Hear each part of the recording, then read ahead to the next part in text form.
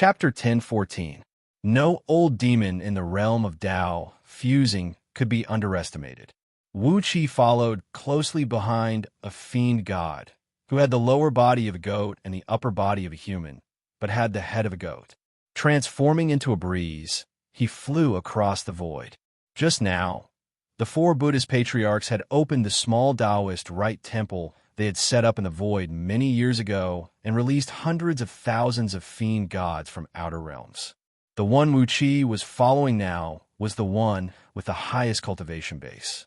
Although the fiend god had a strange appearance, he was extremely fluent in the common language of Panga continent. Along the way, he kept reciting the indestructible Vajra fiend, subduing scripture, and the way he shook his head did not look like a fiend god from outer realms, but more like a pedantic teacher. He was shrouded in black smoke, which was extremely corrosive. But, under the observation of Wuxia's Pramaldharma eyes, he could see that the core of the smoke was a ball of intense golden light. Amidst the pure and blazing golden light were three natal relics the size of a fist, each of which contained a shadow that looked exactly like the fiend god. The shadow was surrounded by lotus flowers. Although he still looked like a fiend god from outer realms, he had transformed into a Buddha of the Buddhist League on the inside, and his cultivation base was much higher than the current Lord Buddha, Amitabha. He was almost at the peak of the Tao-breaking realm. Wuxia followed him because he was curious about what the four Buddhist patriarchs wanted them to do. When the four Buddhist patriarchs delivered their orders to these fiend gods just now, they had directly instilled the orders into their spiritual oceans with the mystic arts of the Buddhist League. Even Wuxia could not, or dared not, eavesdrop on their orders. After all, although Wuxia's cultivation base was extremely strong now, it was still not strong enough in front of the four Buddhist patriarchs. If he accidentally exposed himself, he would either be killed on the spot or forcibly converted into a monk. Wuxia did not like either of the two outcomes. Therefore, he could only follow the demon god to his destination to see the specific situation. The demon god kept chanting scriptures along the way. Occasionally, groups of demon gods from other domains would meet him in the void. Those demon gods were clearly not from the same world as him. Whenever they met the goat-headed demon god, they would happily come to hunt him down. However, this fiend celestial never made a move. He only shouted a few Buddhist mantras to shatter his opponent's soul. The power of those mantras left Wuxia speechless. Even a true Buddhist monk would find it difficult to cultivate such a powerful mantra. How did this goat head learn it? Also, when did the Buddhist ancestors take in so many fiend celestials from other realms as disciples? Hundreds of thousands of foreign fiend celestials came from at least 1,000 different foreign races. The Buddhas of the Buddhist monasteries had spent a lot of effort to train these ferocious and tyrannical fiend celestials into qualified disciples of the Buddhist monasteries. As he flew at high speed, it was as if the goat-headed demon god could sense some unique aura in the void. He flew past countless star regions, and finally, a large number of fiend celestials that looked exactly like him appeared in the void ahead. The lower body was that of a goat, the upper body was that of a human, and the head was that of a goat. These fiend celestials all held huge bone hammers made of white bones. They roared and fought with a group of immortals in Taoist robes in the void. There were about 1,000 of these immortals. They formed the 8 trigrams demon, subduing sword array, and released thousands of sword beams that swept across the sky. There were at least 20,000 goat-headed fiend celestials facing them. However, the cultivation bases of these fiend celestials varied. The strongest among them was weaker than the leader of the immortals. On top of that, these fiend celestials did not cooperate well with each other. They were divided into hundreds of small groups of different sizes by the sword beams, and there was no tacit understanding between them at all. Just as the fiend celestial that Wuxia was tracking arrived, 2,000 feet long sword beams twisted and minced the bodies of dozens of fiend celestials into pieces. Blood and flesh splattered all over the sky. Chi-Chi roared furiously. The bone hammers in their hands shook, and with a series of loud, crackling noises, countless black lightning serpents enveloped the 8 trigrams demon, subduing sword array. These lightning serpents were different from the thunder magic commonly used by Pango World immortals. The explosive power of the lightning was not great, but it was highly corrosive and carried a bone-piercing coldness. If touched by the lightning serpents, a large part of one's body would be instantly corroded. The defensive immortal treasures of a few immortals were corroded by the lightning, and the black lightning serpents and black mist seeped into their bodies. These immortals let out shrill howls, but before they could take life-saving spirit pills, their bodies had been corroded into puddles of blood. Their immortal souls flew up into the sky while screaming shrilly. Hurriedly, Wuxia took out the book of life and death and the soul-hooking brush. With a gentle stroke, a few immortal souls suddenly dispersed, and their true spirits were sucked into the transmigration power. The goat-headed fiend celestial swaggered to the middle of the battle formation. He threw his head back and let out a long roar, and an enormous wave of divine sense swept across the entire battlefield. Both the fiend celestial and the immortals heard the thunderous roar in his divine sense. Lay down the butcher's knife and become a Buddha. For the sake of this old monk, please call a truce. My fellow Taoists, you are fated to join the Buddhist League. If you are willing to be my disciple, your future achievements will be limitless. When Wuxia sensed the voice of the fiend celestial, he almost laughed out loud, and even his invisibility magic nearly failed him. For a fiend celestial who looked no different from a goat to be so familiar with the catchphrases of the Buddhist League, the Buddhas of the Buddhist League must have spent a lot of effort on them. The fiend celestials were stunned, and so were the thousands of immortals. Both sides stared at the goat-headed fiend celestial as if he was a monster. For a full quarter of an hour, the battlefield fell into an eerie silence. After a long time, the leader of the immortals forced himself to calm down and asked, "May I ask which eminent monk of the Buddhist League is here?" Just as the goat-headed fiend celestial was about to speak, a few fiend celestials behind him threw their heads back and roared, then swung their bone hammers at his back. A few dark, hammer-shaped balls of light shot across the sky and hit him hard on the back. The balls of light exploded, shrouding the fiend celestial in black smoke and electric snakes. Then, a golden light suddenly shot out from the black smoke. A bright and clear golden flame surrounded the fiend celestial, while the light of Buddha burned away the black smoke and electric snakes.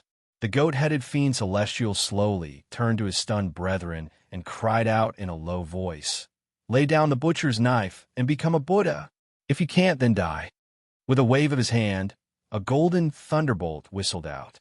Amidst the deafening sound of thunder, the few fiend celestials were blown into specks of golden light.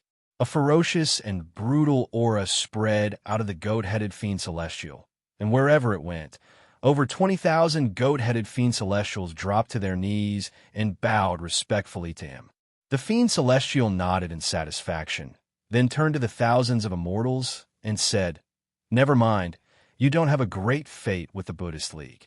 Entering my belly and becoming my food is also your fate with the Buddhist League. Not everyone is qualified to enter my belly. Merciful Buddha, be a good man in your next lives, and be reincarnated as monks." Before those immortals could come back to their senses, the fiend celestial opened his mouth and inhaled. The bodies of over 1,000 immortals froze, and their spirit blood and souls turned into blood-red torrents, rushing out of their bodies and quickly flowing into the fiend celestial's mouth. A full 10 minutes later, the bodies of over 1,000 immortals were turned into dried corpses and shattered in the air. All the energies contained in their flying swords and magical treasures were devoured by the fiend celestial, turning them into scrap metal and scattering all over the sky. Laughing, the fiend celestial nodded proudly and said, "How many years has it been since the last time I ate meat? Merciful Buddha, I, your disciple, am leading them into the Buddhist League. Hee, you bunch of evil creatures, who led you to invade Pango World this time? Who is it?" A violent wave of divine sense swept across the void, and the trembling fiend celestials hurriedly roared towards the sky in response to his roar. The god fiend smiled in satisfaction and said, "So it's my nephew. After I disappeared back then, He actually inherited the throne? In that case, tell my nephew that I have returned, that I am stronger than him, and that I want to become the king of my tribe. If he does not agree, then let us duel according to the rules of our ancestors." The fiend gods threw their heads back and roared as they quickly transformed into black bolts of lightning and rushed toward a few nearby star regions. Before long, countless goat-headed fiend gods rushed out from tens of thousands of nearby heavenly realms. The demon god at the very front was about 10,000 feet tall. His fur was crimson in color. It was a thick layer of sticky blood that covered his body, causing him to have this color. The god fiend that Wuxia had followed all the way here laughed strangely. Without even greeting his nephew, he rushed up and punched him into pieces. He took out the brains of the leading demon god and drew a strange rune on his chest. Behind him, countless goat-headed demon gods fell silent for a moment. Then, a tremendous wave of divine sense exploded out of them at the same time, and they all knelt down in midair to pledge their allegiance to the fiend god. The world of fiend gods in outer heavenly realms was just like that, where the strongest was king. A powerful wave of divine sense swept across the void. The fiend god, who had just snatched the throne from his nephew, waved his hands and roared, "You bunch of useless fools! Instead of fighting for delicious food, you come here to plunder these barren planets. As your new king, I feel ashamed for you. Send my nephew's wife and daughter to me. According to the rules of our ancestors, I am their new husband. Well, follow me, and I will take you to a place with endless delicious food." Leaving behind the ruined outer heavenly realms, the goat-headed fiend gods turned into a mighty army and headed straight for Panga continent like a torrent of destruction. Wuxia followed closely behind them. Along the way, he saw armies of fiend gods leaving behind the planets in outer heavenly realms and heading straight for Panga continent. Nothing could hide from Wuxia's primordial magical eyes. The leaders of these fiend gods were all shrouded in a mass of Buddhist light. Nearly 10 years after Prince Changqing opened the spatial portal and let the fiend gods into Panga world, the army of fiend gods gathered in the sky above Panga continent. When the number of fiend gods had reached a certain level, they broke through the void and descended straight on Panga continent. The place where they descended was just outside the city of Wanling.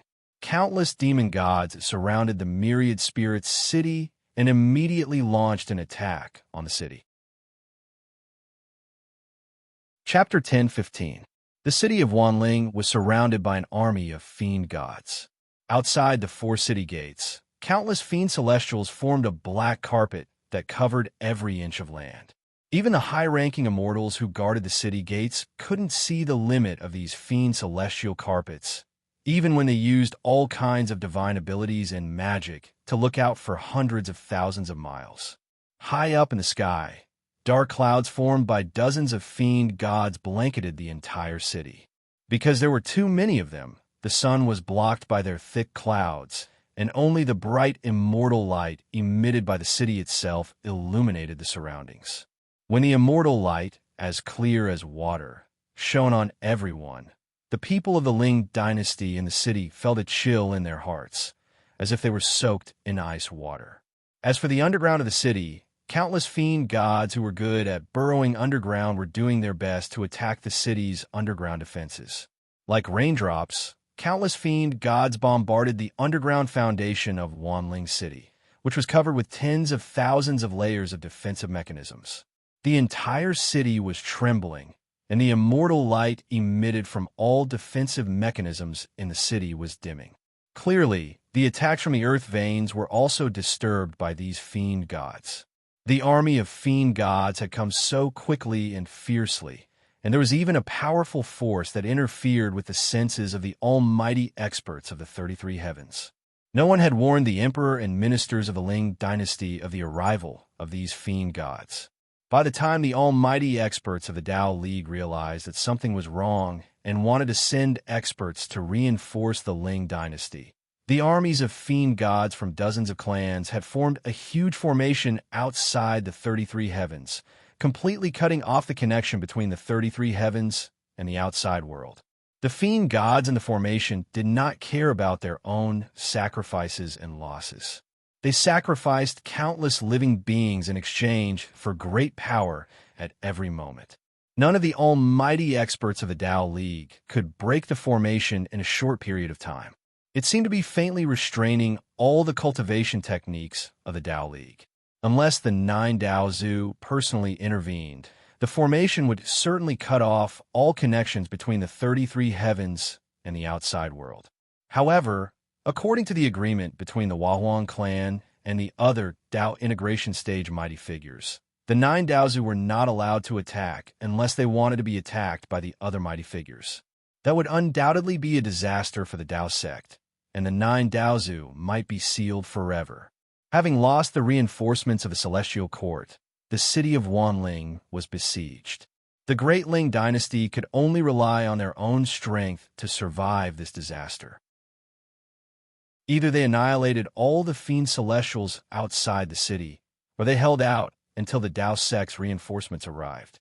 With the methods of the 33 Heavens Supreme Elders, reinforcements would definitely arrive. It was only a matter of time. Wuxia had transformed into a hideous, ugly, 3-headed, and 6-armed fiend celestial with 3 heads and 6 arms, sitting lazily on a strange mount that looked like a bull with a single horn and 6 legs. The mount was the one Wuxia had just snatched after killing a fiend celestial who looked exactly like him. It looked inconspicuous, but its cultivation base was close to that of a gold immortal. However, the laws of the world it lived in were different from those of Panga World. Despite its strong cultivation base, the Black Bull's intelligence was still not developed, and it was still a beast through and through. Looking down at the splendid and magnificent city of Wanling, Wuxia looked up into the sky and carefully sensed the powerful restrictive spell that completely cut off Pangu Continent's connection with the outside world. He raised his 6 arms with a smile, and 6 dazzling bolts of black lightning gradually condensed in his palms. The brethren around him, who also had 3 heads and 6 arms, stared at him in surprise. The only innate divine ability of this race was the ability to manipulate lava, and they had never seen any of them who was good at using lightning. The endless aura of thunder from hundreds of millions of miles in all directions quickly gathered toward the bolts of lightning in Wuqi's palms. A quarter of an hour later, Wuxia had used all his strength to condense 6 black thunderballs, each the size of a human head.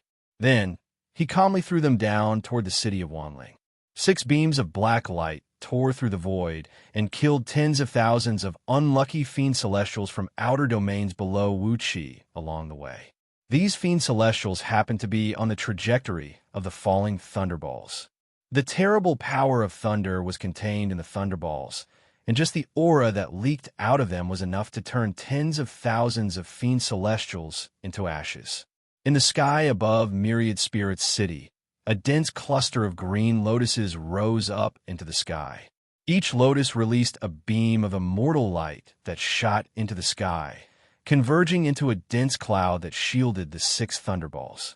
Through the cloud that was 100 miles thick, it could be seen that 360 immortals in purple robes were standing in the sky above Thousand Spirit City, holding banners in their hands. They were dancing in a formation in a mysterious pattern in the sky. Thousands of powerful formation banners and gates were floating around them, spurting out green clouds that looked as vigorous and agile as dragons. 6 restrictive spells destroy. Wuxia casually pointed his finger out. Just as the 6 thunderballs were about to touch the cloud, they suddenly converged inwardly. Very strangely, the black thunderballs turned into a sheet of pale white. Amidst the deathly pale thunderbolt, an extremely dazzling black ancient rune, which seemed to have been branded directly on the soul of the witness, flashed and disappeared. The twisted rune represented the power of destruction in the heavenly Tao, and was the source of all the power of destruction. A crisp noise rang out as the cloud that was hundreds of miles thick was easily shattered by the white thunderball. The thunderball plunged for hundreds of miles and exploded right at the heart of the formation formed by the 360 peak-level immortals. Three loud, buzzing noises rang out as three 10-mile-long purple talismans emerged out of thin air. They were crafted with purple immortal jade and shone with a dazzling light that illuminated the entire sky. The white thunderballs were tightly bound by the immortal light emanated from the talismans, and a cloud vortex in the shape of a taiji symbol slowly emerged between the talismans, as if it were about to devour the thunderballs. Explode! Wuxia waved his hand coolly and cried out softly. The first thread of innate thievery energy invisibly penetrated the three talismans and stole all the immortal energy contained in them. The dazzling talismans dimmed abruptly, while the thunderballs exploded soundlessly. A white light that symbolized death blanketed the entire myriad spirit city. A terrifyingly high temperature swept out, and the trillions of celestial fiends outside the city wall vanished without a trace amidst the white light. An enormous amount of virtues fell from the sky, but before they could touch the ground, Wuxia had already cast a mighty divine ability and stored all the virtues into his sleeve. The three defensive talismans crafted by Daozu were shattered, and the first defensive mechanism of the myriad spirit city was gone. The thunderballs unleashed by Wuxia with all his strength swept across the entire myriad spirit city with an unstoppable aura of destruction. A series of terrible explosions rang out from the white light, and 99% of the defensive mechanisms in the city were shattered by Wuxia with just one strike. The white light faded away, and the myriad spirits city appeared in front of everyone with black smoke billowing out of it. Myriad Spirit City used to be as magnificent as an immortal realm, but after Wuxia's strike, more than 90% of the buildings in the city had collapsed. Crumbled palaces, pavilions, and cracked tiles could be seen everywhere. Some of the defensive mechanisms were destroyed by the tremendous force, but the core of the formation that powered them was still running. Violent energies rushed out of the underground energy veins, ripping open tens of thousands of holes of various sizes on the surface of the massive Myriad Spirit City. Except for the Myriad Spirits Palace, which was still protected by 3 layers of soft immortal light. The entire Myriad Spirit City was completely exposed to all the celestial fiends. After a brief moment of silence, a deep and frenzied howl rang out as countless celestial fiends threw themselves at the city. The soldiers of the Ling dynasty in the city struggled to their feet and quickly formed into battle formations of various sizes, shouting the slogan of "Fight to the death" as they blocked all the major roads in the city.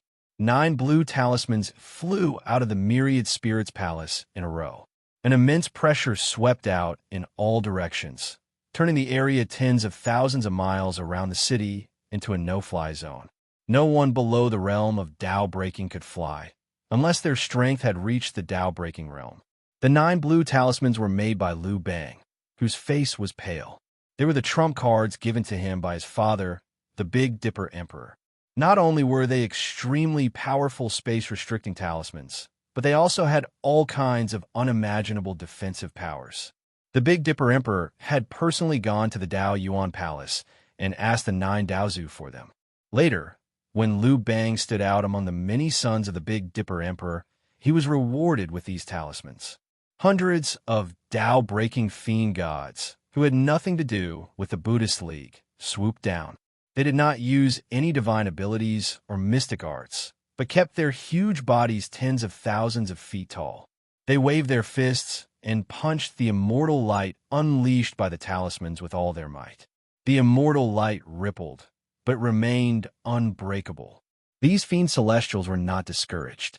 They kept shouting orders to their clansmen to attack Myriad Spirits City, while they persevered and attacked the various restrictions outside Myriad Spirits Palace.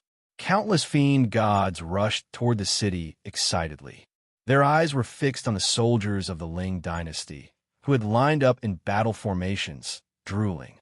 Delicious meat, delicious blood. They could already smell the intoxicating aroma. In addition to the soldiers of the Ling dynasty, there were also countless Tao League immortals in the city, and even thousands of celestial lords from the celestial court. They were all delicious food. As the fiend gods were about to rush into the city, the ground in the streets and alleys of the city opened up, and countless huge statues of divine beasts made of rare alloys slowly rose from the ground. Some of the statues were stuck halfway up. It was obvious that the lightning bolt unleashed by Wuxia had destroyed their mechanisms. In addition, the ground in some places had opened up, but there was no movement. It was obvious that the mechanisms in these places had long been damaged. More than 10,000 statues emerged from the ground, scattered in all directions around the city. As the crisp sound of a golden bell rang out, flames sprayed from the mouths of the statues at the same time. Shrill howls rang out as countless fiend gods near the city suffered heavy losses. The area around the city had turned into a vast expanse of white land. Joyful laughter rang out from all over the city. Wuxia chuckled, then transformed into a breeze and flew out of the palace. After carefully studying the immortal light emanating from the 9 talismans in front of him, Wuxia pondered for a moment, then carefully passed through them. Chapter 10:16. The immortal light emitted by the 9 talismans was as clear as water, and the extremely pure immortal energy of the Tao League was filled with an extreme repulsive force. Any kind of energy would be mercilessly wiped out by this immortal energy, and even immortal energy cultivated from the same scriptures of Tao League would trigger the talisman's warning. Wuxia withdrew all his aura and carefully transformed all his magic power into the same fluctuation as the immortal energy of the extreme attribute emitted by the talismans.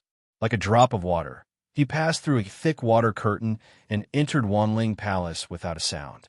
Although the 9 talismans were made by the Tao Patriarchs, they were, after all, made by the Tao Patriarchs, and they were not personally overseen by the Tao Patriarchs. Therefore, it was not difficult for him to do so. The restrictive spells around Wanling Palace were still mostly intact. Except for the generals who led the attack onto you, all the elite forces of the Ling dynasty were stationed here. The Ling dynasty itself did not have any experts above the realm of Tao breaking. Only a few hundred generals of Hongming paying a heaven and about 300 supreme oracles. But their cultivation techniques had a fatal flaw. The Celestial Court did not pass down all their cultivation techniques. Apart from the Ling dynasty's own strength, the Celestial Court had also stationed more than 3,000 Celestial Lords in Wanling City. These Celestial Lords were only Gold Immortals, or even Heaven Immortals, but when they summoned their natal star power, they were at least as strong as the realm of Primordial. As for the other Immortals who came to seek refuge, including the sect masters and grandmasters of the immortal sects in outer heavenly realms, only a few of them had reached the realm of Primordial. The Tao-breaking experts of Tao League were all stationed in the Daoyu Ocean, racking their brains to figure out how to take back the 33 heavens. With thousands of celestial lords stationed in Wanling City, theoretically, they should be able to cope with Dayu's attack. But now that the Daoyu Ocean's passage to the outside world was cut off, Wanling City had to rely on this little force to cope with the fiend tribulation. As soon as Wuxia sneaked into Wanling Palace, his legs gave way, and the whole city shook. At the foot of the mountain, a statue of the Azure Dragon was smashed to pieces by the tentacles of dozens of demons that looked like giant jellyfish. The statue was destroyed, and a ball of green with lightning with a diameter of 10 miles exploded, blowing these fiend gods into pieces. However, a passageway leading to the upper level of Myriad Spirit City had already been blasted open. Countless demon gods rushed up through the open passageway. Behind the green dragon statue, tens of thousands of Ling Dynasty soldiers lined up in a neat phalanx formation, shouting the slogan of "Fight to the death" as they marched forward. They were clad in heavy armor and wielded heavy shields and spears. They were like a city wall that sealed the passage that had been blasted open. But they had neglected the most important thing. They didn't have a single priest protecting them.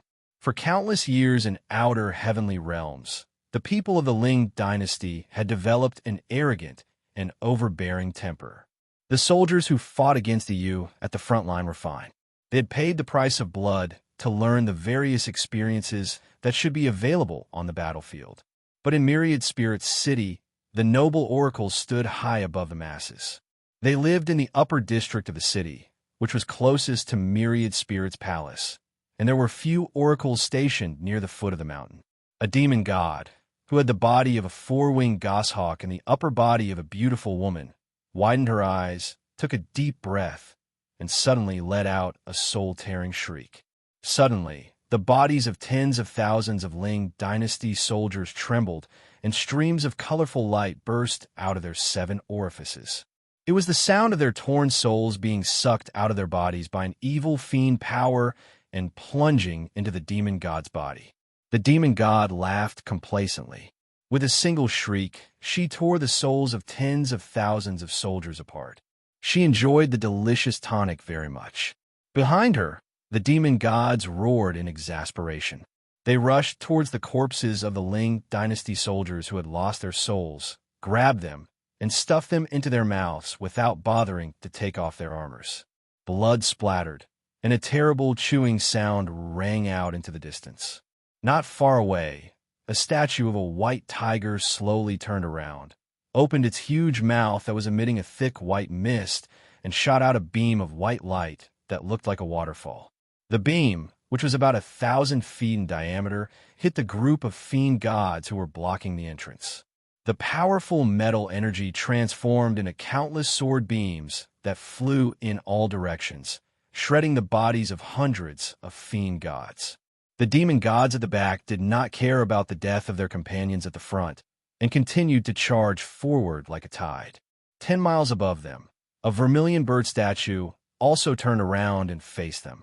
Countless tiny streams of red light danced from the vermilion bird's feathers and gathered in its beak. Suddenly, a clear bird cry resounded through the sky, and a great wave of red flames came rolling over. Over 1,000 fiend gods near the tunnel were burned to ashes, and even the ground near the tunnel was scorched red and softened.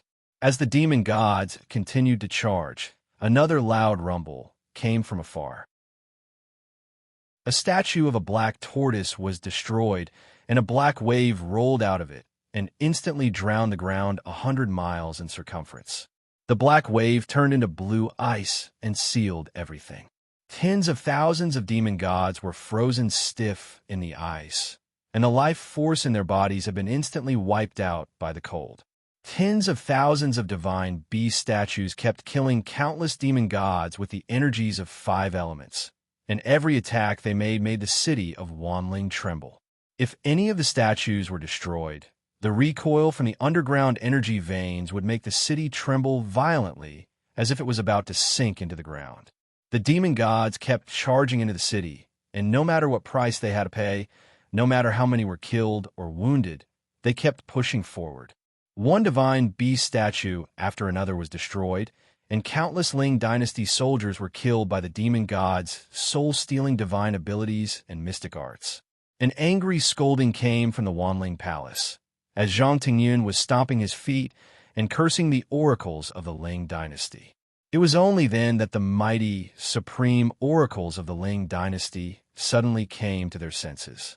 They hurriedly brought countless disciples to reinforce the Ling Dynasty soldiers who were massacred by the demon gods' soul-stealing mystic arts. Countless bone talismans fell down, and the soldiers of the Ling Dynasty began to glow with the unique light of various restrictive spells. Under the protection of the defensive spells, they gradually stabilized their footing and began to fight fiercely against the ferocious demon gods. Driven by some mystic arts, the soldiers of the Ling Dynasty, who had become valiant and fearless of death, fought the demon gods with great vigor. Relying on the powerful restrictive spells of flight unleashed by the 9 talismans, these soldiers managed to fend off the attack of the demon gods in the streets, alleys, and all the traffic arteries of the city of Wanling. But even though the demon gods had suffered a great loss, the number of demon gods outside the city was still endless, with no end in sight. The numbers did not seem to be decreasing at all. On the contrary, the living forces in the city were constantly being depleted. Cries and howls could be heard everywhere.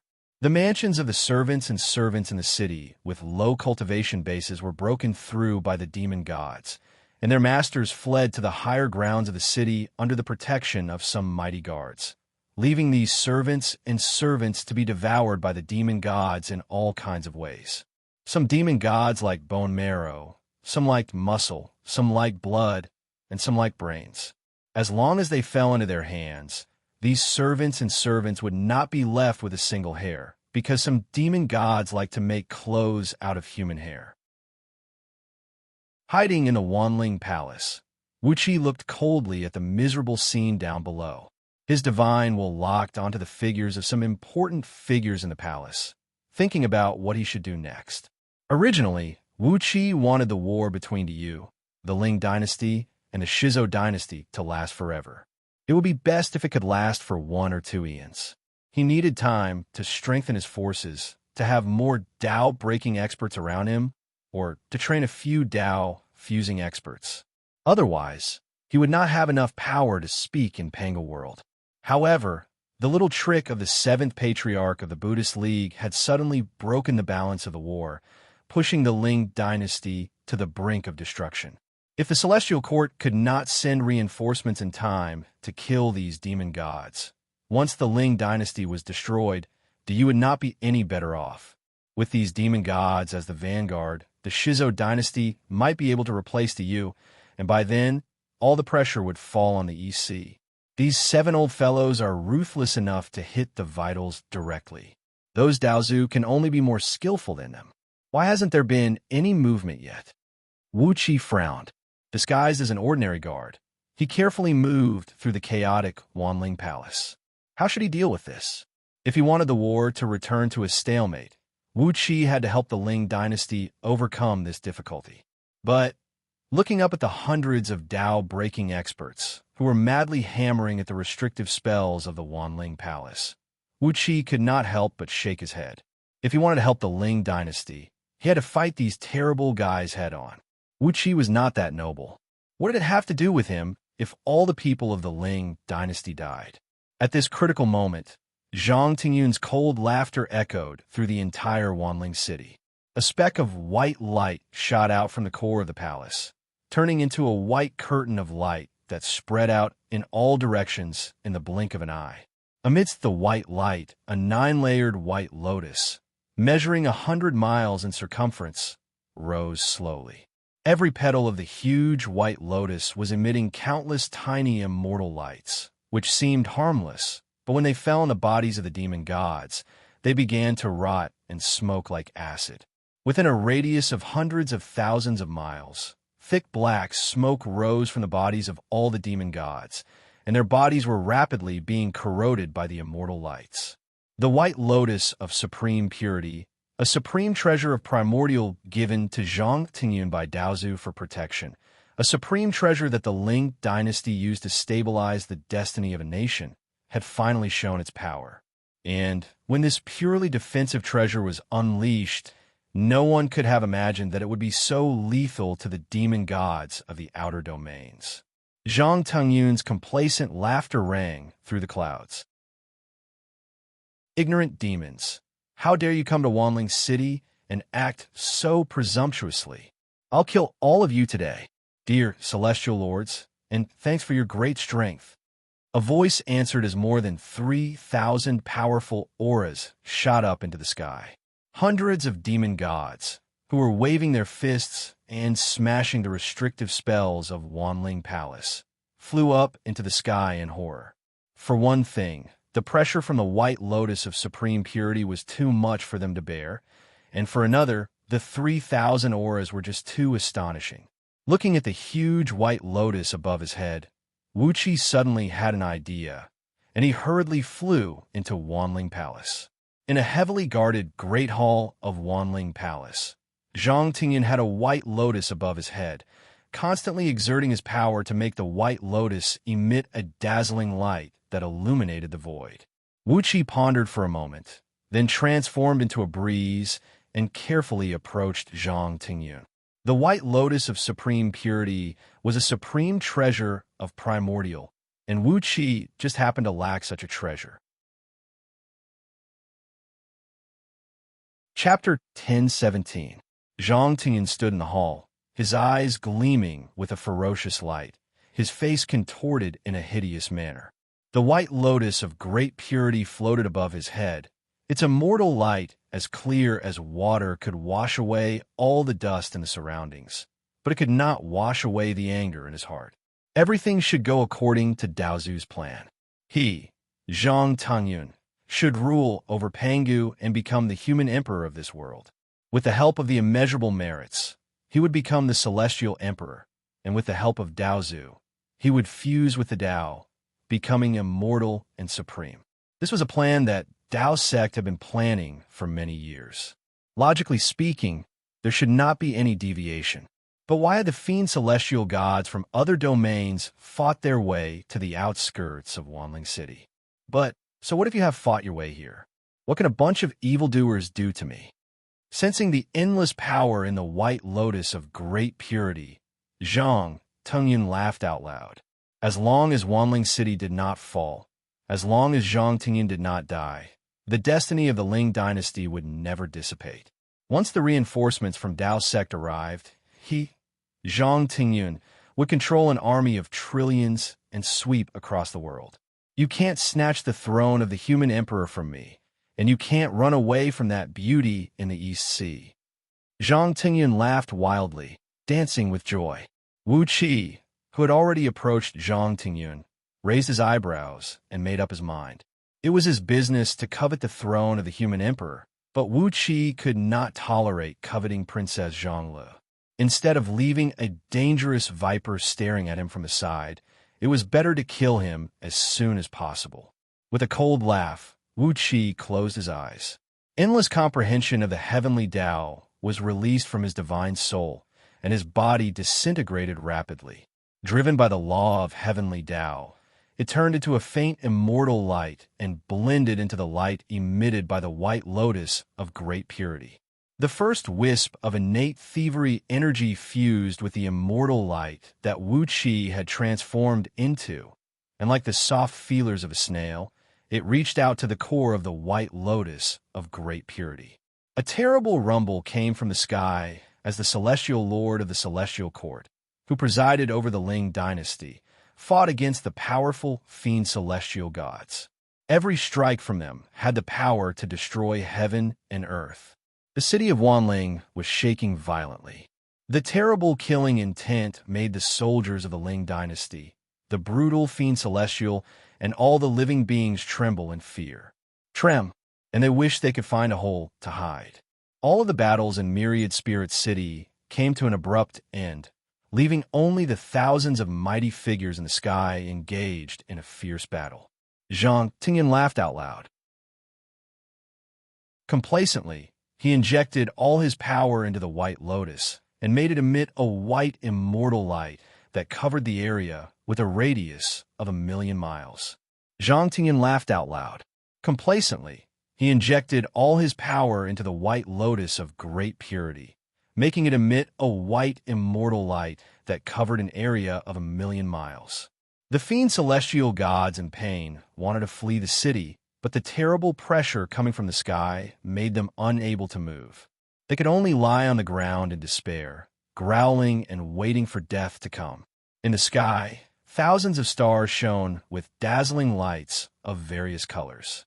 The celestial lords in the city of Wanling had activated their natal star powers and formed a small star formation in the sky. Thousands of fiend celestial gods cast their own divine abilities and transformed into towering giants, fighting against the celestial lords. Wuxia paid no attention to the battle outside. Carefully, he melted into the immortal light of the white lotus of great purity and approached it inch by inch. The supreme treasure of primordial was a supreme treasure born in the primordial world and possessed unimaginable power. In the past, among the chaos fiend celestial gods, anyone who possessed a supreme treasure of primordial was qualified to do whatever they wanted. In Panga's world, if a Tao-breaking or Tao-reasoning expert possessed a supreme treasure of primordial, he could even ignore the threat of a Tao-fusing expert. The white lotus of great purity was a defensive supreme treasure. Wuxia vaguely sensed that its essence law was purification. It could purify all kinds of energy, including all kinds of attack energy. All kinds of energy would be completely purified by it, so its defensive power was extremely powerful, because any attack would be purified by the celestial light it emitted before it could touch its owner. Unfortunately, Zhang Tingyun's cultivation base was not high enough to turn the white lotus of great purity into his natal treasure. If he could completely refine it, his body would become one with the white lotus of great purity. When that happened, his body would transform into a pure, immortal light filled with purifying power. No attack would be able to hurt him, and any attack that entered his body would be completely turned into nothingness. Currently, Zhang Tingyun could only barely mobilize 20 to 30% of the white lotus of great purity's power. He was even relying on a set of special incantations and hand seals to mobilize the power of the white lotus of great purity. He had not reached the realm where his mind and spirit were connected with the white lotus of great purity. Therefore, Wuxia easily avoided Zhang Tingyun and approached the body of the white lotus of great purity. It looked like a white lotus, but that was only its appearance. When he approached it, Wuxia discovered that it was a fist-sized, round, and flawless white light. Moreover, there were no defensive restrictions on its surface. Wuxia easily passed through the white light on its surface and arrived at the core of the white lotus of great purity. A flickering spiritual light flickered in the white void. This spiritual light was the core of the white lotus of great purity. Controlling it would allow one to control the white lotus of great purity. However, at this moment, there was an old man in a Taoist robe sitting cross-legged on that spiritual light. This old man had a pair of long red eyebrows, and he was none other than Red-Browed Taoist, one of the 9 ancestors of Tao sect. When Wuxia entered the core of the white lotus of great purity, Red-Browed Taoist did not react at all. He just kept changing his hand seals according to the movements of Zhang Tingyun outside, shooting out beams of immortal light into the core of the white lotus of great purity, controlling the white lotus of great purity to release an infinite amount of immortal light to illuminate the void. Looking at Red-Browed Taoist, who was as dull as a dead object, Wuxia nodded to himself. This was indeed the avatar of Red-Browed Taoist, but it seemed that in order to facilitate Zhang Tingyun's control, this avatar of Red-Browed Taoist had been enchanted with some restrictions and seemed to have lost some of its spirituality. After all, Zhang Tingyun was the human emperor chosen by Tao sect, so it was already too much to give him a supreme treasure of primordial chaos to protect himself. If he left a complete avatar in this supreme treasure of primordial chaos to protect Zhang Tingyun, it would be a little embarrassing if word got out. This was for the best. Even an avatar of Red-Browed Taoist had unpredictable power, so it was best for him to be dull and rigid. With a faint smile, Wuxia's body flickered and suddenly transformed into a golden Buddha with 4 faces and 18 arms, standing 10,000 feet tall in the void of the white lotus of great purity. He chanted a Buddhist mantra, and his body was surrounded by a pale blue, glazed Buddhist flame. He waved the devil-subduing Vajra with both hands and smashed the avatar of Red-Browed Taoist like a storm. With a loud bang, Red-Browed Taoist's avatar was smashed. The 18 devil-subduing Vajra in Wuxia's hands, which are composed of infinite mental power, were shattered, and his golden body was also knocked back hundreds of steps. Red-Browed Taoist's avatar had dimmed by more than half, and it was obvious that he had suffered a very serious injury. However, a heart-palpitating aura was emanating from the avatar, and it was slowly opening its eyes. When Red-Browed Taoist opened his eyes, a suffocating pressure made Wuxia unable to move. It was just a wisp of his avatar, but the power it possessed was almost equivalent to all of Wuxia's magic power. Although Wuxia had a cultivation level of a half-step Tao integration expert, he was still not at the Tao integration realm. His magic power cultivation level could not be compared with those old farts who had survived countless eons. The 9 Daozu were also top-notch existences among the Tao integration realm experts. Their magic power cultivation level was more than 100 times stronger than that of the Huahuang clan, let alone Wuxia, who had just been reborn and had been cultivating seriously for less than 1 eons. Even though Wuqi's comprehension of the heavenly Tao and divine sense had reached the level of the Tao integration realm, the level of his magic power was still too low. Wuxia felt like he was a small boat in a storm, being twisted by the whirlpool and making creaking noises. The huge golden body stiffened in midair and could not move at all. Red-browed Taoist could crush his golden body with just a thought. Sure enough, even if I succeed in the Tao integration realm in the future, I'm no match for these old farts in terms of magic power. Wuxia took a deep breath and suddenly shouted, Red-browed Daozu, are you going to violate the agreement with the sages? Red-browed Taoist, whose eyes were shining with the light of the sun and the moon, was about to fully open his eyes. The huge pressure around Wuxia suddenly dissipated. Wuxia opened his eyes.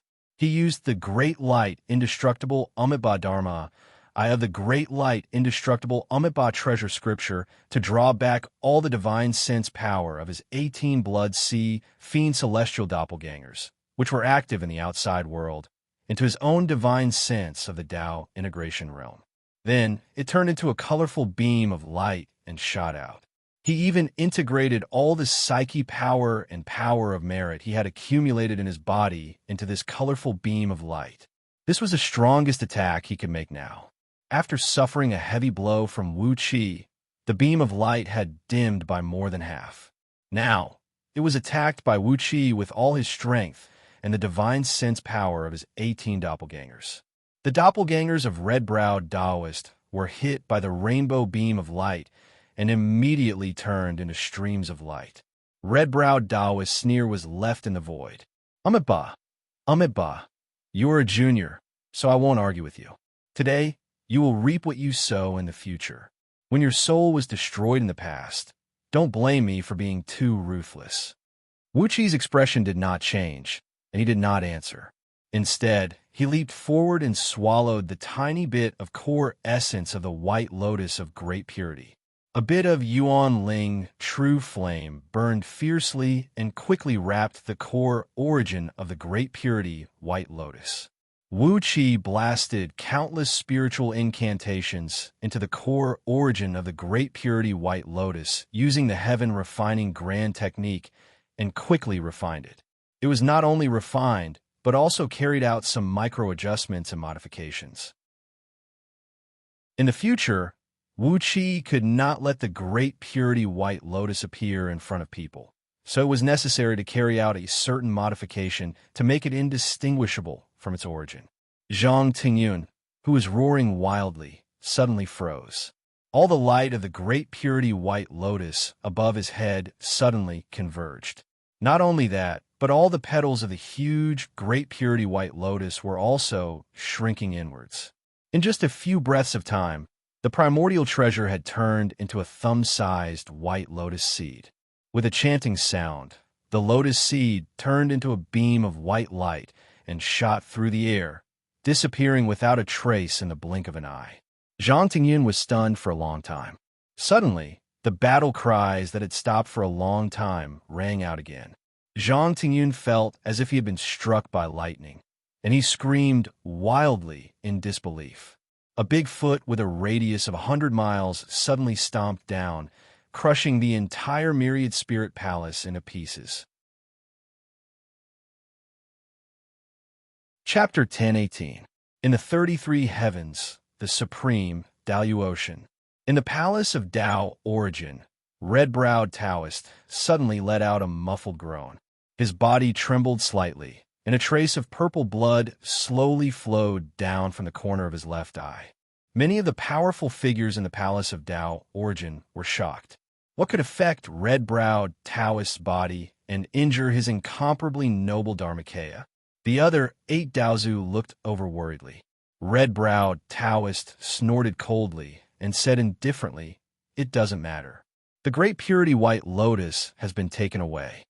With a wave of his hand, an immortal light flashed through the air and displayed the process of red-browed Taoist divine clone being killed in the great purity white lotus. First, the four-faced, 18-armed Buddhist golden body launched a thunderous attack, which was almost a sneak attack. Then, the red-browed Taoist opened his eyes, and his profound spiritual power suppressed the Buddhist golden body to the point that it could not move. Finally, the red-browed Taoist was restrained by the words of the golden body and did not continue to attack. The eyes of the golden body spurted out 7 colored rays of light and shattered the avatar of the red-browed Taoist. Amipa, red-browed Taoist called out in surprise. Amipa, white-browed Taoist, one of the 9 Daozu, sneered and said, "This boy has hidden his strength well. It's not surprising that he has such a cultivation base. In so many years, he is the first person to force the successor of the Lord Buddha from 100 generations ago to almost betray Buddhism. With such behavior, he can still hold the position of Lord Buddha. His means and cultivation base can be imagined." Red-browed Taoist said indifferently, "In that case, Amipa's spirit has at least reached the Tao fusing realm, but his magic power is slightly lacking.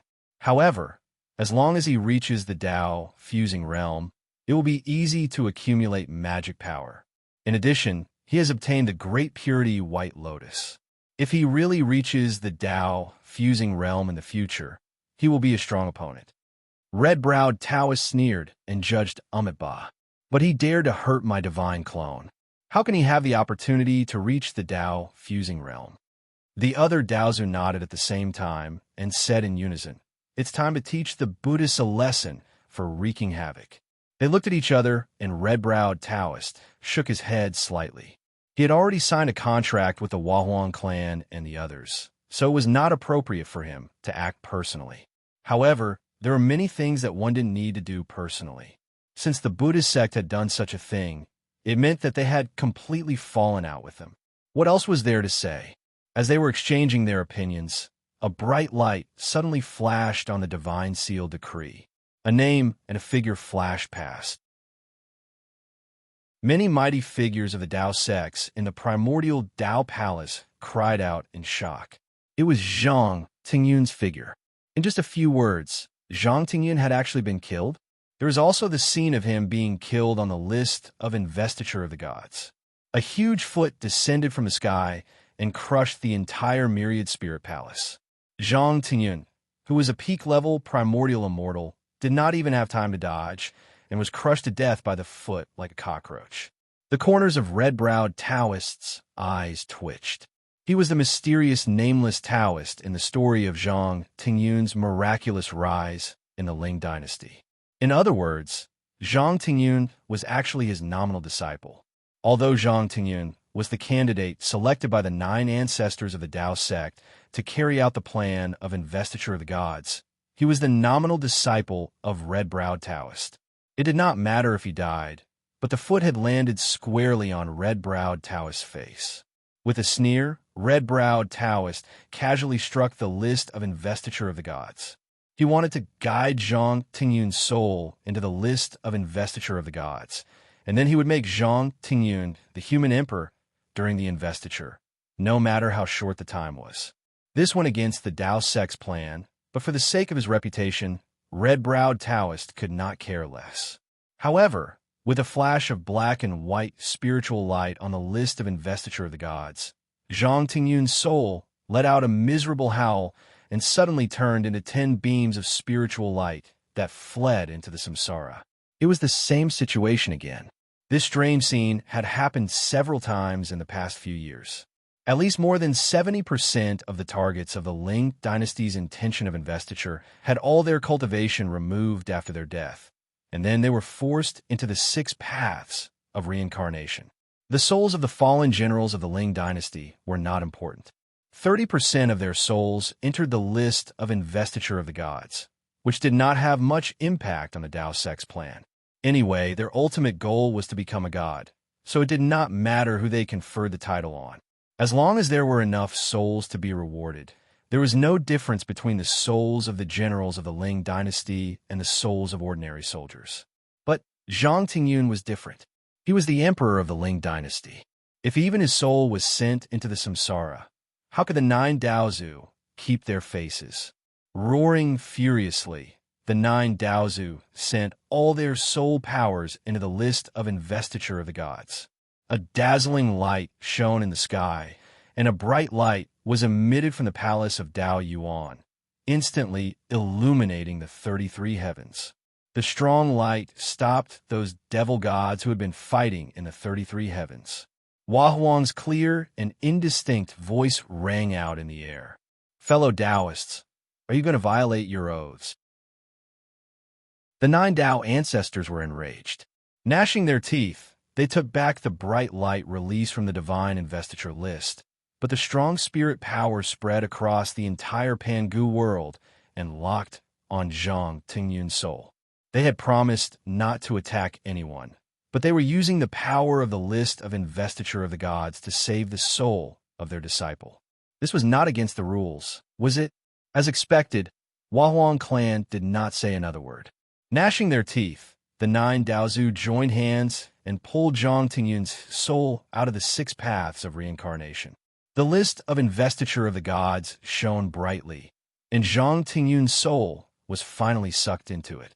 With the power of the list of investiture of the gods and all the powers of the 9 Daozu, Wuxia dared not to use the book of life and death and the soul-hooking pen again.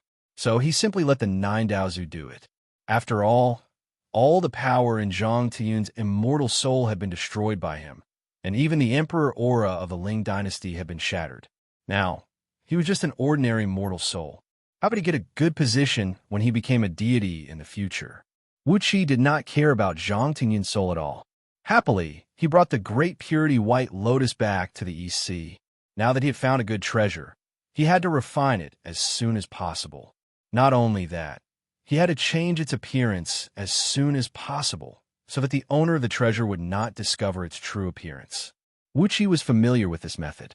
Yuan Ling was a top-notch expert in artifact crafting, and there were countless methods in Scroll of Stealing that could change the appearance and conceal the aura of stolen magical treasures. With both methods combined, this great purity white lotus would be Wuxia's. A loud boom rang out, and Zhang Tingyun's soul returned to the list of deification. As soon as he entered the list of deification, he roared at the top of his voice, "No, I won't die. Master Daozu, how could I be killed? I'm the human emperor. I'm the sacred emperor of the human race. The faces of the 9 Daozu turned extremely unsightly. "Shut up." Daoist white brows cried out sternly. The more noisy Zhang Tingyun was, the angrier the Daozu became. He was the human emperor, the sacred emperor of the human race appointed by Dao League, the future great celestial emperor, and the fated chance of fusing with the Dao. This was the plan that the 9 Daozu had been planning for countless years, and it was the target that they had set up beforehand. Now that Zhang Tingyun was trampled to death, it was a slap in the face of the Daozu, and yet he was still yelling here. Wasn't he deliberately slapping the faces of the Daozu? With a wave of his hand, he sealed Zhang Tingyun in the depths of the list of deification, preventing him from yelling. Gritting his teeth, Red Eyebrows Daoist pulled out a fist-sized red seal from his sleeve. It was square and surrounded by countless faintly discernible fire dragons. He handed the seal to his first disciple, Reverend White's son, and shouted, "White Son, take this fire dragon seal and kill all the demons outside. Then, you 3 brothers will lead a group of fellow disciples to the Ling dynasty and select a member of the Ling dynasty to ascend the throne and continue the deification plan." Reverend White's son, who had delicate features and looked like a virgin, bowed and received the fire dragon seal, then strode out of the Daoyuan palace with a gloomy face, turned into a beam of golden light, and rushed out of the Daoyuan palace. The fire dragon seal was one of the natal magic treasures refined by Red Eyebrows Daoist.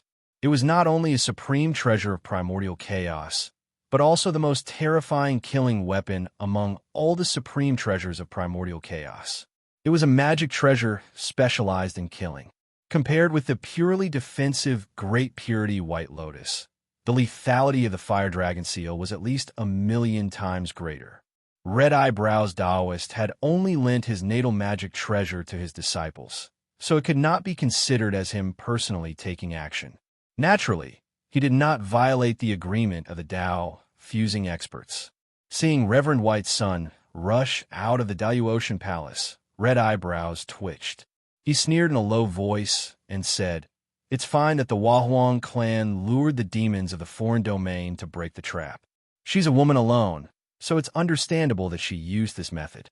But those 7, do you think we can't see that among those devils in the formation, the ones with the strongest cultivation base are all cultivating Buddhist techniques?" The 9 Daozu looked at each other for a while, and then Reverend White Eyebrows said lightly, "Senior brother, you mean?" Red Eyebrows Daoist pondered for a moment, then slowly nodded and said, "That's exactly what I said." After another long silence, the other Daozu said indifferently, "Let's kill these demons first.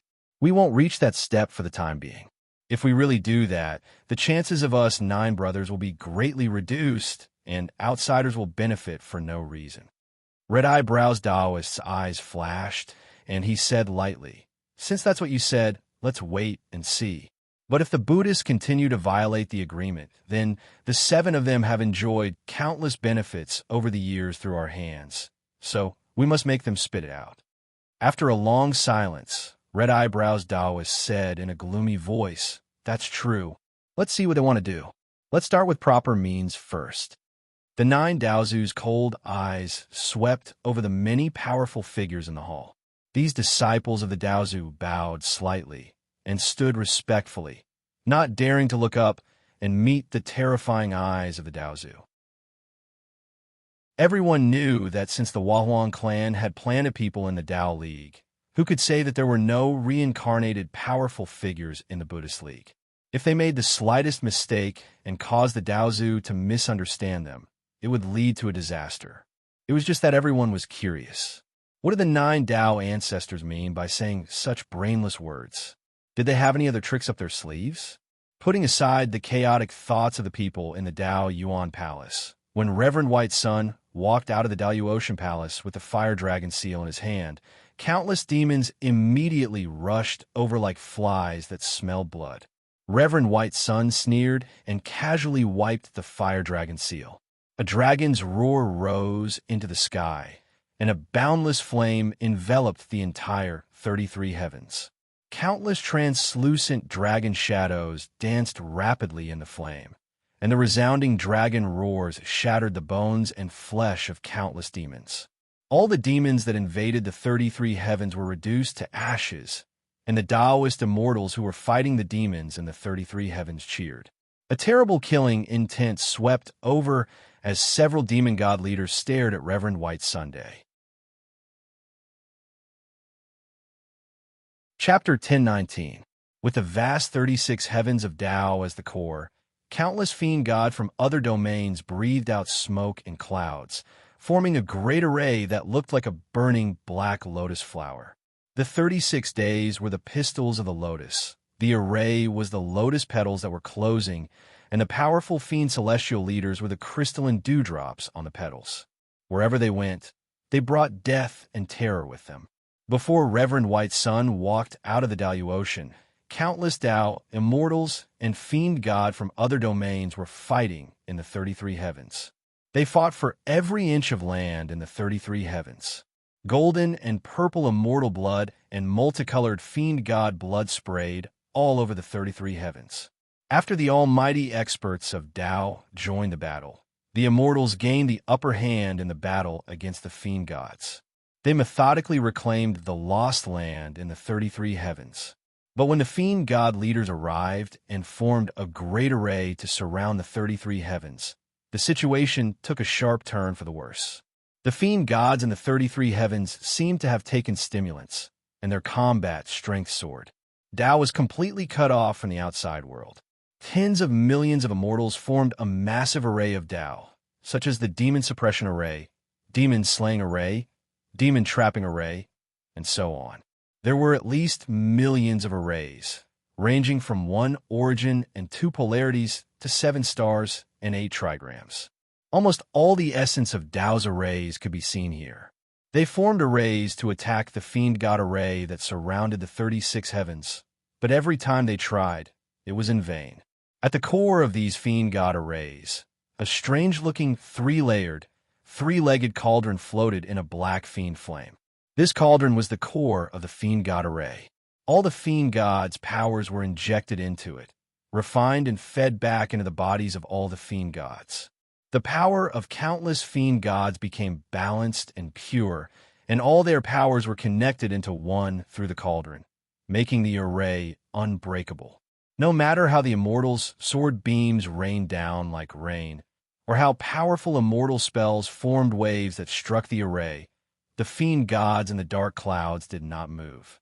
They roared and provoked the immortals, but whenever the immortals attacked them, they would immediately hide in the dark clouds. The huge demon god array slowly rotated like a nebula. The closer it was to the core of the three-legged cauldron, the faster it rotated. In the core, the black clouds rotated trillions of times in a snap of a finger, while the outermost layer of the demonic god array rotated at a speed of less than 1 revolution per day. The huge formation was like a whirlpool with countless blades, shattering all the invading energy from the outside world. The Tao Gate's immortals had been attacking the formation for several days, but to no avail. This strange array was like a piece of sticky candy. It was extremely flexible and tough, and it firmly sealed the 33 heavens. When perfected white yang appeared, the scarlet flames released by the fire dragon seal nearly instantly wiped out all the foreign fiend celestials in the 33 heavens. Nearly 1,000 fiend celestial leaders who presided over the array formation immediately roared into the sky. Several of the massive fiend celestials rapidly shrank their bodies and transformed into black bolts of lightning that charged a perfected white yang. As the first disciple of Red-Brow Taoist, Reverend White Sun's current realm was the same as Wuxia's. His understanding of the heavenly Tao was not as good as Wuxia's, but his cultivation was 100 times stronger than Wuxia's. After all, he was Daozu's most qualified disciple. In the eyes of the fiend gods, Reverend White Sun was a delicious cake that exuded an incomparably sweet temptation. The cultivation bases of the fiend gods that rushed out had reached the Tao-breaking realm, but they could not control their body's instincts. They sprayed saliva all the way and rushed toward Reverend White Sunday. Reverend White Sun sneered. His left hand unhurriedly shot out a talisman. The white talisman emitted a dazzling flame, spitting out purple, green, and blue true flames that turned into a surging thunder tide that whistled forward, hitting the fiend gods. The fiend god that bore the brunt of the attack was a two-headed fiend god with a heavy carapace on its back. It even had a huge hole in its chest and abdomen. However, these fiend gods had strong bodies and extremely tenacious vitality. They ignored the wounds on their bodies and rushed toward Reverend White Sun while laughing wildly. The fiend god, whose chest had been blown open, opened his two mouths and lunged toward Reverend White Sunday. One of his mouths spewed out a pitch-black flame, while the other spewed out a white, icy mist. The two opposing auras of extreme cold and extreme heat tangled together, transforming into a vast expanse of black and white sand that blotted out the sky and the earth. Reverend White Sun's 8 trigrams immortal robe emitted a golden glow, firmly blocking the bombardment of the countless black and white sand. At the same time, another fiend god wielded a heavy ghost head pestle and smashed it on Reverend White Sunday. However, it was also blocked by the golden glow emitted by the immortal robe. However, the power of the pestle was extremely fierce. Reverend White Sun could not stand steadily, and the cloud under his feet drifted backward uncontrollably. Meanwhile, the other 3 fiend gods darted behind Reverend White Sun at the same time and opened their mouths together. Amidst the whistling of the wind, a gust of black, white, and red wind transformed into a hurricane that swept over and pushed Reverend White Sun toward the formation that surrounded the 33 heavens. "Oh no!" cried Red-Brow Daozu in the Palace of Tao Origin. But he was too late to save Reverend White Sun and could not do anything. He could only watch helplessly as the few fiend gods threw him into the formation with tacit understanding. In the spirit cave beneath the East Sea City, Wuxia, who was watching the commotion with his divine sense, smiled. While Princess Zhonglu and the others were slaughtering fiend gods from outer domains with the fiend-slaying sword formation of Xianyuan, Wuxia, who had returned to the East Sea alone, was holding the supreme pure one white lotus in his hand. All the natural energy gushing out of the pyramid in the center of the spirit cave was absorbed by the lotus. Then Wuxia breathed out the Yuan Ling true flame and wrapped it up, gradually transforming it into an ordinary 7-story pagoda. With primordial violet energy, Wuxia condensed the 108,000 laws from the kaleidoscopic star core into an exact copy. Then, he performed an incantation gesture and sent them into the pagoda, transformed from the supreme pure one. Immediately, specks of light appeared on the surface of the pagoda, making the ordinary-looking white pagoda colorful and emanating a primeval aura. Watching the commotion in the 33 heavens with his divine sense, Wuxia spent 80% of his attention on changing the appearance of the supreme, pure one white lotus. Reverend White Sun roared furiously as he was thrown into the formation of fiend gods. As soon as he fell into the formation, his body was pulled tens of thousands of miles into the center of the formation by a tremendous and irresistible suction force. Countless fiend gods from outer domains burst into wild laughter at the same time. They raised their arms and activated their innate divine abilities at the same time. The innate divine abilities of all the fiend gods were sucked into the three-legged cauldron at the center of the formation, then turned into countless black thunderbolts that shot towards Reverend White Sunday. Reverend White Sun could not move at all like a fly stuck in a tree trunk, and the thunderbolts hit him accurately. The 8 trigrams immortal robe stirred up layers of clouds, and Reverend White Sun trembled like a sparrow in a storm. Then, with a crisp sound, the 8 trigrams immortal robe exploded, and half of Reverend White Sun's body was shattered by the black thunderbolts. It took billions of fiend gods to construct this formation to surround the entire 36 days of Tao League, and among them, there were over 1,000 fiend god leaders who had cultivated Buddhist cultivation techniques and reached the realm of Tao breaking. Even if only 1/10,000th of the fiend gods attacked, their attacks would be absorbed by the three-legged cauldron and refined into thunderbolts that struck Reverend White Sunday. This was equivalent to nearly 100 opponents with the same level of cultivation as Reverend White Sun attacking him at the same time. How could he possibly resist? The pitiful 8 trigrams immortal robe was an innate spirit artifact, and now it was completely destroyed in the formation. Reverend White Sun gave a painful cry as he sprayed a mouthful of blood onto the fire dragon seal. The seal emitted a blinding red light, and a boundless flame swept out in all directions, turning all the black mist and fiend gods in its path into nothingness. 99 long red worms that looked like dragons slowly crawled out of the flame. They roared furiously, waved their claws, and flapped their wings crazily, shooting out one column of fire after another that swept across all directions. This was the fire dragon seal, one of Crimson Daozu's natal magical treasures. It was a supreme primordial treasure specialized in killing, and its power was truly terrifying. A huge hole that was hundreds of thousands of miles wide was burned through the Great Formation, and all the fiend gods in the area were either dead or wounded. Even the 2 fiend god leaders, whose cultivation bases were equal to Reverend White Sun's, were badly burned. They had each lost an arm and a leg, then fled in panic. When he thought of his master's decree that he should kill all the fiend gods in the outside world with the fire dragon seal, Reverend White Sun threw his head back and let out a long roar. Ignoring the fact that both of his legs had been destroyed by the thunderbolts, he coughed out mouthfuls of blood essence to activate the fire dragon seal to burn the surroundings, making all the fiend gods flee in all directions. None of them dared to come within 100,000 miles of Reverend White Sunday. The fire dragon seal was best at destroying evil and slaying fiends, and its firepower had the power to burn all evils in the world. All the fiend gods in the outer domain had an evil aura in their bones, and the fire dragon seal happened to be the nemesis of their enemies. Reverend White Sun gnashed his teeth and slaughtered all the fiend gods around him. His left hand once again sent out a spirit talisman that emitted a misty white light to protect himself. In the white light, Taoist Red Eyebrows' true form could be vaguely seen. This was a protective talisman that Taoist Red Eyebrows had personally made and given to his disciples.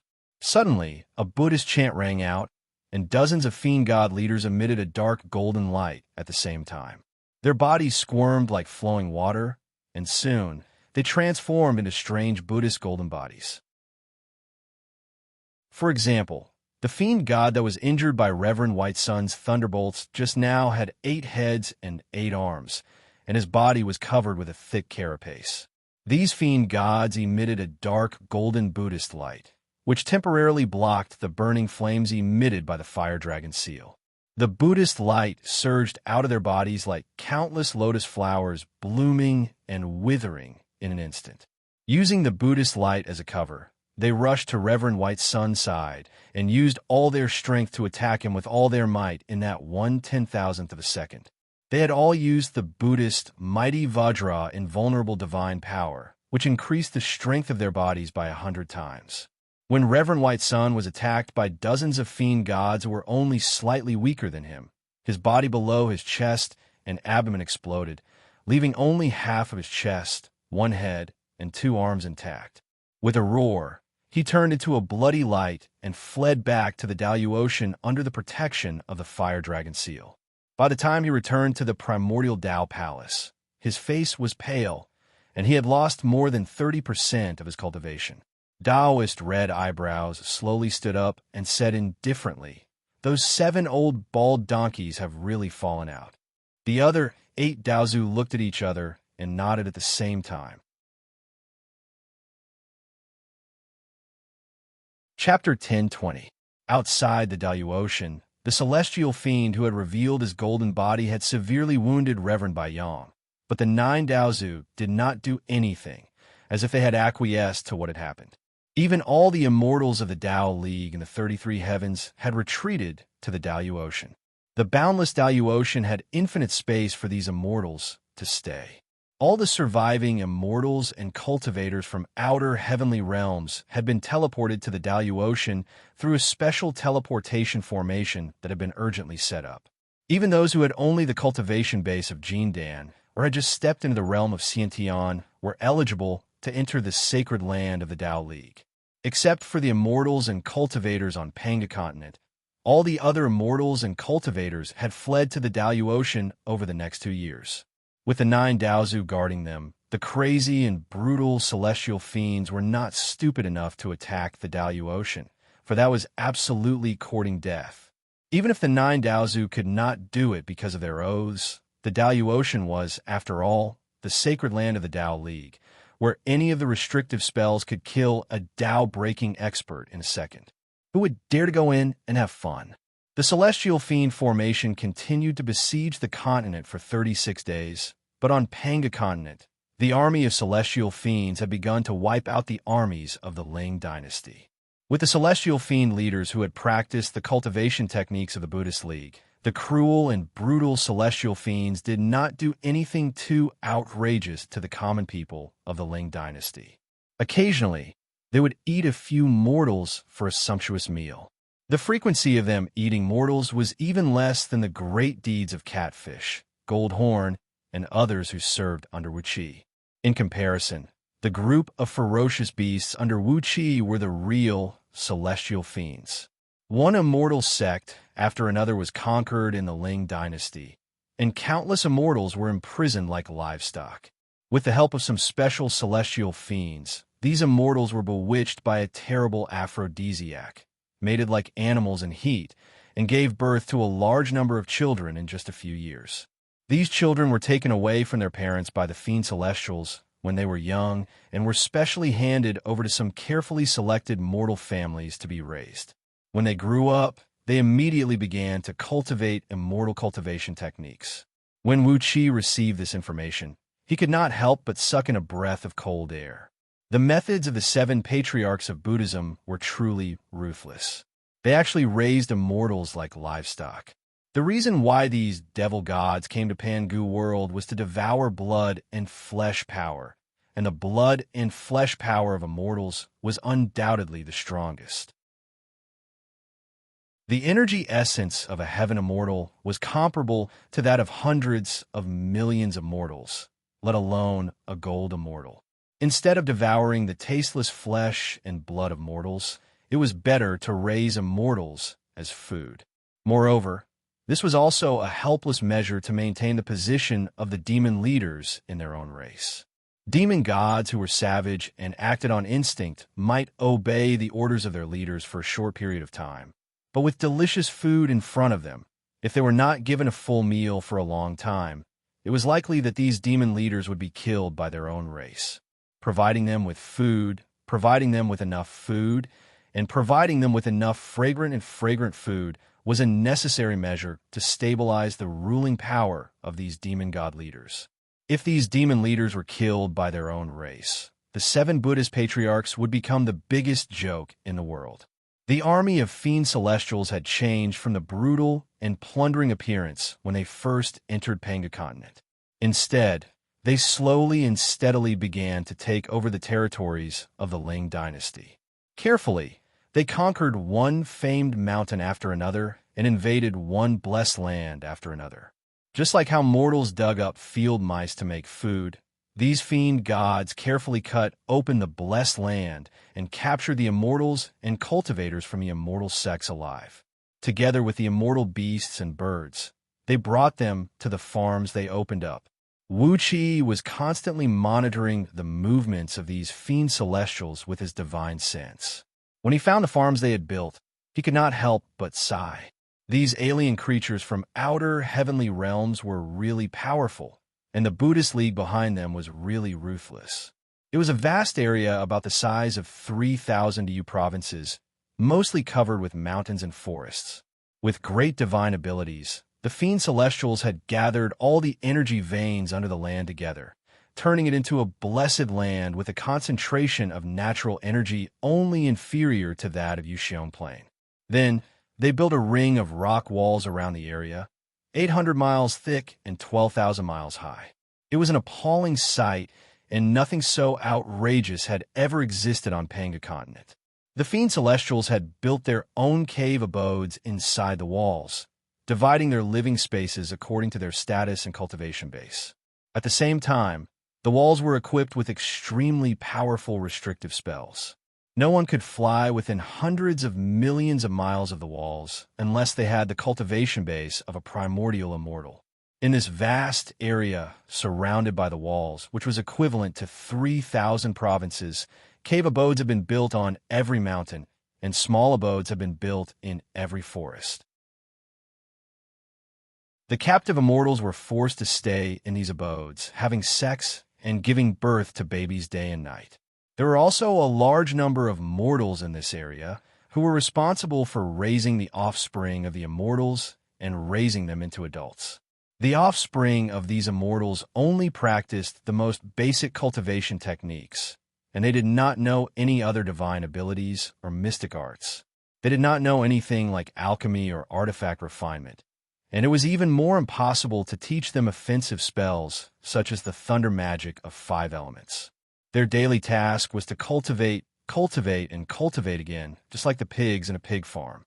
When they were white and tender, they could be baked into a delicious roast suckling pig. About 70% of the immortals and cultivators in outer heavenly realms had come to Panga continent, and they had basically joined the Ling dynasty's camp. But now, they were all captured by the fiend celestials, and none of them had escaped. The huge population determined that these immortals and cultivators could provide the fiend celestials with abundant and high-quality meat. While the army of fiend celestials was preoccupied with capturing the immortals alive, the Ling dynasty's army, which was attacking to you, had lost its leader and was at a loss of what to do. In the Battle of Wanling City, Zhang Tingyun's white lotus of great purity was stolen by Wuxia, and he himself was killed by the fiend celestials. Daozu had sent his disciples to break through the formation of fiend celestials to reinforce the Ling dynasty, and also to select a few members of the Ling dynasty's imperial clan to take over the throne, so that the plan of investiture of gods could continue. But when those fiend celestials brazenly revealed their golden bodies of Buddhism and seriously wounded Reverend Bai Yong, the 9 Daozu were furious. In their anger, they came up with other plans, and so they simply gave up on reinforcing the Ling dynasty. As a result, the imperial clan of the Ling dynasty was wiped out, and all the important ministers of the Ling dynasty were killed, except for a few lucky ones who managed to escape. The huge army that had gone to Dayu was ruled by no one, and the soldiers were in a state of panic. If it had not been for the strong suppression of the upper generals, the army of the Ling dynasty would have long dispersed. At this critical juncture, the army of the Shizo dynasty withdrew from Dayu, and they followed the Fiend Celestials and invaded the Ling dynasty. While the Fiend Celestials captured immortals and cultivators, the army of the Shizo dynasty attacked cities of all sizes and took them into their pockets. What the Fiend Celestials wanted were immortals and cultivators, and what the Shizo dynasty needed were mortals. The two worked together seamlessly. Wherever the army of Fiend Celestials passed, the defenses of all the cities were destroyed, and the army of the Shizo dynasty easily marched into those cities. All the people abandoned the divine tablets of Daozu and replaced them with the tablets of Buddha. While the Buddhist League was busy seizing the territory and population of the Ling dynasty, Wuxia did not stop his little tricks. Great Wu had also sent a large number of troops to sweep across the territory of the Ling dynasty near Great Wu, capturing countless people and bringing them back to Great Wu. The immortal sects of Great Wu even took the initiative to extend an olive branch to the immortal sects of the Ling dynasty. In just 2 or 3 years, at least hundreds of thousands of immortal sects of various sizes from outer heavenly realms had joined Great Wu and submitted to its rule. In addition to ordering Wu Tianming to send an army to make things worse for the Ling dynasty, Wuxia had also mobilized the members of the dragons in the army of the Ling dynasty to spread rumors and stir up trouble, taking away a very large number of soldiers of the Ling dynasty. There were also generals loyal to the Ling dynasty who wanted to stop the members of the dragons, but without exception, they were all killed by the elders of the dragons who arrived in time. Under Wuxia's orders, the members of the dragons not only took away the soldiers of the Ling dynasty, but also plundered their armaments and supplies, as well as the wealth and people of all the cities of the Ling dynasty along the way.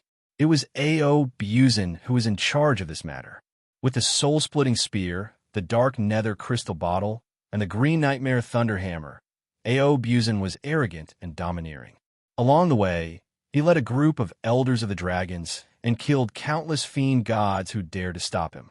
In the end, he forced the fiend gods of the outer heavenly realms to turn a blind eye to the dragon's actions and let Ao Buzin wreak havoc on the land of the Ling dynasty. In any case, the fiend gods of the outer heavenly realms needed the flesh and blood of immortals and cultivators, while the East Sea needed the army and ordinary people of the Ling dynasty. At the same time, Ao Buzin also plundered the wealth of the people. For the time being, there was no conflict of interest between the two sides, so they reached a tacit balance. After a few years of messy destruction, the organized resistance of the Ling dynasty was completely annihilated by the army of the fiend gods. Countless immortals and cultivators were imprisoned as livestock in specially open farms. The fiend gods even began to set up markets, relying on military merits or various rare resources to exchange for the flesh and blood of immortals and cultivators. According to their cultivation base and age, these immortals and cultivators were sold at a price of 1 tael per caddy. It was hard to describe how miserable they were.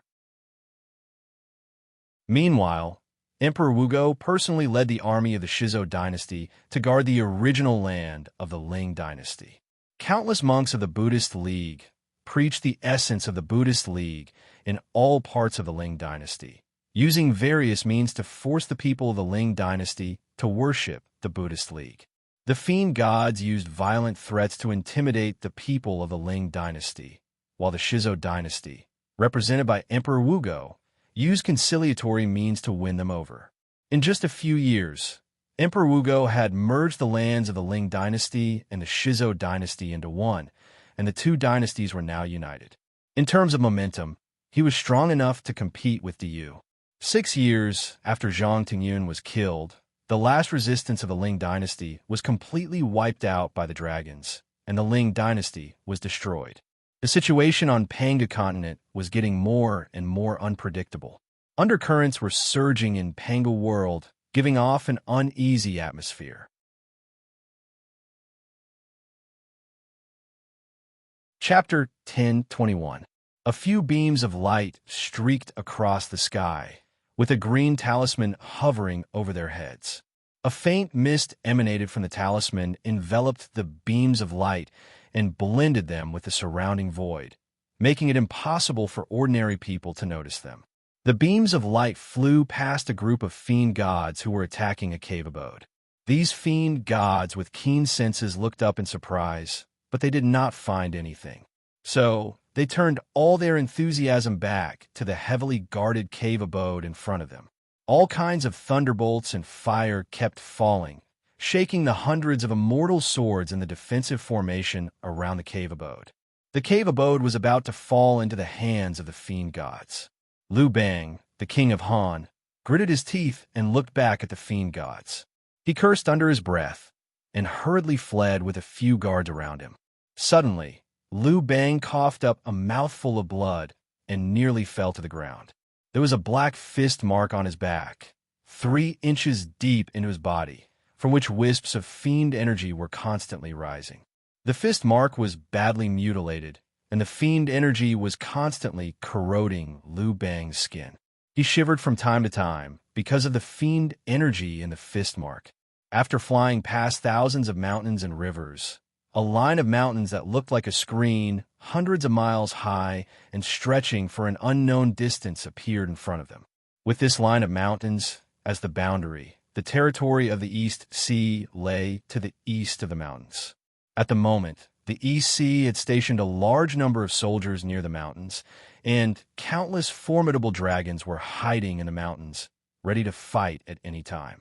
The west side of the mountains was occupied by fiend gods.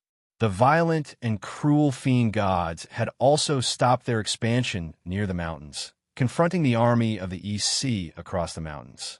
As Liu Bang flew over the mountains, he happened to see a few dragons floating lazily above a cloud and peeing against the wind. They were casting a mystic art of the dragons, and their urine turned into a downpour that covered an area of 1,000 miles. In the area covered by the rain was a city of the Ling dynasty that had just been captured by the fiend gods. The fiend gods, who were busy hunting cultivators in the city, raised their heads and swallowed the rainwater into their stomachs.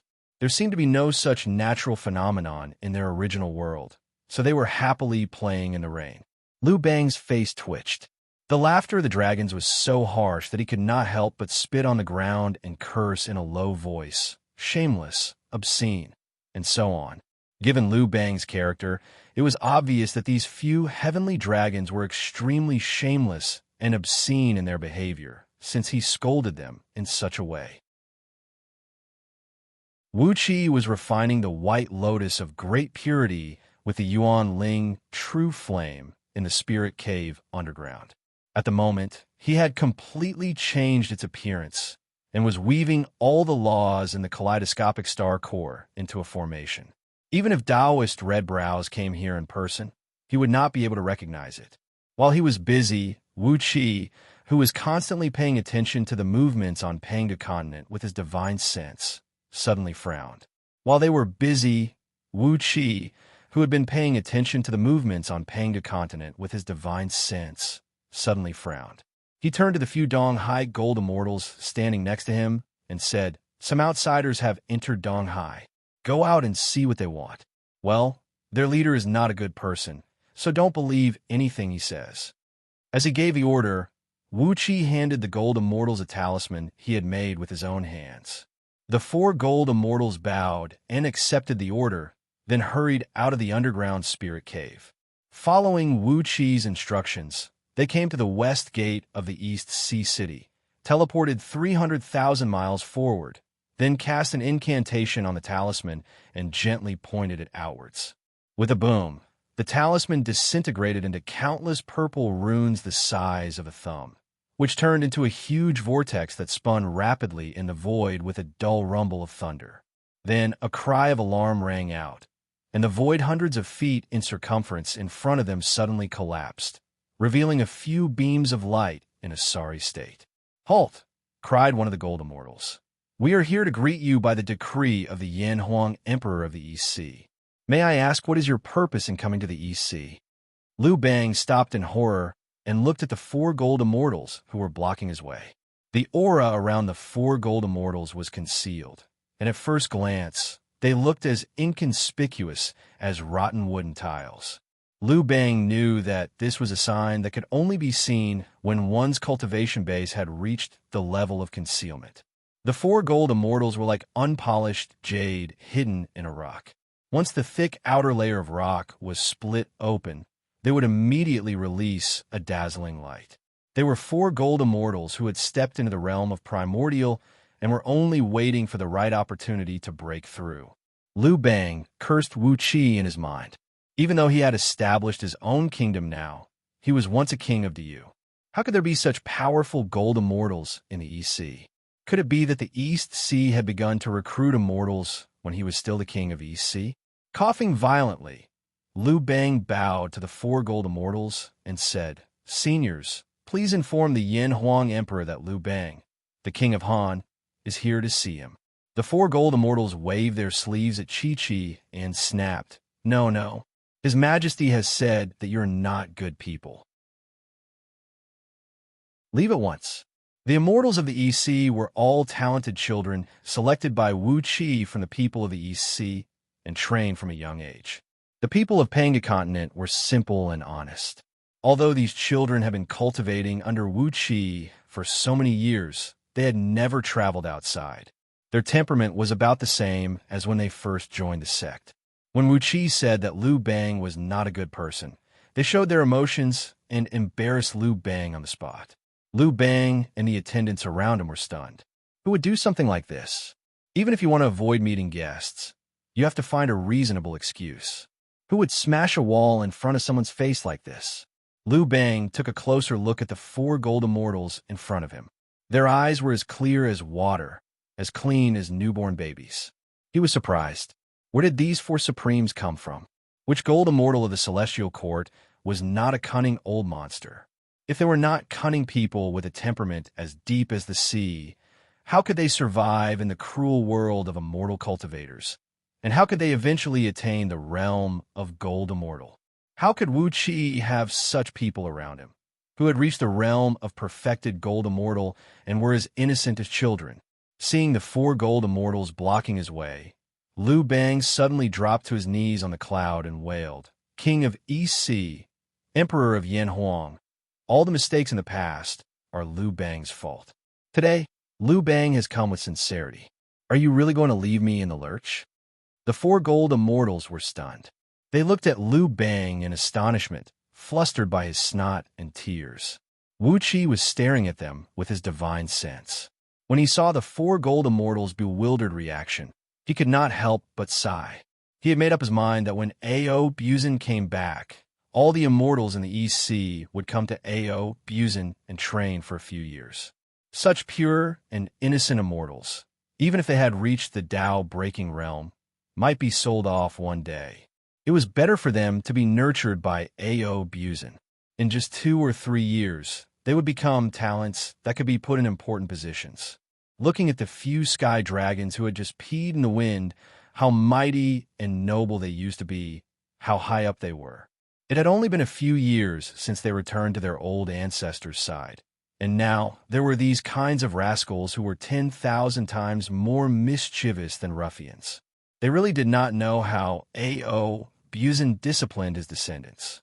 How could such people appear? After a few sighs, Wuqi's figure flickered, and a figure flew out of his body. He turned into a ray of spiritual light and flew out of the spirit cave. In the blink of an eye, he was in front of Liu Bang.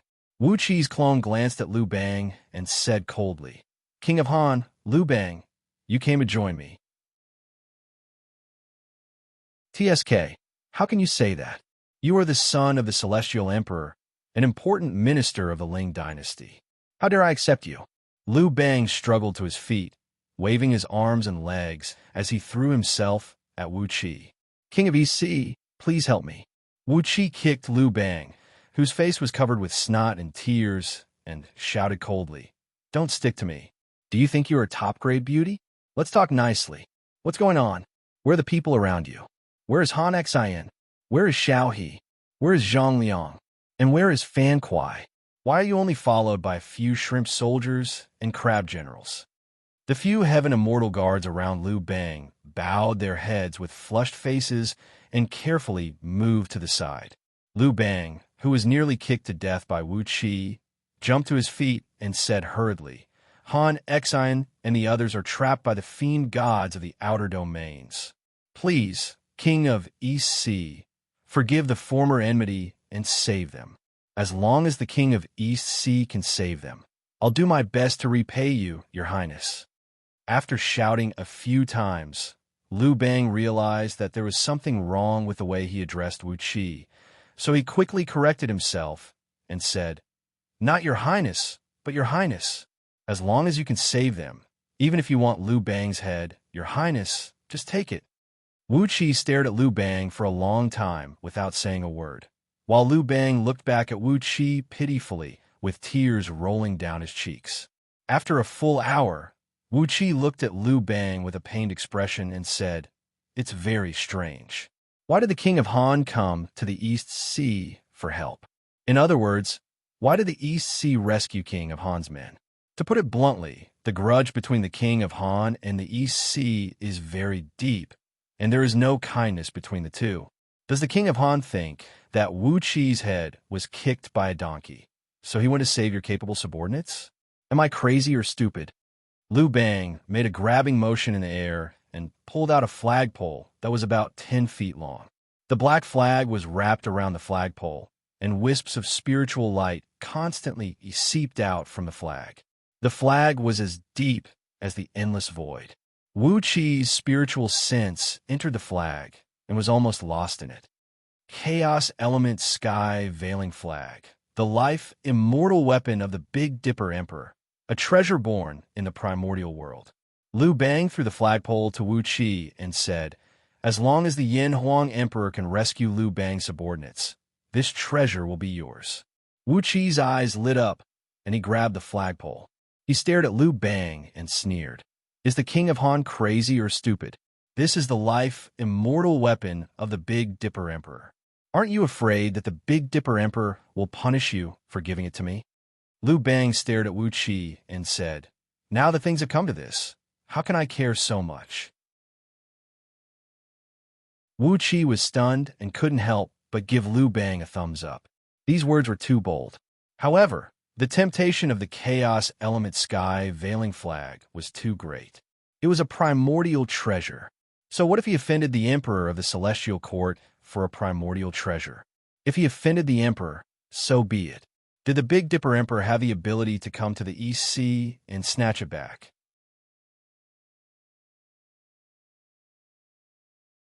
Chapter 1022. The former king of EC's residence was now the royal palace of Yinhuang. In fact, nothing had changed except the words on the plaque above the gate.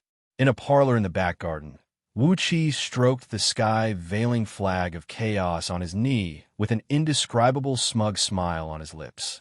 Liu Bang sat next to Wu Qi with a cautious smile on his face. He glanced carefully at the furnishings around him, but he would never pass by the sky veiling flag of chaos. Even Liu Bang himself was surprised that he had come to Wu Qi for help. But on second thought, who else could he turn to but Wu Qi for help? The Celestial Court could not be counted on, and when the Celestial Court's reinforcements arrived, Han Xian and the others would probably become some demon god's breakfast. As for you, of course, do you have the power to help Liu Bang, but Liu Bang and you had no such friendship. It would be a good thing if Emperor Haozuan did not cut Liu Bang into pieces, so why would he help him?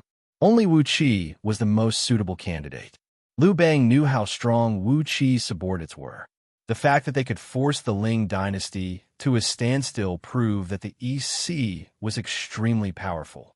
Moreover, Wu Qi had established Yin Huang with the East Sea, which proved that he was not a law-abiding man. On the contrary, he was ambitious and had his own interests. Therefore, as long as Wu Qi was given enough benefits, even if Liu Bang had a grudge against him, he could still get help from Wu Qi.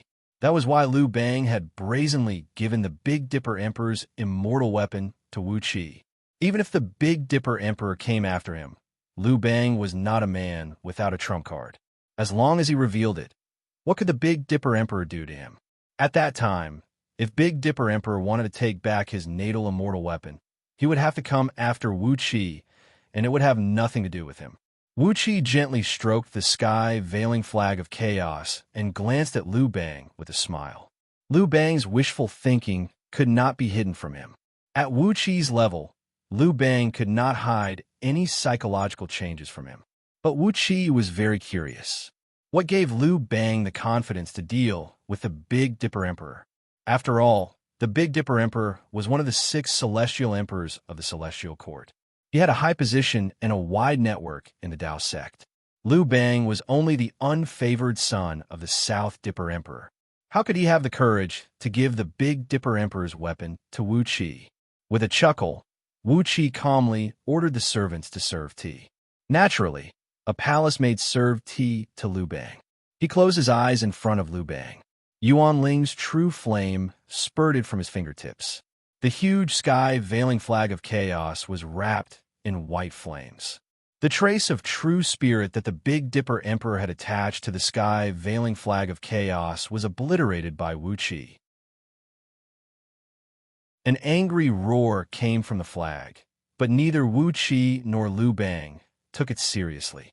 Now that the demon god had besieged the Big Dipper Emperor for 36 days, unless the Daozu took action, there was no way the Big Dipper Emperor could leave the Daluotian continent to find trouble with Wu Qi. It would be best if the old man died in the battle with the demon god. Listening to the roar coming from the sky-veiling flag of chaos, Liu Bang sinisterly offered the Big Dipper Emperor his best wishes. Wu Qi, who was busy placing a wisp of his true spirit in the sky-veiling flag of chaos and working hard to refine the supreme artifact of primal, smiled and nodded. As the Big Dipper Emperor, it must be the grace of the 9 Daozu emperors that he had a primordial treasure to protect him. However, with the Big Dipper Emperor's identity, he would at most have a trump card.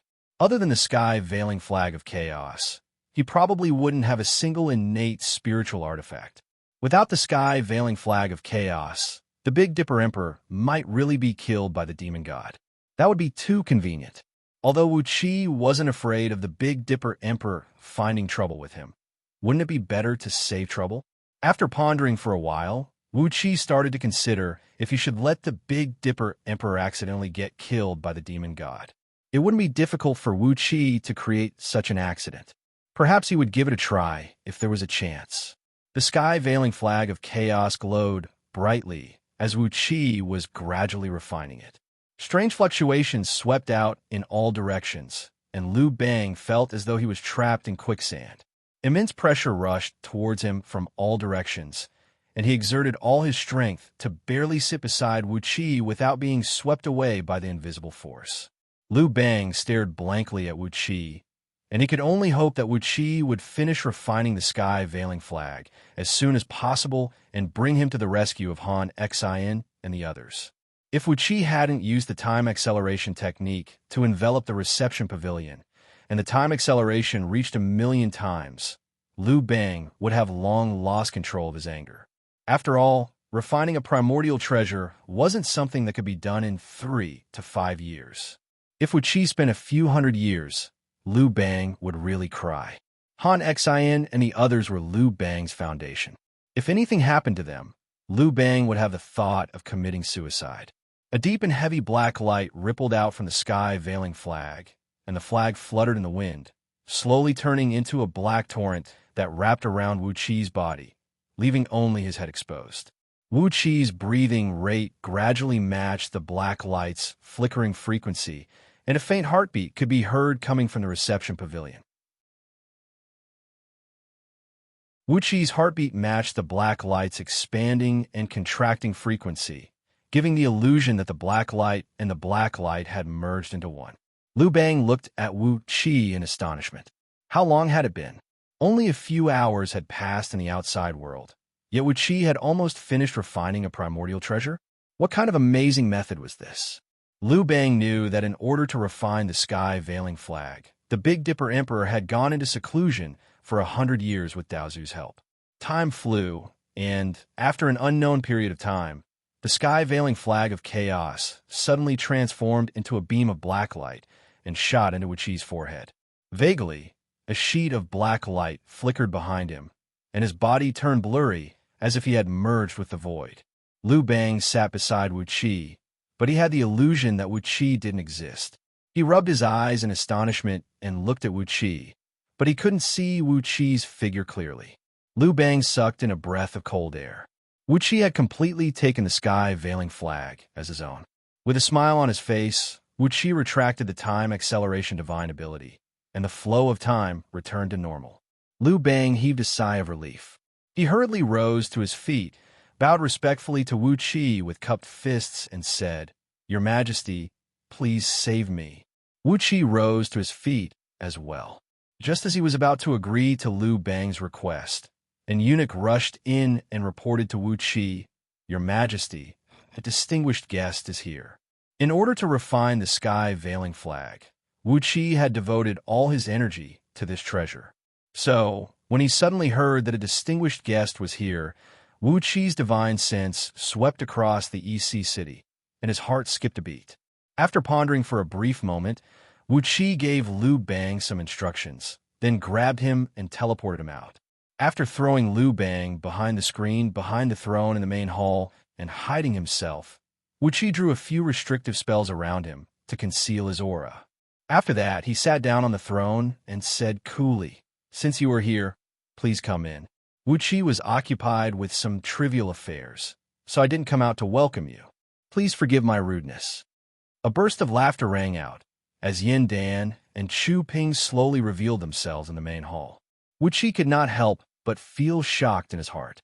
The entire mansion was densely covered with various restrictive spells and defensive formations.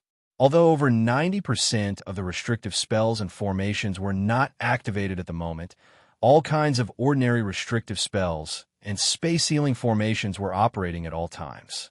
The fact that Yin Dan and Chu Ping could teleport directly to him from the outside of the main hall so easily, as if all the restrictive spells did not exist, showed how strong their overall strength was now. Wuxi rose to his feet, walked down the 9-layered jade dais, and greeted Yin Dan and Chu Ping. This was the first time Wuxi met the emperors of the 6 dynasties personally since they had regained the wisdom of their previous lives. Although Yin Dan and Chu Ping's appearances had changed a little, he could still recognize who they were. Both men were clad in a black emperor robe, emanating an air of grace and modesty. Every word and gesture they made was like a spring breeze caressing the face, pleasing to the ears.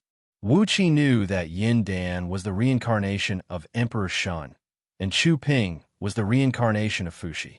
Therefore, the aura emanating from both men was extremely peaceful and upright.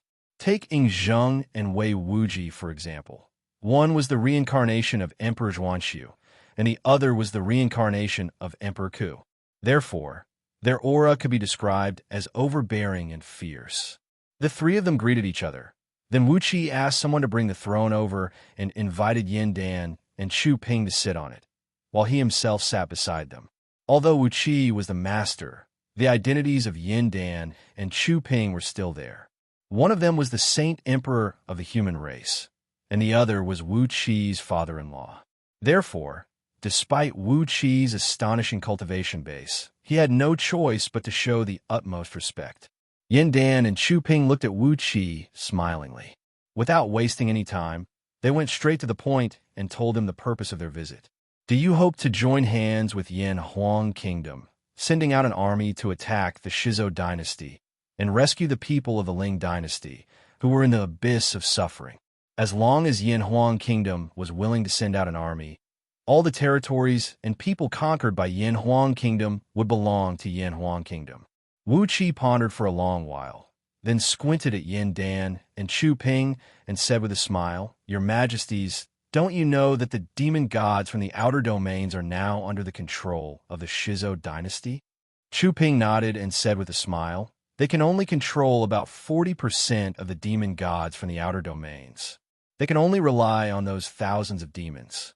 If they can kill those thousands of demons, then the control of the Buddhist League over the demon gods will naturally collapse." Wu Qi hesitated for a while, then shook his head and said, "Your Majesties, are you confident that you can kill all those demons?"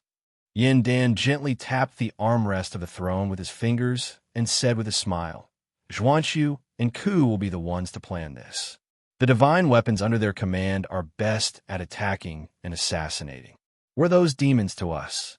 As long as Yanhuang Kingdom is willing to send out an army, there will be many benefits after the matter is settled." After another moment of silence, Wu Qi slowly put forward his request. "It's fine for Yanhuang Kingdom to send out an army, but Yanhuang Kingdom will never be the one to charge and break through enemy lines. They will be the main attacker, and Yanhuang Kingdom will only be the support. In addition, besides the benefits we will get, all the karmic entanglements that are caused will be on to Yu's account.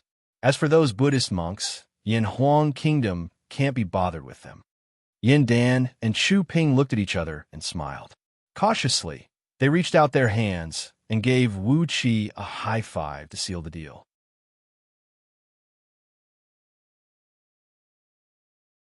Chapter 1023. Inside the palace of Dao Yuan, when Wu Qi obliterated the Big Dipper Emperor's true spirit in the sky-veiling flag of chaos, the Big Dipper Emperor, who was sitting cross-legged in a corner of the hall, suddenly gave a muffled groan and spat out a mouthful of golden blood that was surrounded by purple mist. Trembling like a sieve, he fell head-first onto the spotless floor of the palace of Dao Yuan, with blood oozing out of his 7 orifices. As one of the 6 celestial emperors of the celestial court, and in charge of the celestial court's killing, his cultivation base was comparable to that of the Lord Buddha of the Buddhist League. But he was only a Tao-reasoning realm primordial immortal, and the only good thing he had was the sky-veiling flag of chaos, which was given to him by Daozu. Because it was the only good thing he had with him, the Big Dipper the Arch had put in a lot of effort on it. 1/3 of his divine soul was placed on the chaos essence sky-concealing flag, and he was almost one with this primordial treasure. Wu Qi had wiped out 30% of his divine soul and true spirit, which had cost the great emperor almost half of his life. In the great hall, thousands of core figures of the Tao League stared blankly at the Big Dipper Emperor, who had suddenly gone mad. After a long while, Ziwei Linging, who was sitting next to the Big Dipper Emperor, suddenly came to his senses. Hastily, he pressed his palm on the Big Dipper Emperor's back and carefully sent a stream of pure energy essence into his body. The South Dipper Emperor, the East Pole Emperor, and the West Pole Emperor also hurriedly surrounded him. In a flurry, they took out life-saving spirit pills and stuffed them into Big Dipper Emperor's mouth. They even used 2 spirit talismans to suppress the top of his head. After busying himself for a while, the North Dipper Emperor finally let out a burp and finally caught his breath. The faces of the 9 Daozu in the hall were livid. With their eyesight, they could naturally tell what had happened to the Big Dipper Emperor. 30% of his divine soul had been obliterated, which was simply killing him. Long-browed Daozu immediately calculated with his fingers, trying to figure out who was behind Big Dipper Emperor. However, even after calculating for a long time, the heavenly secrets were still in a mess. Long-browed Daozu's face was red, but he couldn't find the culprit no matter what. Big Dipper Emperor coughed out another mouthful of blood. He dropped to his knees and kowtowed to the 9 Daozu. "Ancestral Masters, please help me." Red-browed Daozu waved his hand, and a gentle force lifted Big Dipper Emperor up. He grinned and exchanged glances with the other Daozu emperors. Daofather Crimson Brows had an ugly look on his face. The North Star Emperor was a direct disciple of his lineage. Not too long ago, someone had stolen the white lotus of the clear sky, and now the North Star Emperor's chaos heaven-blanketing flag had been stolen as well. Could it be that, during this period of time, Dao Father Crimson Browse's lineage had been robbed? Among the 9 Daozu, purple-browed Daoist, who had the highest cultivation base among the Daozu emperors, suddenly sneered and said, "That person's cultivation base is very high. I can't believe he can conceal his aura from the heavenly secrets. Now that the heavenly secrets are in a mess, it's even more impossible to find him. But as for the sky-covering flag of chaos, he will use it one day, and we'll deal with him then." Taking a deep breath, purple-browed Daoist raised his purple-golden eyebrows and sneered. But I think it must be those people. Forcing him step by step, this was simply going too far. Junior brothers, where did Guarding Heart and the others get the courage to go against us? Because of those extraterritorial demons? The 9 Daozu emperors pondered for a moment, then shook their heads at Chi-Chi. How could those extraterritorial demons be the 7 Buddhist patriarchs' trump card? They must have other tricks up their sleeves, but even the 9 Daozu emperors could not figure out what the 7 Buddhist patriarchs had prepared.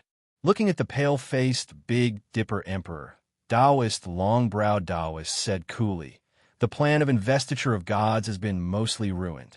According to the current situation, the Celestial Court will eventually succeed, but Panga Continent will no longer be under our control.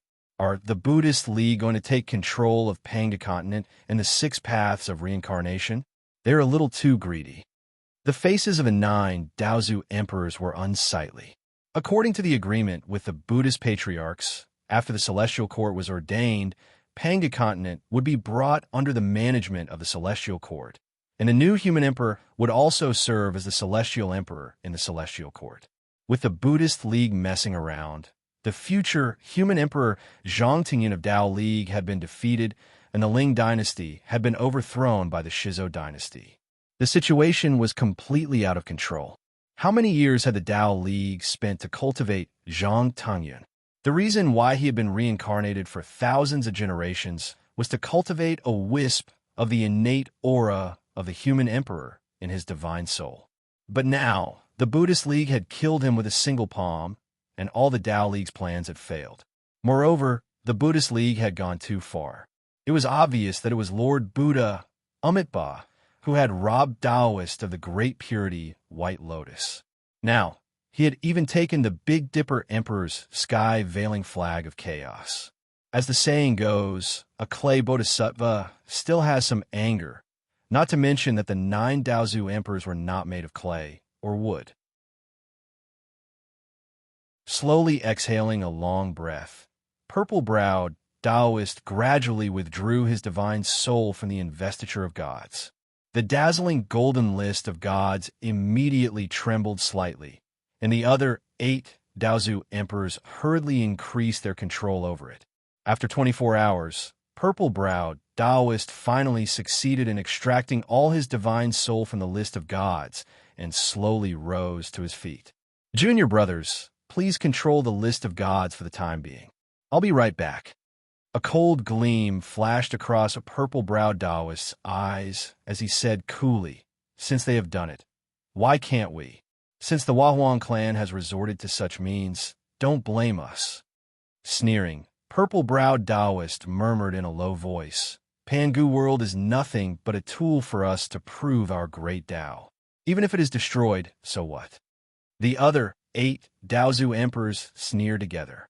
They locked their fingers together before their chests and remained silent, with a mysterious, chilling smile on their faces. Purple-browed Daoist slowly walked out of the main hall of the Palace of Dao Origin and slowly walked to the highest spot of the Daoyuotian Empire. In the boundless purple clouds, purple-browed Daoist wielded his broad sleeve. The clouds in front of him dispersed, exposing a purely black, oddly shaped altar, hundreds of miles in radius and tens of thousands of miles tall, made from countless bones. This altar was clearly not in the style of Dao. Those bones were thickly covered in bone thorns, and some exposed skeletons looked even more terrifying. No living creature like this had ever appeared in Pangu world. Looking at this enormous altar, purple-browed Taoist's mouth corners twitched slightly as he chuckled in a low voice. 36,000 devil god bones were used to build this immemorial altar. What a shame for my old friends in chaos. They were powerful for a while, but how could they truly live forever? Walking on the winding path around the altar, purple-browed Taoist slowly walked to the top of the altar step by step. The ground here was as smooth as a mirror and was made from an enormous skull. Through the translucent ground, 81 enormous air swirls could be seen in the skull, slowly rotating along a mysterious track. If one stared at these air swirls for a long while, one would have a weird feeling that one's soul would be sucked away by them. Purple-browed Taoist didn't even dare to take another glance at those air swirls. Instead, he quickly glanced at them, then took out a fist-sized, gray bone plate from his sleeve and put on the ground. Incanting a spell, this gray bone plate floated up and floated right in front of purple-browed Taoist's face. Looking at this plain, lusterless gray bone plate, purple-browed Taoist hesitated for quite a while, then shook his head and sighed. Guarding heart, why did you have to do this? If you didn't violate our agreement this time, how could we do this to you? Laughing scornfully, Taoist's purple eyebrows gave himself a light slap on the cheek and murmured in a low voice, Meng Yuan, have you forgotten what happened in the chaos? Huh, the strong prey on the weak. That's the truth. You've been a Daozu for so many years. If you truly forget your roots, you should die. Back then, those 7 Daozu were fierce creatures who dominated the chaos for a long time and hunted countless of their own kind. Do you really think that they have given up their butcher's knife? The so-called Buddha is nothing but a way for them to recruit disciples. You can't believe it. A twisted smile that shouldn't have appeared on Daozu's face flashed across. Purple-browed Taoist said viciously, Lao AI, remember where you came from. You can't truly become a saint by merging with the great Tao of Pangu world with the great Tao of Pangu world. How many worlds like Pangu world were destroyed back then? Are you truly invincible after merging with the great Tao? You have to be cruel. Otherwise, how can you transcend? Coldly and mercilessly glanced down, purple-browed Taoist murmured, all living beings are like ants. If they're killed, then so be it.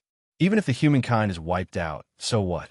If worst comes to worst, we can force the Wahuang clan to create a new one. Since you want to mess things up, don't blame me for coming. Grinning viciously, behind purple-browed Taoist, an enormous silhouette that had been releasing a dreadful power of chaos flashed across. He bit his right forefinger, then slowly swiped it across the gray bone plate with the blood dripping down from it. The bone plate instantly absorbed a giant amount of blood from purple-browed Taoist's finger. Then a deep, faintly audible roar came from the bone plate. The gray bone plate turned golden purple and suddenly began burning. An invisible strand of smoke quickly spread in all directions. Within a blink of an eye, this invisible smoke suffused the entire Pangu world, then quickly penetrated the boundary between Pangu world and the chaos, spreading to the boundless chaos. After an unknown period of time, this smoke had already spread to an unimaginably large area. Deep in the chaos, in the core of a chaos swirl that was many times larger than 100 Pangu worlds, a deep laughter suddenly came from a gray coffin, which was made from an unknown material. The invisible smoke was immediately absorbed by the coffin when it reached here. Creak! The coffin slowly opened, from which a man in a long black robe, with an evil face, slowly straightened his body. The man was over 3 meters tall, and his pitch-black hair was several tens of meters long. Every single strand of his hair was wriggling like a poisonous python, piling up behind him into a wriggling, heart-palpitating black shadow. He slightly sniffed, then abruptly showed a happy smile. What a nice smell. The smell of living beings. The smell of blood. The smell of blood filled with power. So nice. Slightly shaking his body, this man flashed across the vast space. With one teleport, he had crossed a space that was hundreds of times larger than the diameter of Pangu World.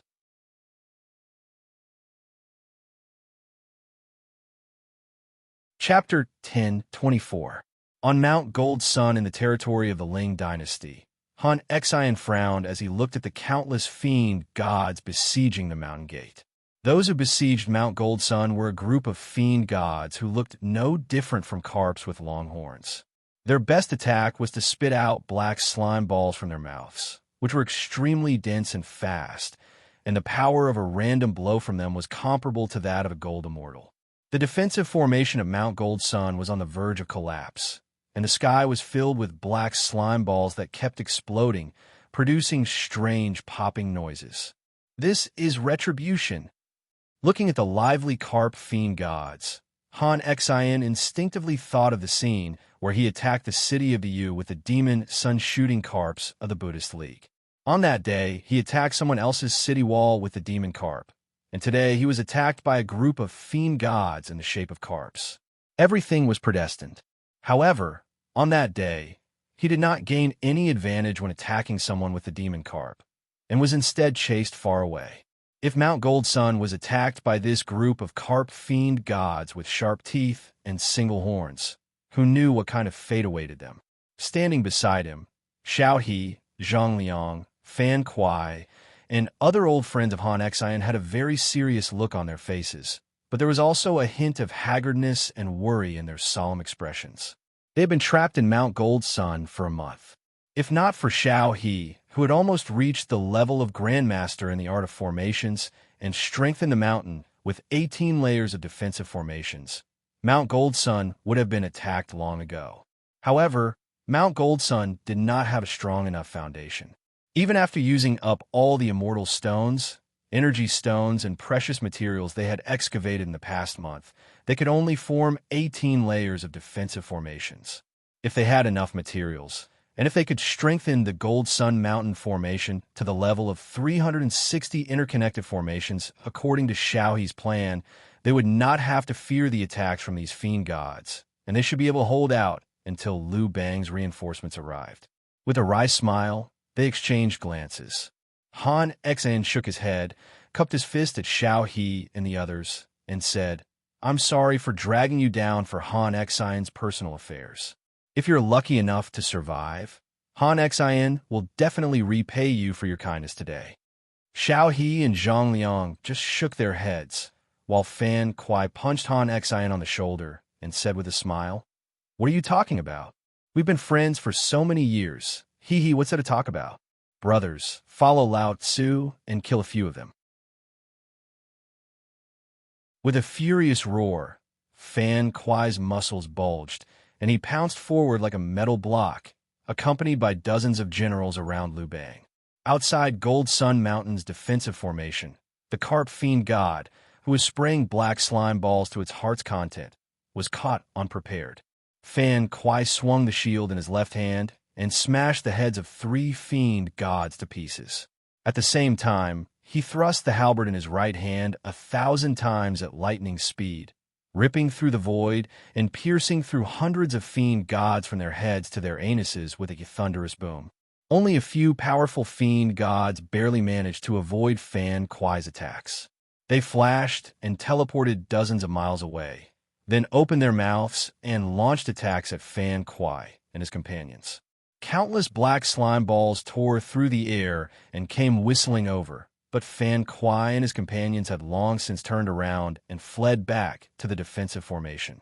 The slime balls smashed into the ground, producing a deafening rumble, smashing several mountains to pieces and creating a bottomless pit tens of miles in diameter. Gold Sun Mountain's defensive formation trembled again.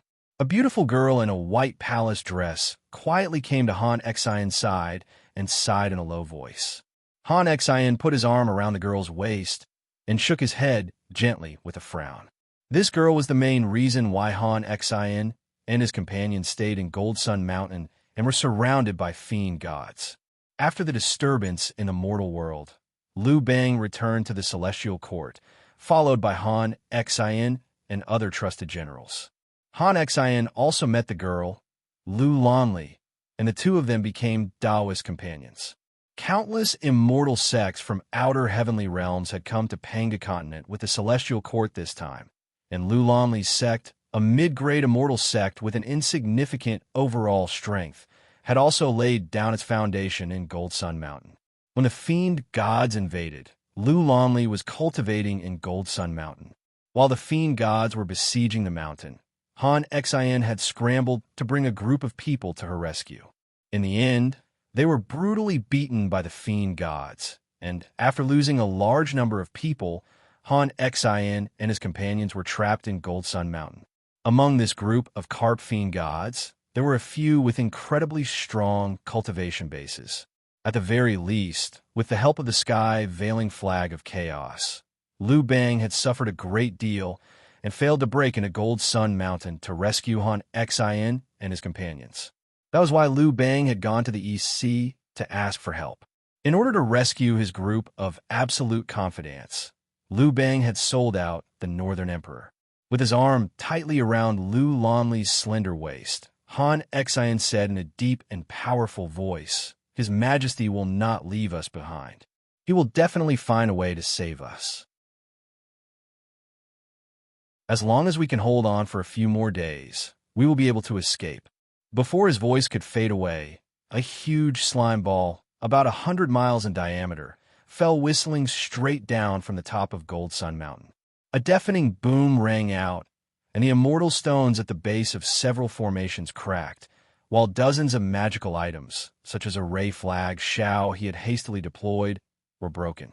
Xiao glanced at these formation bases with his divine will and could not help but exclaim, "An attack of this level is going to disintegrate the formation with just 3 more strikes." Before his voice died away, another slimy ball of the same size fell from the sky. The entire Gold Sun Mountain was shaking, and the mountain sank tens of feet into the ground. A few formation bases exploded, and more than half of the clouds released by the defensive formation around Gold Sun Mountain dissipated. In a way, the entire Gold Sun Mountain was exposed to the fiend god. Obviously, Fan Kuai's attack had angered the leaders of the fiend gods, and they could not help but attack this tiny mountain gate. The faces of Han Xian and the others turned pale as they looked helplessly at the over 1 million fiend gods who surrounded Gold Sun Mountain. A strange thought came to their minds at the same time.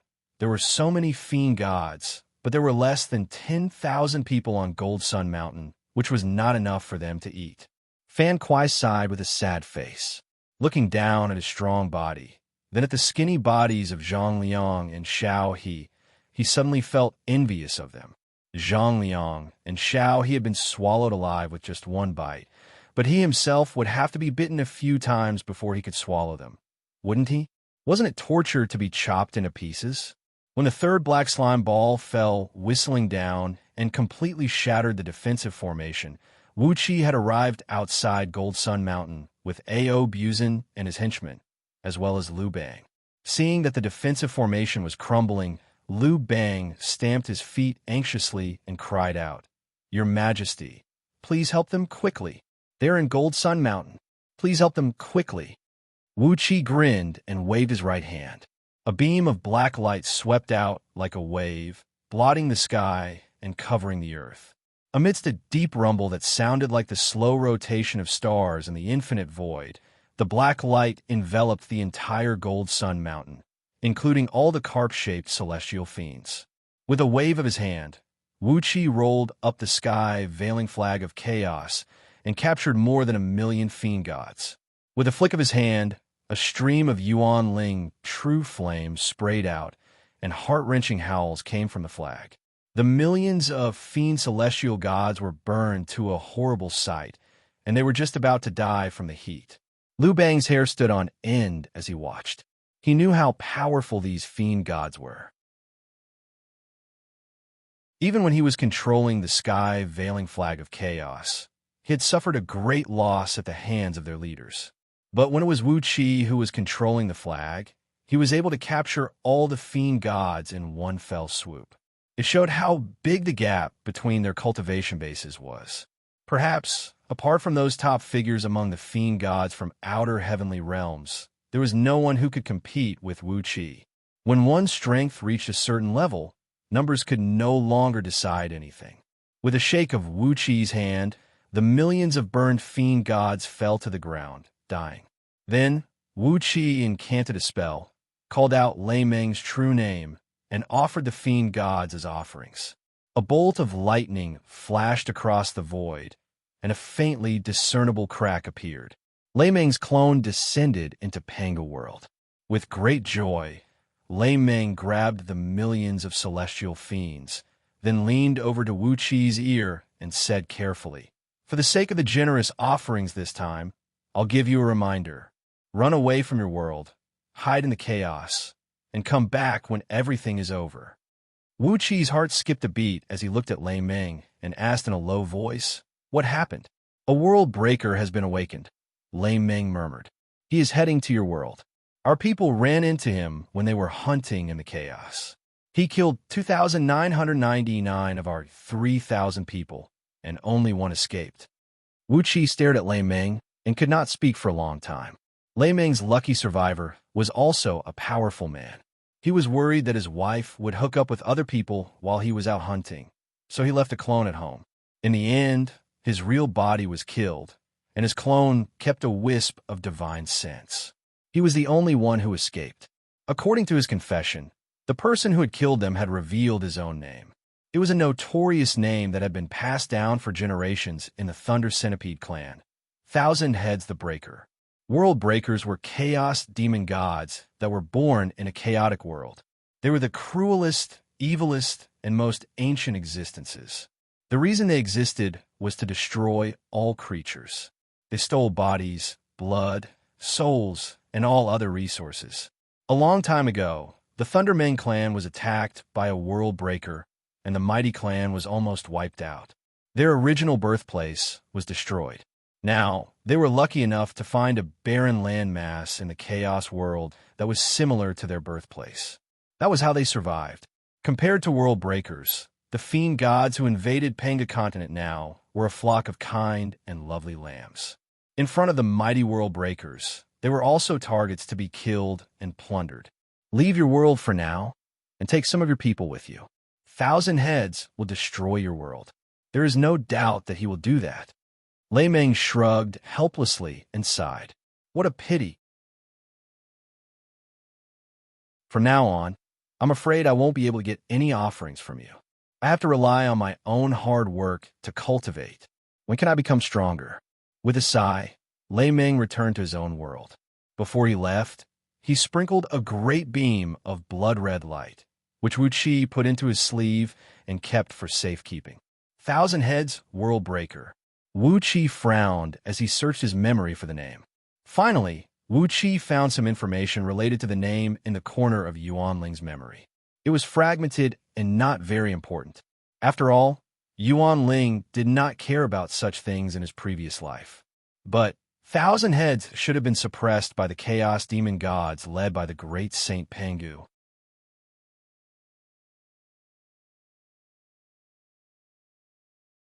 Chapter 1025. After rescuing Han Xin and his companions, Wuxia felt uneasy. There were fragments of memories related to the Thousand Heads Breaker in his previous life, Yuanling. But perhaps it was destroyed when Yuanling was reincarnated, or for some other reason. The memories were fragmented and vague, and he could not find anything of value in them. In his previous life, Yuanling was an eccentric old man who basically did not have any contact with Chaos Fiend gods. He only learned about the Thousand Heads Breaker from a few words he heard when he went to trade various rare materials with some Chaos Fiend gods. The only impression he had was that the Thousand Heads Breaker seemed to be a very powerful figure, as he had killed and devoured many Chaos Fiend gods. In the end, Pangu summoned a group of formidable Chaos Fiend gods to suppress him. As for why they only suppressed him instead of killing him, no one knew the reason. After bringing Liu Bang and his companions back to the EC, Wuqi's heart was trembling, and he was shivering all over.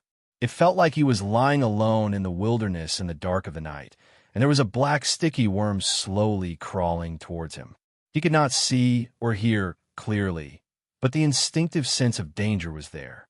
Wuqi's skin was covered with goosebumps, and the danger was right in front of him. After sitting in the spirit cave beneath the East Sea City and pondering for a long time, Wuqi flew up into the sky in a hurry, transforming into a beam of light and flying toward the heavens beyond heaven. Along the way, several powerful fiend god leaders had caught up with Wuqi and tried to eat him alive, but Wuqi had smashed them to pieces with a single punch. Wuqi's fleshly body had become so strong that even a Dao fusing expert like Great Horns could not do anything to him. It was easy to imagine how strong his fleshly body was.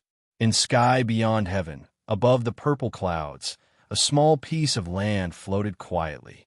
A few five-colored lawn phoenixes were leisurely flying above the purple clouds.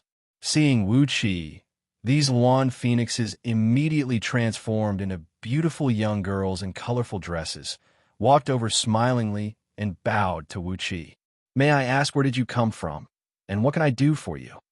Before Wuqi could say anything, the gentle voice of the Huahuang clan came from afar. "An esteemed guest has arrived. Yanhuang Emperor, please enter." The girls immediately shut up. They smiled and led the way, bringing Wuqi to the main hall of Empress Hua Palace. In the hall, which was simple yet elegant, sat Empress Hua Palace in the middle. On two cloud platforms on his left and right, Xianyuan and Shinnong, the Yin Emperor, were smiling and nodding to Wuqi. After bowing to the two emperors, Wuqi bowed respectfully to the Huahuang clan and said, "Greetings, Your Majesty and Your Majesties. I have come today to ask you something." The Huahuang clan pointed a finger at him, and a purple cloud platform rose from the ground in the shape of a lotus. Wuqi did not stand on ceremony. He flew onto the cloud platform and sat down. The Huahuang clan smiled and asked, "May I ask, what is the matter, Your Majesty? Could it be that you have joined forces with the Yu to attack the Shizhou dynasty?" Wuqi pondered for a while, then said bluntly, "May I ask if Your Majesty knows the name of the world breaker, Thousand Heads?" Xianyuan and Shinnong, the Yin Emperor, were indifferent. They had never heard of this name. The Huahuang clan's expression suddenly changed. She almost stood up, but she forcibly suppressed the shock in her heart. She clenched her teeth and sat on the throne, frowning. After a long time, the Huahuang clan nodded slowly and said, "Thousand Heads, how did my old friend Yuan Ling know about him? I remember that my old friend Yuan Ling did not fight with him." Wuqi spread his hands and told her about how he had sacrificed millions of demonic gods, and how Lei Xiao had warned him. The Huahuang clan's expression changed rapidly. She narrowed her eyes and said coldly, "We are lucky. We are lucky. If Thousand Heads had sneaked into Panga World, the consequences would have been unmanageable." She pointed a finger at the rolling purple mist above her head. The myriad spirit cauldron let out a loud rumble, and countless thin beams of spiritual light darted out in all directions. Wuqi immediately sensed that the great Tao of Panga World seemed to have changed a little. The barrier between Panga World and the chaos was extremely thin, and even gold immortals could pass through it at will without any restrictions. But after the Huahuang clan's intervention, a restrictive barrier had appeared at the edge of Panga World. This restrictive barrier faced the chaos in one direction, and if anything in the chaos wanted to enter Panga World, they had to break this restrictive barrier. This restrictive barrier was very weak, so weak that any heaven immortal could easily break it. But it was also a warning device. If an alien creature invaded from the chaos, it would definitely alarm the Huahuang clan. With a gloomy face, the Huahuang clan silently calculated with her fingers. At the moment, the heavenly secrets were in a mess. Even a Dao fusing expert could not get anything useful from the chaotic heavenly secrets. However, the myriad spirit cauldron above the Huahuang clan's head emitted a bright light. Wuqi easily sensed that after the Huahuang clan's divine sense fused into the cauldron, the chaotic heavenly secrets actually became clear and transparent for a moment. At that moment, the Huahuang clan had already understood something. She sneered and said, "Everyone really has their own plans. I lured the alien fiend gods here to destroy the descendants of Tao League and Buddhism League. However, the Buddhism League had already recruited a group of fiend gods, and now they have become the helpers of the Buddhism League. The 9 ancestors of Tao League were beaten so hard that they actually summoned 1,000 heads to break the game. Wuxia looked at the Huahuang clan and said in a deep voice, "What's the background of 1,000 heads?"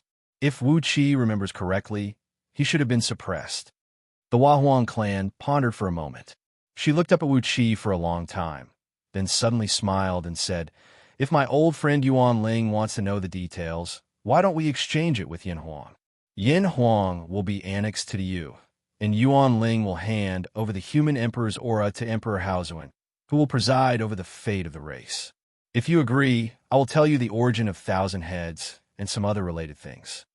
Looking at the Huahuang clan in surprise, Wuqi's eyes widened in confusion. Wasn't it just the origin of 1,000 heads? How could the Huahuang clan be so sure that he would pay such a high price? Did Empress Hua not know the current strength of Donghai? She actually wanted Wuqi to give up the entire Yanhuang kingdom in exchange for a piece of information? Apart from the lack of combat experience, the huge EC army alone was strong enough to fight against EU, not to mention the dragons that Ao Buzin had recruited. Apart from the dragons, Ao Buzin had also recruited countless other demons and ghosts in the past 2 years. Even if the dragons were not annexed to the U, once the other divine beasts and birds were annexed to the U, they would still be an extremely powerful force. Was the information of a mere 1,000 heads worth so much? Looking at Wu Qi, the Huahuang clan seemed to have guessed the question in his mind. She nodded and said, "The origin of 1,000 heads and other information are indeed worth more than the entire Yanhuang. Except for the relatives and trusted generals of my old friend, leave everyone else to annex to the U. I will tell my old friend everything I know about 1,000 heads." Wu Qi was a little hesitant. The Yanhuang country was his painstaking effort for so many years. It did not seem worthwhile for him to give it up just in exchange for some information. But looking at the cautious expression of the Huahuang clan, it seemed that 1,000 heads had a lot of implications.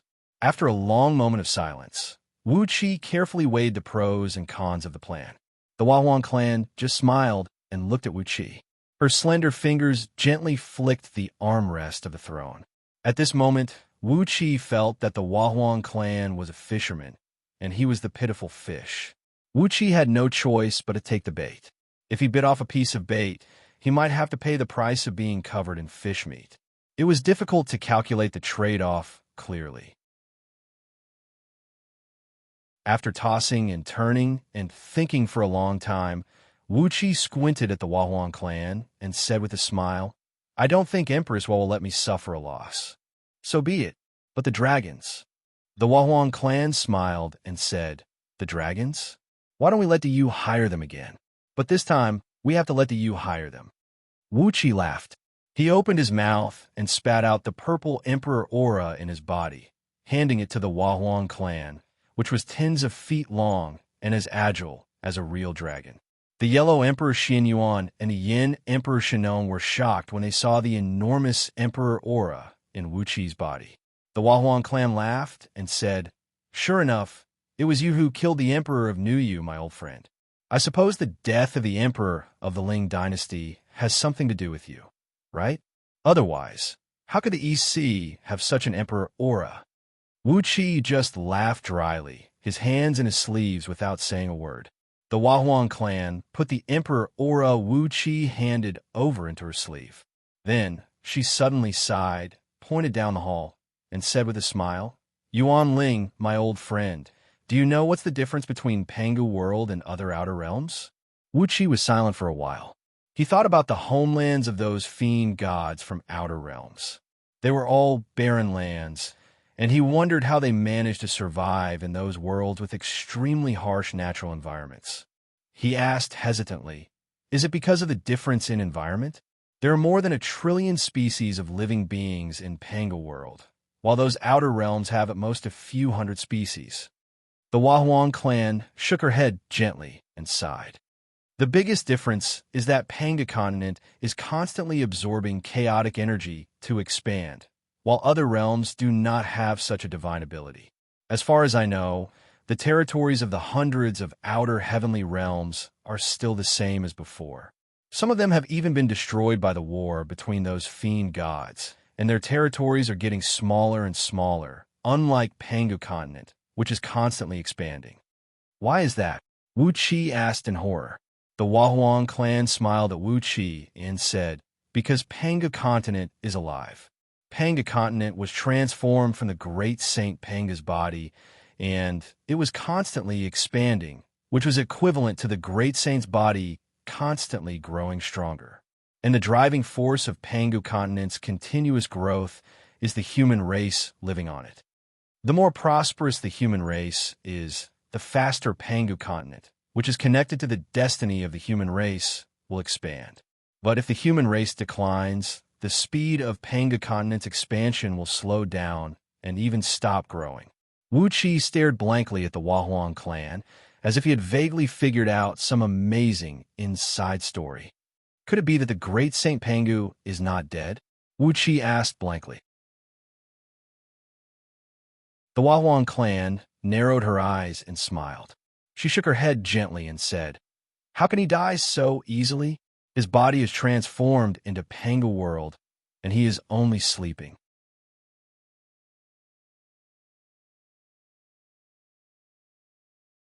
Chapter 10:26. A long time ago, when Pangu had just created the world, Wuqi's previous incarnation, Yuan Ling, had used up all the auxiliary medicines he had. Since Yuan Ling's nether realm did not produce any of them, he left Yuan Ling's nether realm and went to a market opened by a chaos fiend god in the chaos to purchase some. Wuqi still remembered that market very well.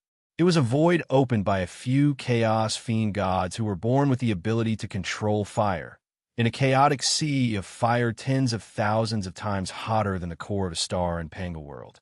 On a piece of innate firestone that had not been sculpted, there was a dilapidated street. On both sides of the street, there were some straw sheds. That was the largest trading market of the chaos fiend gods in the chaos. In retrospect, that market was as backward as an uncivilized primitive tribe. But all the almighty experts of Panga world, be it the Wahuang clan, the 7 Buddhist patriarchs, and the 9 Tao patriarchs, including Great Horns and the other almighty experts, had all grown up in this market. Wuqi even remembered that Great Horns had once colluded with a group of chaos fiend gods to rob the market when he was shopping there. As a result, he was attacked by countless fiend gods, who beat him up and forced him to flee in a panic. A.O. Buzin seemed to have spent some time in that market as well, but the only reason he went there was to look for a woman to bear his children. Several female fiend gods who frequented the market got pregnant in the years after they left, and the children they gave birth to were dragons of different sizes. It was not hard to imagine what had happened to them. It was in this simple and primitive market that Yuan Ling found an innate spirit root on the stall of a fiend god.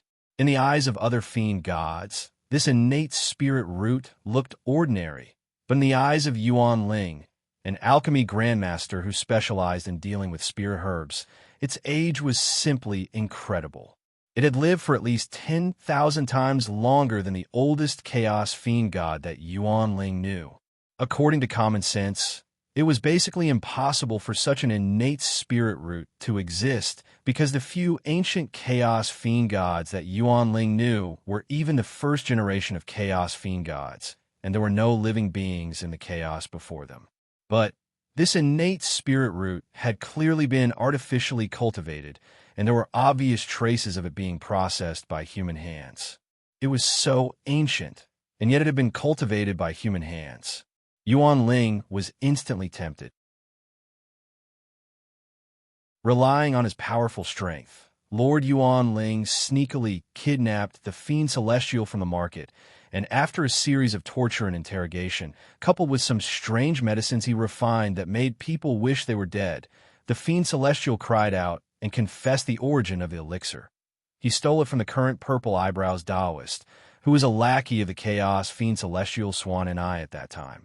Yuan Ling, who was addicted to medicines, immediately set his eyes on Lao Ai and his companions. After tracking them for over 1,000 years in the chaos, he finally tracked them to a strange place in the chaos. It was a portal, and after entering the portal, they found themselves in a small world similar to Yuan Ling's Netherrealm. It was densely covered with restrictive spells, which made Wu Qi's scalp tingle at the thought of them.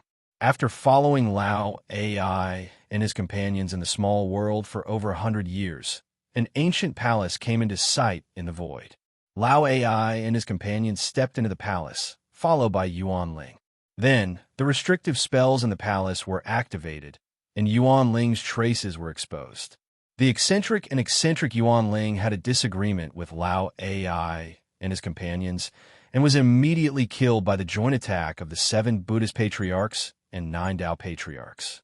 Yuan Ling had only heard from Lao Ai and his companions that the palace was called Ancient Sacred Palace, and he did not even know the origin of this palace. As a result, he was killed instantly. Even though his fleshly body was one of the top 3 strongest Chaos Fiend gods, when faced with the joint attack of hundreds of Chaos Fiend gods, even 10 Yuan Ling would be smashed into meat paste.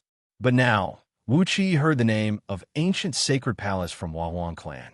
Pangu is not dead, but he has entered a magical state of creating a new world, said Huahuang clan with a deep voice, looking at Wu Qi. Everything comes from the Ancient Sacred Palace. Wu Qi nodded thoughtfully, then chuckled and said, I remember Pangu. He looks a little stupid, but I don't think he is so stupid as to create a new world for someone else. Since you said so, I understand now. What news did he get from the Ancient Sacred Palace? As Huahuang clan explained, Wu Qi's heart sank inch by inch. Just as Yuan Ling remembered, Pangu, who had not created the world yet, was a simple, honest, and kind man. The true forms of Chaos Fiend gods came in all shapes and sizes, and their characters were very eccentric. There were otakus like Yuan Ling, who liked to refine pills and forge artifacts, troublemakers like Great Horns, and scoundrels like A.O. Buzin, who planted seeds all over the world. Of course, there was also Pangu, who was warm-hearted, but to put it bluntly, a simple-minded guy who was born to be taken advantage of. Pangu's fleshly body was very strong. Although it was not as strong as Yuan Ling's, it was still very strong. His innate divine abilities were even stronger, and his Chaos Divine Thunder made him famous among the Chaos Fiend gods. His strong, fleshly body and powerful divine abilities made him one of the strongest Chaos Fiend gods, at least in the top 5. There were some Chaos Fiend gods who liked to be alone, such as Yuan Ling. There were also those who were unwilling to be left out and prefer to plant seeds and give birth to children, such as A.O. Buzin. Pangu knew a fiend god named Qi, and they were on good terms. Bai Qi had created a small world in his mother's body, then created a race called Qi with his own flesh and blood essence. In his own small world, he called himself Zong Dao Father and had a lot of fun. This was the greatest joy of Bai Qi's life. But one day, someone who called himself World Breaker 1,000 Heads broke into Ji Hui's small world. He mercilessly took everything in Ji Hui's small world: the spirit Qi, the soil, the water, and the blood and essence of Ji Hui. 1,000-Headed devoured Qi like crazy, and in just a few days he had devoured most of the Qi's population, which had grown for several eons and had a population of tens of trillions. Flustered and exasperated, Qi went to fight 1,000-Headed, but was easily defeated by him. Not only did he fail to kill the enemy, but he also had most of his energy essence devoured. Fleeing in panic, Qi found Pangu, who was sleeping soundly in his lair, and begged Pangu to help him save his descendants. Pangu, who always liked to help others, excitedly carried the Pangu axe, the spirit divine weapon he was born with when he was born, and found 1,000 Heads. Together, they fought a great battle against 1,000 Heads. After a great battle, Qi was almost killed by 1,000-Headed, and Pangu was severely injured. Therefore, Pangu called his friends and summoned the Chaos Fiend gods to fight back. Because Pangu usually liked to be kind to others, Many Chaos Fiend gods owed him big favors. Therefore, he only needed to raise his head and roar in the chaos, and tens of thousands of fiend gods would rush over. Tens of thousands of fiend gods would join hands and fight against Thousand-Head.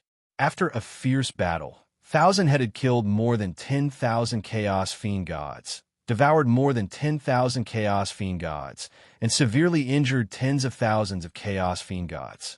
In the end, he was exhausted and fled. Pangu relentlessly chased after Thousand-Headed. At that time, only Pangu had the strength to chase after him. Along the way, Thousand-Headed brought Pangu to the ancient sacred palace. In the ancient sacred palace, Pangu severely injured Xianxia. However, with Pangu's strength, he really couldn't kill Xianxia. Xianxia was simply an unkillable monster. Helpless, Pangu could only suppress Xianxia in the depths of chaos. Isolated from all natural energy and without any blood essence to replenish him, Thousand-Headed fell into an eternal sleep. But Pangu also learned a shocking secret in the ancient sacred palace. Not long after he left the ancient sacred palace, he created a new world, Panga continent, and created Pangu world, a world full of vitality. Wuxia broke out in a cold sweat as he listened, while Xianyuan and Shinnong, the Flame Emperor, stared at Huahuang clan as if they had seen a ghost. Needless to say, the strength of Chaos Fiend gods was the biggest difference between them, and Dao fusing experts was not strength, but that Dao fusing experts were immortal in Panga world. Tens of thousands of Chaos Fiend gods besieged Thousand-Headed under Panga's command, but Thousand-Headed killed and devoured more than 10,000 Chaos Fiend gods, and also seriously injured all the other Chaos Fiend gods. What kind of amazing strength was that? What is the origin of the ancient sacred palace? Wuxia asked dryly. Huahuang clan laughed dryly and said in a deep voice, "The ancient sacred palace is just a relic or a mausoleum." Relic or mausoleum? Wuxia stared at Huahuang clan in horror. Whose mausoleum? He suddenly thought of the spirit herb he had encountered in his previous life. Huahuang clan asked Wuxia a question with a dry smile. Is Pangu world large? Wuxia pondered for a moment, then nodded and said, extremely large. Although Yuan Ling has created a small world in his body, I'm afraid its area is less than 1/1,000,000th of Panga world. The Yellow Emperor Xianyuan and the Yin Emperor Shinnong nodded as well. Of course, they had created their own small worlds, but compared to Panga world, they were just a drop in the ocean. Panga world was extremely vast, and Panga continent was still expanding, which made Panga world grow. Their small worlds did not grow as fast as Panga world. With difficulty, Huahuang clan gave a smile, and a look of shock flashed across her face. She sighed and said, but compared to the chaotic void, Panga world is just a grain of sand in a vast ocean. Not even a grain of sand, but a tiny speck of dust. Wuxia and the others nodded. Compared to the chaotic void, Panga world was indeed extremely small. With Wuxi's current power, it would only take him a few months to travel across the entire Panga world, but the chaotic void, only God knew how vast it was. Huahuang clan took a deep breath and said in a deep voice, the chaotic void is the remnant of a collapsed great world, similar to Panga world.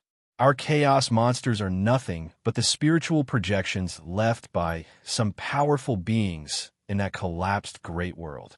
We're the products of chaos powers absorbed by those powerful beings.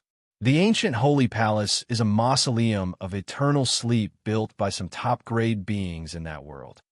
Wuxia, the Yellow Emperor Xianyuan, and the Yin Emperor Shinnong stood up together, staring at Huahuang clan in fear. That great world is called the Holy Realm, and the ones who destroyed it were world breakers. Xianxia was only one of them.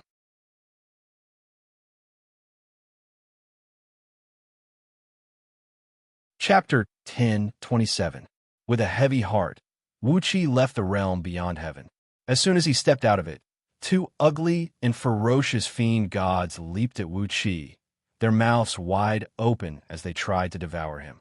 Impatiently, he gave each of them a slap in the face. He did not use any divine ability or magic power, but simply used his physical strength to smash the two fiend gods whose cultivation bases had reached the realm of Tao breaking. The two souls screamed and flew up into the sky in a panic. A bolt of lightning came crashing down from the void, shattering the souls of the two demon gods.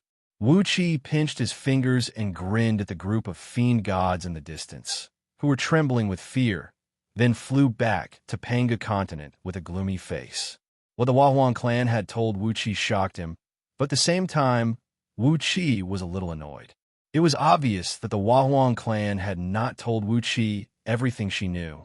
First, the Huahuang clan did not tell Wuxia what Pangu had found in the ancient sacred palace, why the 7 Buddhist patriarchs and the 9 Tao patriarchs had gathered a group of people to go to the ancient sacred palace again and again, and even killed Wuxia's previous life.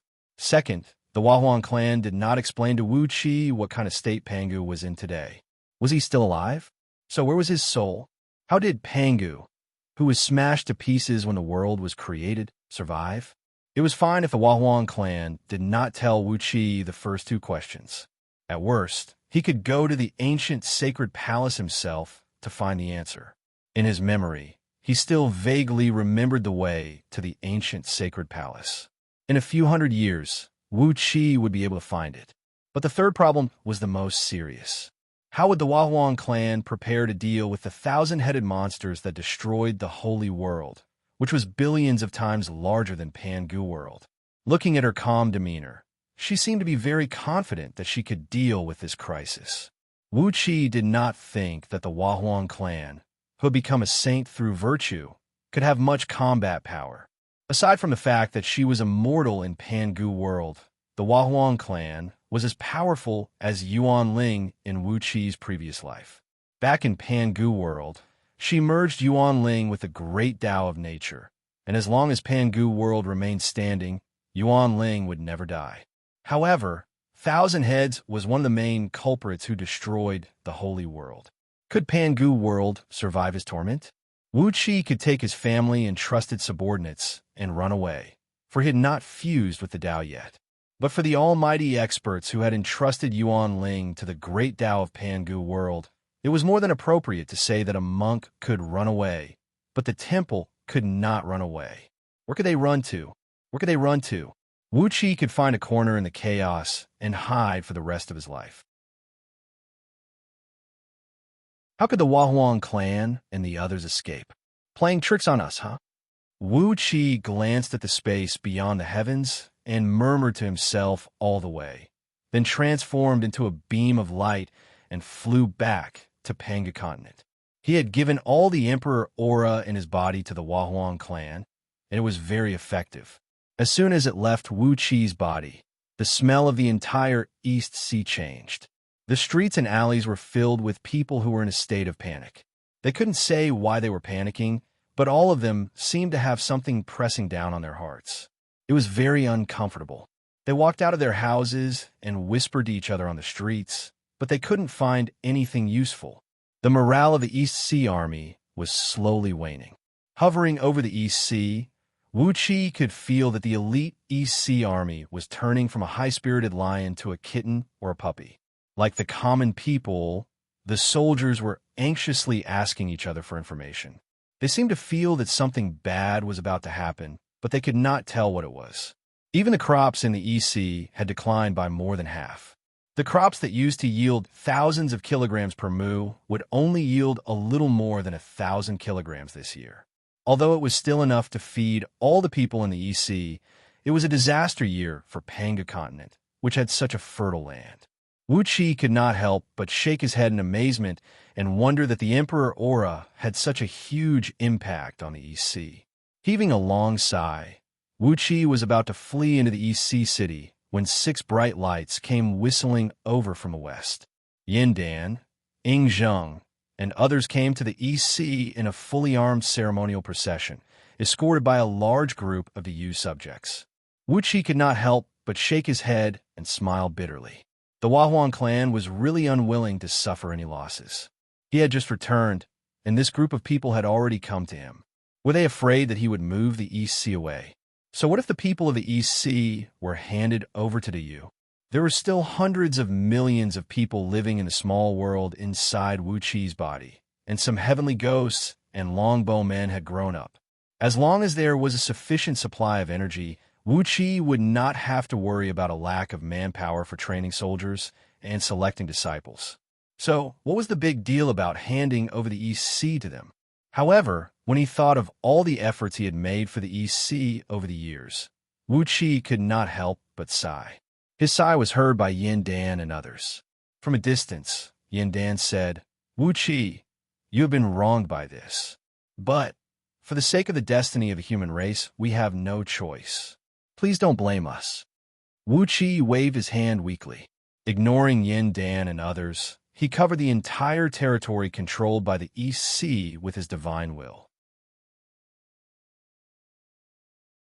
Then, Wuqi's voice spread across the East Sea. From today onwards, Yin Huang Kingdom is bankrupt. All the soldiers and officials of Yin Huang Kingdom will be under the rule of the Yu. If there is any trouble, find the officials of the Yu to handle it. I don't care about anything else. The soldiers and officials of Yin Huang Kingdom could hear it clearly. It was Wuqi's voice. The people looked at each other, speechless. It seemed that Yin Huang Kingdom had just been established a few years ago. Why did it revert to Dai Yu today? But it was fine. After all, they would be the people of the Yu for generations. There was nothing wrong with reverting. However, the Yin Huang country soldiers and officials were dumbfounded. From all directions, the soldiers roared crazily, and some impulsive generals used their mystiques to rush towards the EC city. Each of them was brimming with murderous intent, ready to kill. Wuqi had brainwashed all the officials and soldiers in the East Sea, and these people were Wuqi's die-hard followers. The Yin Huang Kingdom had not even had a full-scale conflict with them, but they had suddenly merged with the Yu. It would be strange if these officials and generals were not convinced. They all thought that Wuqi had been threatened by outsiders. Therefore, they rushed to the East Sea city. One was to protect the master, and the other was to kill the enemy. All the cities in Yin Huang Kingdom were connected to the East Sea city by teleportation formations. Spiritual lights flashed on dozens of teleportation formations. Large groups of civil and military officials and countless elite soldiers of the East Sea swarmed out, surrounding the huge East Sea city so tightly that not even a drop of water could trickle through. Monstrous, murderous auras surged towards the chariots of the 6 divine emperors in the sky. The murderous auras that seemed to materialize smashed the clouds in the sky. The chariots of Yin Dan and the others all shook violently. Fortunately, their cultivation levels were high, and they barely managed to stabilize the chariots. The 6 divine emperors had gone through thousands of reincarnations and accumulated endless power. They were now at the pinnacle of the Dao integration realm. They were only one step away from the Dao integration realm. They were not on the same path because of the agreement between the Huahuang clan and the 7 Buddhist patriarchs and 9 Dao patriarchs. After all, once they reached the Dao integration realm, they could no longer fight. They had lost 6 great experts for no reason. But like Wuqi, they were all half-stepped to the Dao integration realm. Even so, their chariots were almost knocked out of the sky by the murderous auras emanating from the soldiers of the East Sea. One could imagine how strong the murderous aura of the soldiers of the East Sea was, and how many soldiers of the East Sea had gathered around the East Sea city. The ordinary soldiers surrounded the entire East Sea city like a dark ocean, but the generals of the army were all hovering in midair. Just the generals of the East Sea Prefecture above the level of golden immortals formed a thick, dark cloud that blocked out the sunlight within 1,000 miles of the East Sea city. Many of East Sea's courtiers looked at the generals of the East Sea hovering in the void in astonishment. Not even the Yuzu Xiong army had such a large number of generals whose cultivation bases were above the realm of the second Panga heaven. The Yu's conscription rate had always been very low. In many places, he only conscripted 1 soldier for each of the hundreds of thousands of people. A prefecture with a circumference of 1,000,000 miles was usually guarded by only a few hundred soldiers. But Wuxia did not care about this in the East Sea. What he did in the East Sea could be described as militaristic. He feared that there were not enough soldiers in the East Sea, and that the East Sea would suffer a loss in military strength. That was why he conscripted a large number of soldiers and did not hesitate to use the elixir of the primordial divine tree in Yuan Ling's nether realm to refine pills to prolong the lives of the soldiers. In some cities of the East Sea, Wuxia had even managed to produce one soldier for every 100 able-bodied men. Judging from the ratio of conscription alone, the relative density of the soldiers in the East Sea was hundreds or even thousands of times higher than that in the Yu. The East Sea Army had a large base, so there were many generals in the army. The dark cloud of generals in the sky was the embodiment of the huge army of the East Sea. Looking at the almost abnormal army of the East Sea, the ministers of the Yu who accompanied the 6 saint emperors were all at a loss for words. When the 6 states submitted to the Yu, 6/7 of the army of the East Sea was taken away.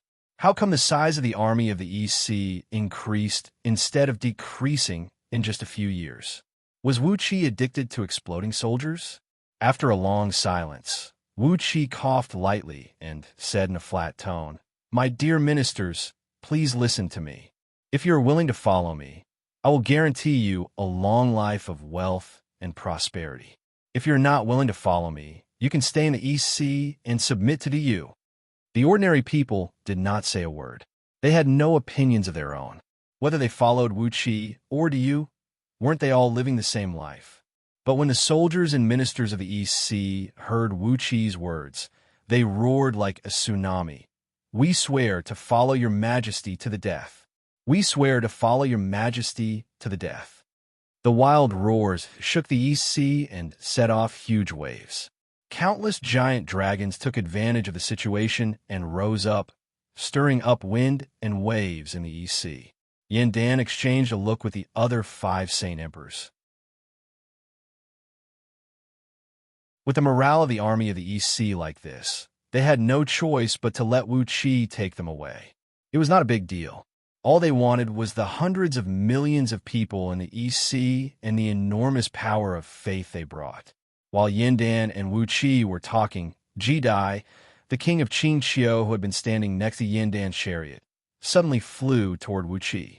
When he was less than 1,000 feet away from Wuxia, he cried out, "King of East Sea, I am under the order of His Majesty to kill you traitors." Wuxia was taken aback. Jidai waved his hand, and a beam of purple smoke smashed toward Wuxia's chest with a thunderous sound.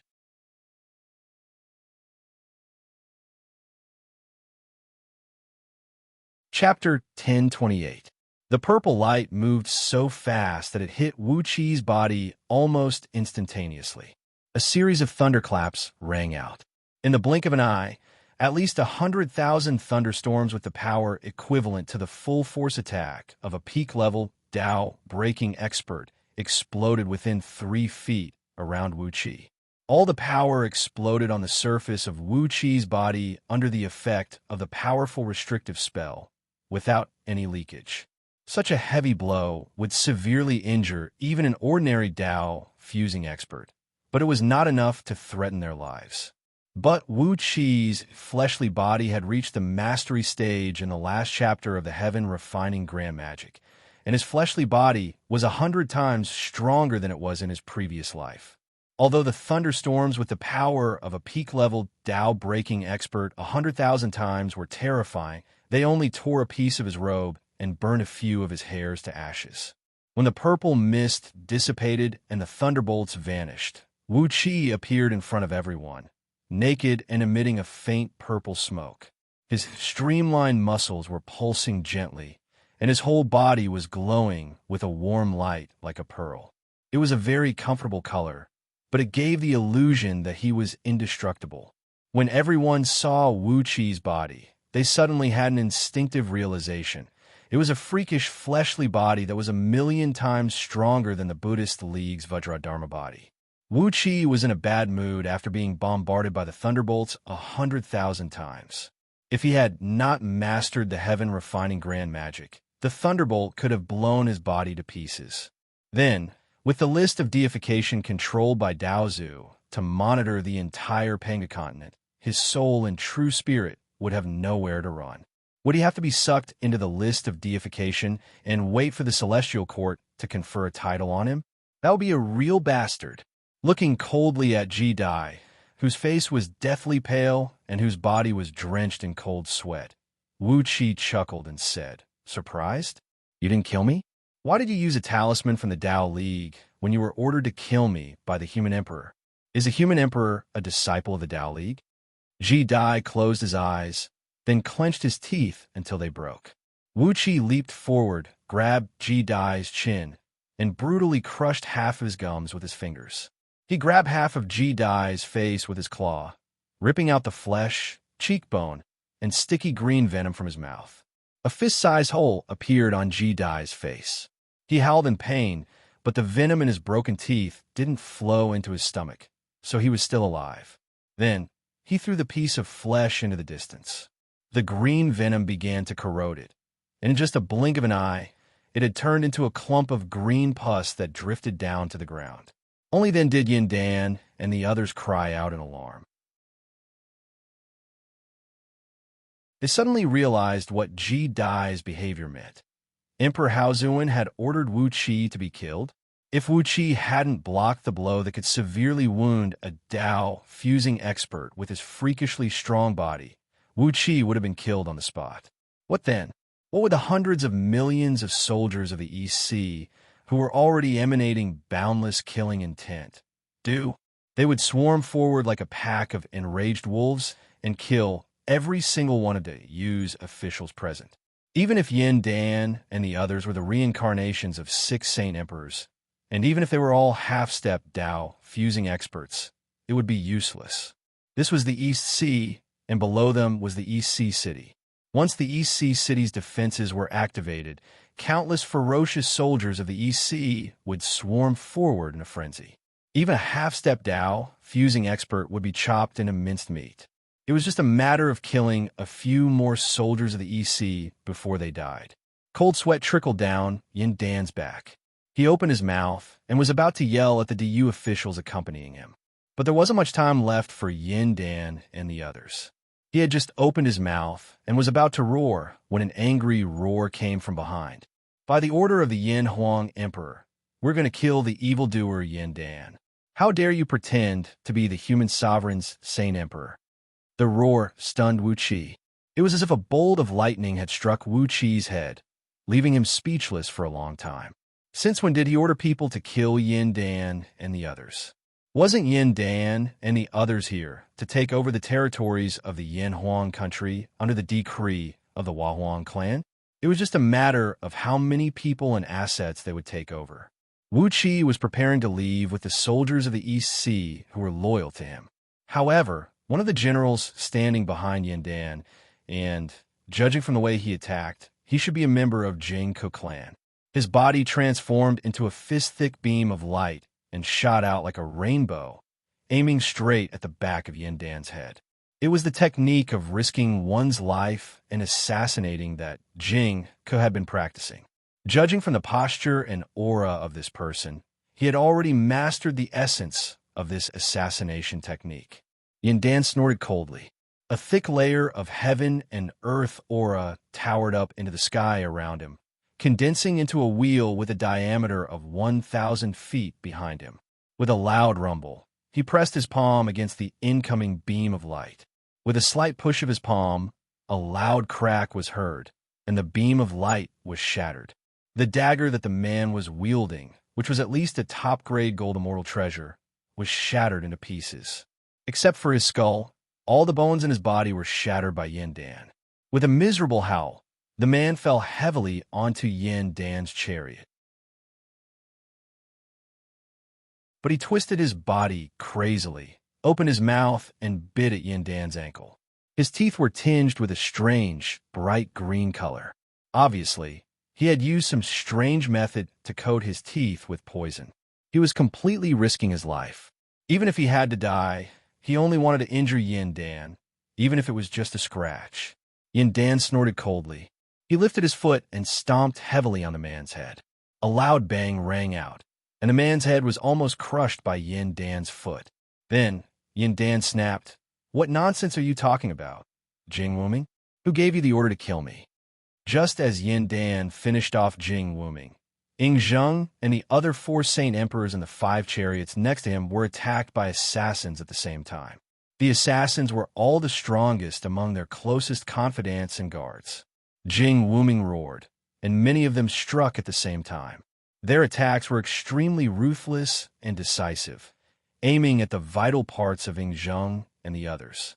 Moreover, the weapons they used were supreme-grade gold immortal artifacts that were extremely powerful and dipped in all kinds of strange and evil poisons. Even a Saint Emperor might not be able to withstand their attacks. But Ing Zheng and the others were, after all, strong cultivators, and they had been on their guard when Jidai tried to assassinate Wuxia. So, although they were attacked out of the blue by the people around them, they still reacted quickly and fought back in time. Without exception, Ing Zheng and the others had cultivated the body-tempering cultivation technique of the human race to the level of peak-level Dao fusing expert. With just a gentle slap, they had the power to destroy the starry sky. These assassins had never dreamed that Ing Zheng and the others were so strong that they were so easily injured and knocked down. The assassination was not over yet. Just as Yin Dan stepped on Jing Wuming's head, miserable howls came from the DU officials who accompanied them. Some of the officials in DU were civil officials, and some were military officials. Most of the civil officials cultivated the Taoist path, but there was also a large group of civil officials who focused on studying various strategies to govern the country. They were purely administrative officials, and were not good at any martial arts or spiritual spells. These people were indispensable to DU, but they were also extremely fragile. In order to take over the territory of Yanhuang that Wuxia had been managing for a long time, the 6 Saint Emperors had brought hundreds of thousands of purely civil officials. The vast EC included tens of thousands of provinces, countless counties, countless people, innumerable products, and innumerable treasures. How could they not have enough civil officials to take over such a huge amount of wealth? Suddenly, the guards of these civil officials pulled out their weapons and attacked them viciously. Clad in heavy armor, these guards of the youth shouted in unison, "By the order of the Emperor of Yanhuang, we will kill you all." Then they swung their knives at top speed, and heads rolled and blood fell like rain. These civil officials, who had the strength to truss a chicken, did not even have time to howl before they were chopped in half like vegetables. Panga continent was rich in natural energy, and the humans who grew up here were born with fleshly bodies that were at least 10 times stronger than those in outer heavenly realms. Therefore, although these civil officials had the strength to truss a chicken, that was all. In the face of the guards and generals whose cultivation bases were generally above second Panga heaven, these civil officials were as fragile as tofu. Dozens of heads rolled with each slash, and before Yin Dan and the others could react, more than 80% of the civil officials they had brought with them were killed. There were also hundreds of thousands of soldiers of DU. At this moment, 30% of them raised their bloody knives and shouted, "By the order of Wuxia, we will kill the impostor of the Saint Emperor of the human race." Then they began to hack and kill their colleagues. The troops brought by Yin Dan and the others were in chaos. Wuxia was stunned for a moment, then he smiled and snapped, "All soldiers of the EC, fall into formation. Do not move. Those who move will be regarded as collaborating with the enemy, and will be executed along with their families." Unlike DU, all the soldiers of the EC were die-hard loyalists who had been brainwashed by Wuxia over the years, and their souls had been secretly controlled by Wuxia. Therefore, the army of the EC was as solid as a piece of iron. When Jidai attacked Wuxia, there were some generals in the EC army who were ready to make a move. But, at Wuxia's order, all the soldiers of the EC army steadied their positions. They stationed themselves in all directions and sealed off the ground and the sky, forbidding anyone from moving. Spears, iron shields, crossbows, and all sorts of other sharp weapons stood up like a forest of hemp. The East Sea metropolis was completely sealed off from the outside world. Crossing his arms over his chest, Wuxia calmly watched the troops brought by Yin Dan and the others fall into chaos. He smiled, but did not offer a helping hand. Instead, he sighed and shook his head. He wondered if the mastermind behind this was the Taoist League or the Buddhist League, for they were trying to sow discord. Laughing in a low voice, Wuxia stamped his foot on Ji Dai, who was struggling uncontrollably. "Stay where you are," he said with a cold grin. "If you dare to move, I'll chop you into pieces." Ji Dai howled and coughed up mouthfuls of blood. Yin Dan's troops were in chaos. The soldiers were fighting fiercely, and no one could tell who was loyal and who was disloyal. All of a sudden, a Buddhist chant was heard, and the hundreds of generals who were wielding their blades suddenly leaped up to 30 feet in height. Their bodies shone with a golden light and were adorned with jewels and pearls, revealing the golden bodies of the Buddhist League. Yin Dan's face turned pale with anger. Staring at Wuxia, he said in a deep voice, "Wuxia, this is the work of the Buddhist League's despicable people."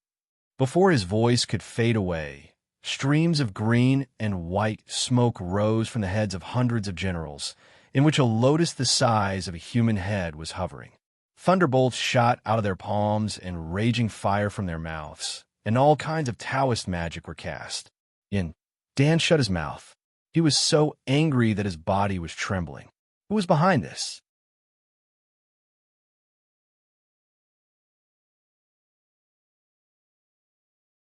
Chapter 1029.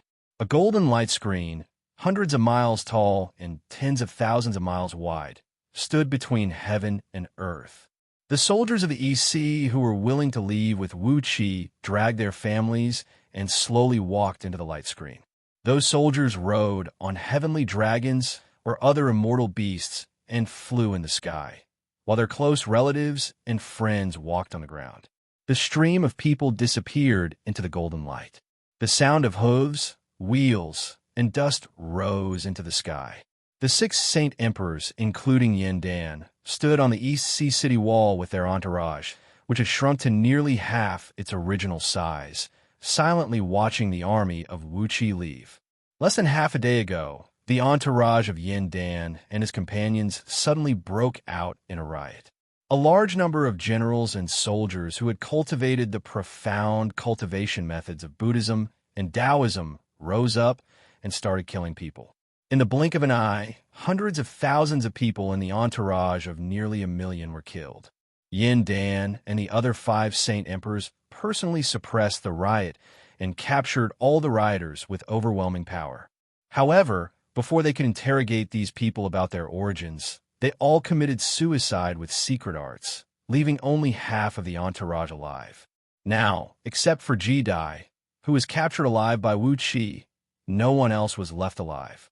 Now, Baichi had brought a group of villains to interrogate Ji Dai, asking him who was the one who set up this damn trap.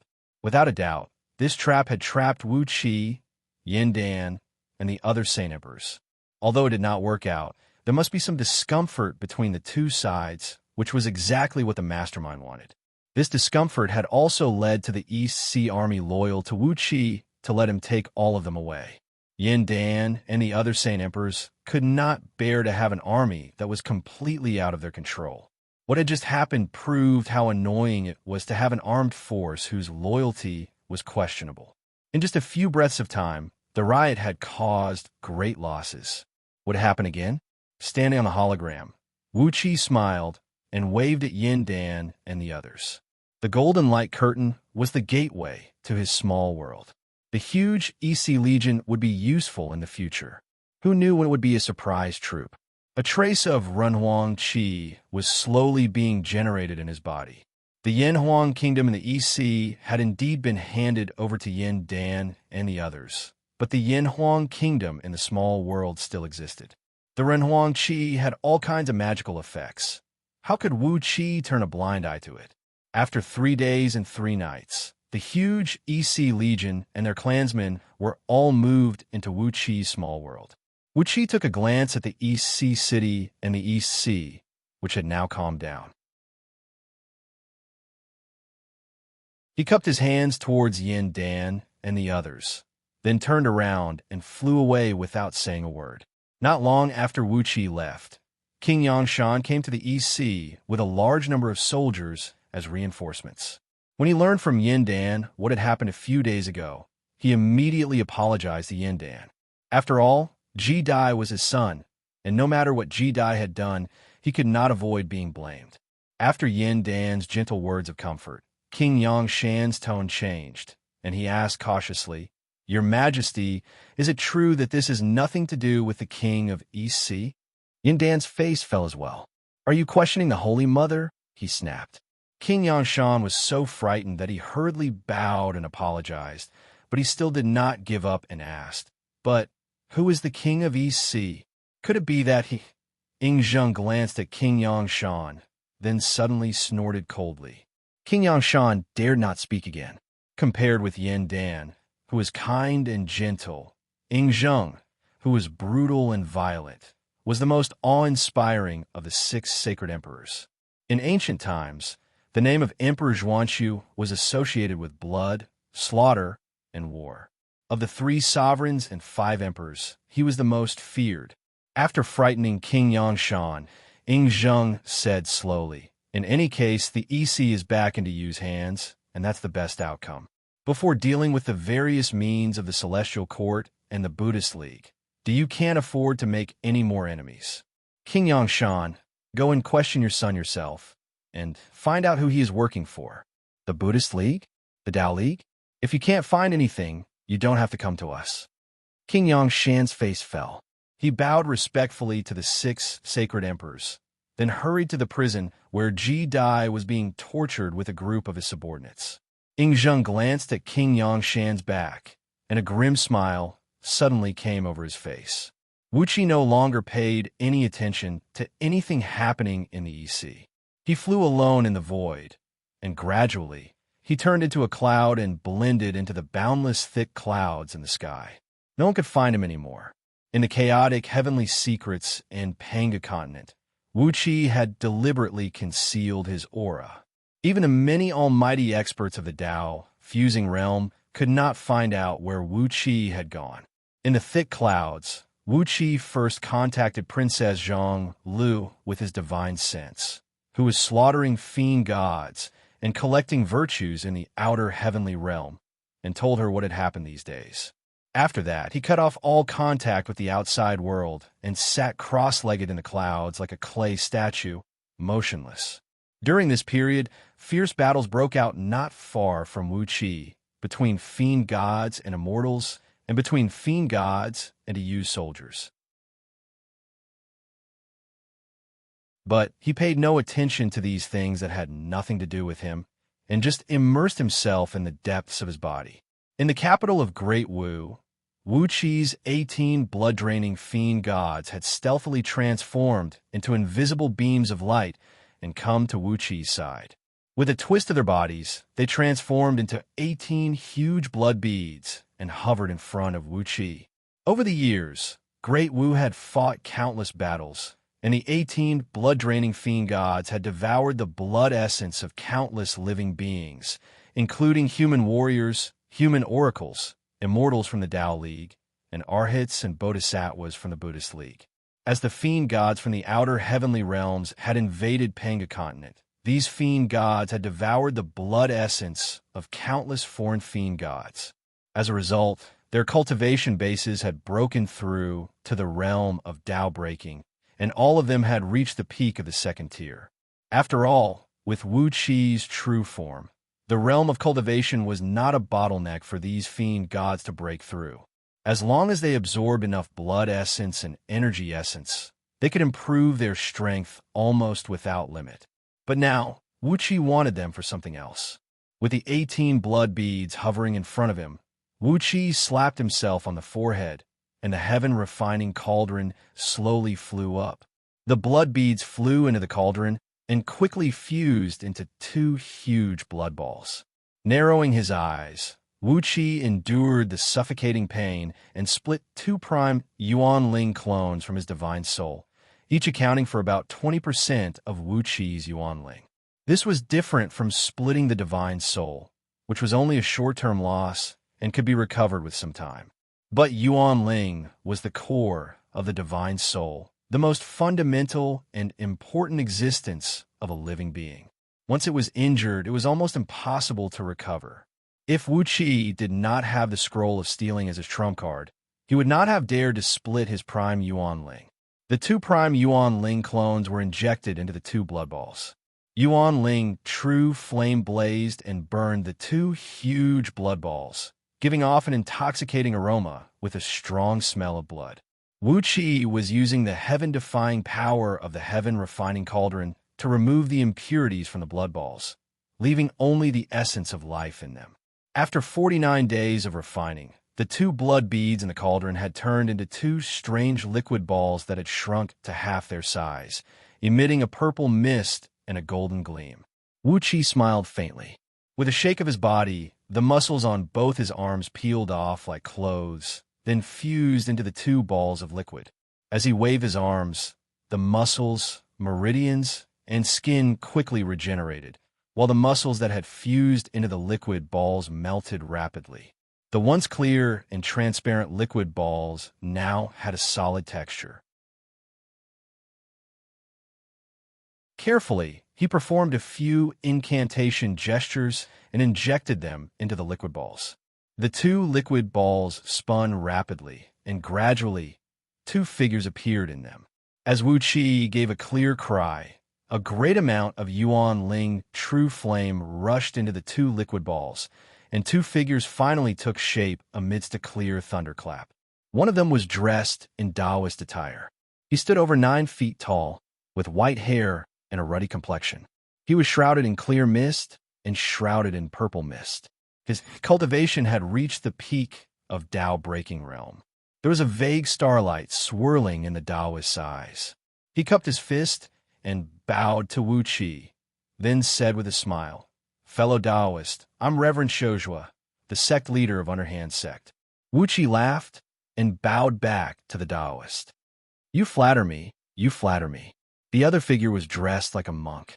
He stood over 12 feet tall and had a sturdy body, vaguely giving off the bearing of a dragon or tiger. His cultivation had also reached the peak of Tao-breaking realm. Purple golden light shone faintly from under his skin.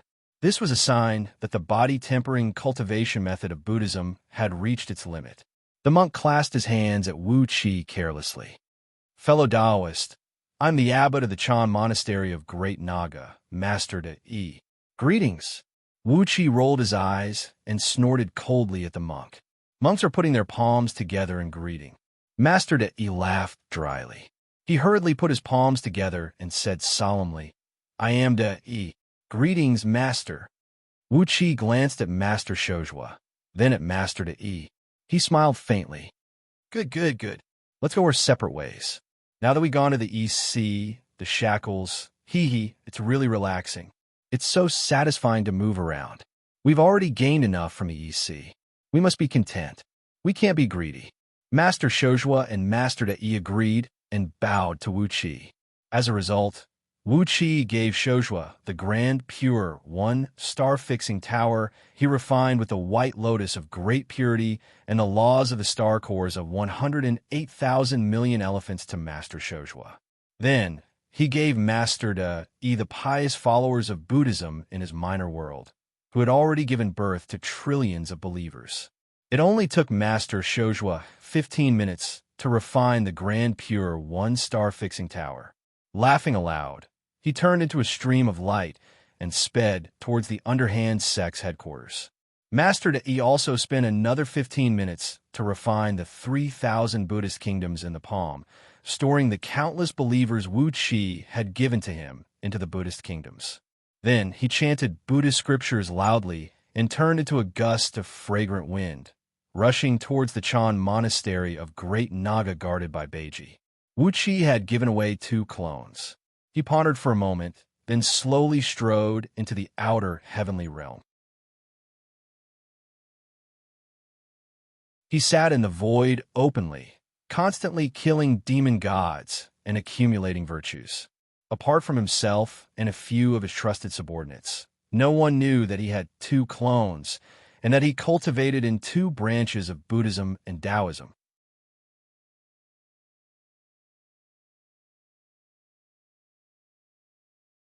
Chapter 1030.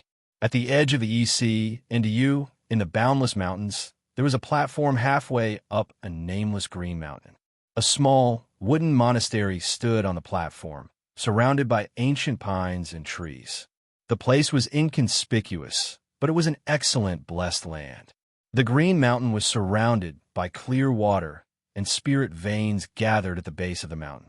A hazy stream of purple mist rose into the sky along the mountain, turning into dense clouds that lingered around it all year round. The monastery was divided into 3 courtyards, each with 3 halls on the left, right, and center. Although it was extremely small, it was still quite impressive. Usually, there was only a young monk who looked like he was in his teens presiding over the monastery. There were also dozens of monks who were mute all year round. There were also more than 10 hot-headed Taoists who were busy with chores. The monastery was just like that. Ever since outer heavenly realms descended upon Pangu, immortal sects from other worlds had all taken over the blessed lands, and the nameless mountain where the monastery was located had caught their attention as well. This green mountain was neither tall nor eye-catching, but was a rare place for dragons to gather in the surrounding spirit veins. It was a vast mountain range that stretched for billions of miles, and this green mountain was the heart of the mountain range. It was easy to imagine how many people were jealous of it. Over the past few years, several dozen foreign immortals and Buddhist cultivators had shamelessly tried to take over the monastery known as the Chan Monastery of Great Naga. However, no matter how eloquent they were with their tongues, or how they rolled up their sleeves and spoke with their muscles, the abbot of the monastery, Grandmaster Beiji, would only unleash an unmovable light of Vajra to protect the Green Mountain. No matter how much they attacked, the monastery remained unshaken. No one could take advantage of it. Grandmaster Wuxia did not have a high cultivation base. Usually, he would only display the strength of a peak-level heaven immortal, close to the level of a gold immortal. He never used any powerful offensive Buddhist techniques, except for the minor immovable Vajra Buddha light, which he had cultivated to the acme of perfection. Once, several mid-tier gold immortals had surrounded the monastery menacingly with their disciples, but they had never been able to break through the thin layer of light. In the end, they could only retreat helplessly. When it came to defensive power and endurance, the various Buddhist lights and divine lights of Buddhist sects were blessed by nature. No one could take advantage of Grandmaster Beiji. Something like this happened frequently. As a result, the many immortal sects that had found blessed lands in the nearby mountains changed the name of the monastery to the Turtle Monastery. What they were trying to say was that Grandmaster Wuxia never fought anyone head-on and only knew how to hide in his monastery. After a few years, the Chan Monastery of Great Naga also made a name for itself among the several hundred immortal sects of various sizes in the mountain range. Gradually, a few solitary Buddhist cultivators actually took up residence in the monastery. Grandmaster Beiji did not turn away anyone. As long as you earnestly requested to stay in the monastery according to the rules of Buddhism and swore to never do anything that would threaten the monastery, he would allow you to stay in the monastery as you pleased. By the time the dozen or so side halls of the Chan Monastery of Great Naga were filled with monks who were living in solitary confinement, Master Beiji personally led some people to chop down wood and expand the monastery. In just a few years, the Chan Monastery of Great Naga's courtyard occupied almost half the mountain, and the independent Buddhist cultivators who cultivated under Master Wuxia numbered several thousand as well. They had actually become a great organization that played an important role in the nameless mountains in the blink of an eye. And these monks who were living in solitary confinement also discovered that while Master Beiji's cultivation was not particularly high, his mastery over the essence of the Buddhist Dharma had basically reached an unimaginable level. Some people even asserted that Master Beiji's cultivation in the Buddhist scriptures was on par with peak golden immortals. Gradually, the Chan Monastery of Great Naga's reputation spread. Only then did the many immortals and Buddhist cultivators who had once laid their hands on a monastery come to a realization. It was no wonder that the bald monk Beiji's cultivation was so weak that he could not even tear through a layer of Buddhist light. So his understanding of the Buddhist principles had already reached such a level? Now, that was no wonder. There was a saying in Buddhism that one could achieve enlightenment through enlightenment. As long as you had a deep understanding of the Buddhist principles, anything was possible. The monk Beiji had managed to stand up against golden immortals and bodhisattvas with his cultivation as an arhat, which only demonstrated just how deep his understanding of the Buddhist principles had reached. In the blink of an eye, another few years passed. The number of old monks, adult monks, and young monks in the Chan monastery of Great Naga had reached 20,000.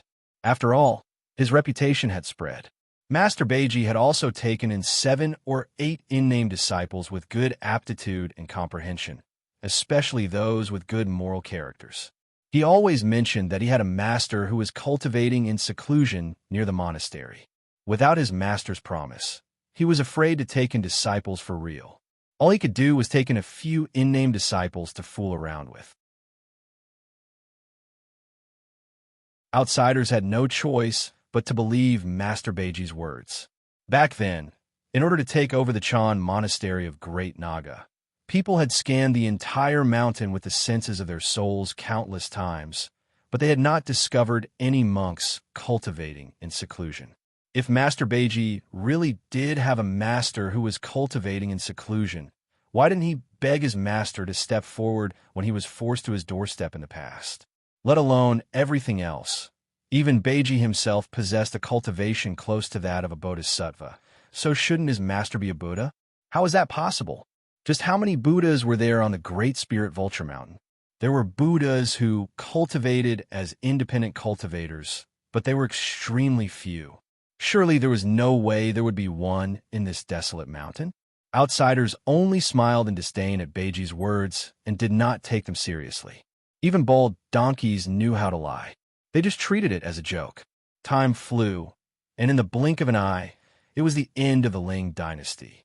The Shizo dynasty had cooperated with the army of demon gods and swept through the southern and eastern borders of the Yu.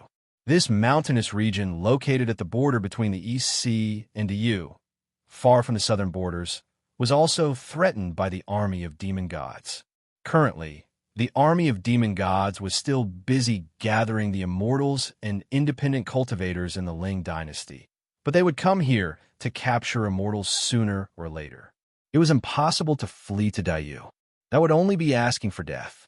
There was no way out to the eastern borders either. The army of the Shizo dynasty had already swept through that region. The army of demon gods had followed the army of the Shizo dynasty and swept through the various immortal sects that had originally submitted to the Ling dynasty in the eastern borders. What about the southern borders? The Buddhist cultivators would not face much of a problem. After all, the Shizo dynasty was in control of the southern borders. The Buddhist cultivators would be fine, but the immortals would go crazy. There was no way out to the north, south, east, or west. The outer regions were occupied by the demon gods, and the celestial court was under attack. There were at least 500 Taoist sects in this nameless mountain range. The largest had more than 100,000 disciples, while the smallest had more than 7,000 immortals and cultivators. Together with the mortal families and clansmen of these immortals and cultivators, the population was no less than the size of the 6th-grade province in the Yu. Faced with the awkward situation of the Taoist immortals, the Buddhist cultivators snorted and mocked them. Some of the Buddhist sects began to collude with them, contacting the army of the Shizo dynasty to sweep through the mountains and claim all the blessed lands for themselves. At the same time, they sent people to investigate the surroundings, paying attention to every single action of the immortal sections. They were already prepared. As soon as the army of the Shizo dynasty took action, they would immediately lead the way for the army of the Shizo dynasty and sweep through all the immortal sects here. At this critical moment, the Chan monastery of Great Naga suddenly opened its gates. Monk Beiji sat in the air above the Chan monastery of Great Naga. A strand of white mist erupted from the top of his head, rushing into the air. 3 life-bound relics the size of fists revolved above his head. The 3 lotus platforms supported his life-bound relics. Judging from his aura and the appearance of the lotus platforms and relics, he had actually already attained the status of Bodhisattva before anyone knew it. He already possessed strength equivalent to golden immortals of Taoism. The monk Ba Jie called out softly, "Under the orders of my master, the Grand Venerable, I have opened the monastery gates to protect fellow Taoists. Whether it's Buddhism, immortal sects, or demons and demons, all living beings are equal. As long as you remain within the gates of our Chan Monastery of Great Naga and possess benevolent hearts, no one will be able to harm your lives." This was repeated 49 times. His voice rang through the entire mountain range. The immortals of the Tao sects were stunned, and the Buddhist cultivators of the Buddhist sects were even more confused. They stared at the monk Ba Jie, who hovered in the air and radiated with endless Buddhist light that illuminated the surroundings. There were even some Buddhist cultivators who secretly cursed Ba Jie for being a damned baldy. He had already attained the status of Bodhisattva, so he had to act from a standpoint of a Bodhisattva. He should be helping the army of the Shizo dynasty against the immortals of Taoism, so why was he protecting those damned ox noses instead? Of course, the essence of Buddhism was benevolence and equality of all living beings, but that was just a slogan. When faced with great benefits, even the hands of Buddhas would be stained with blood, and bodhisattvas would kill in anger. A slogan was just a slogan. Surely that damned baldy Ba Jie wouldn't take a slogan meant to fool mortals and expand his believers seriously. Would he? That would truly be a tragedy for Buddhism.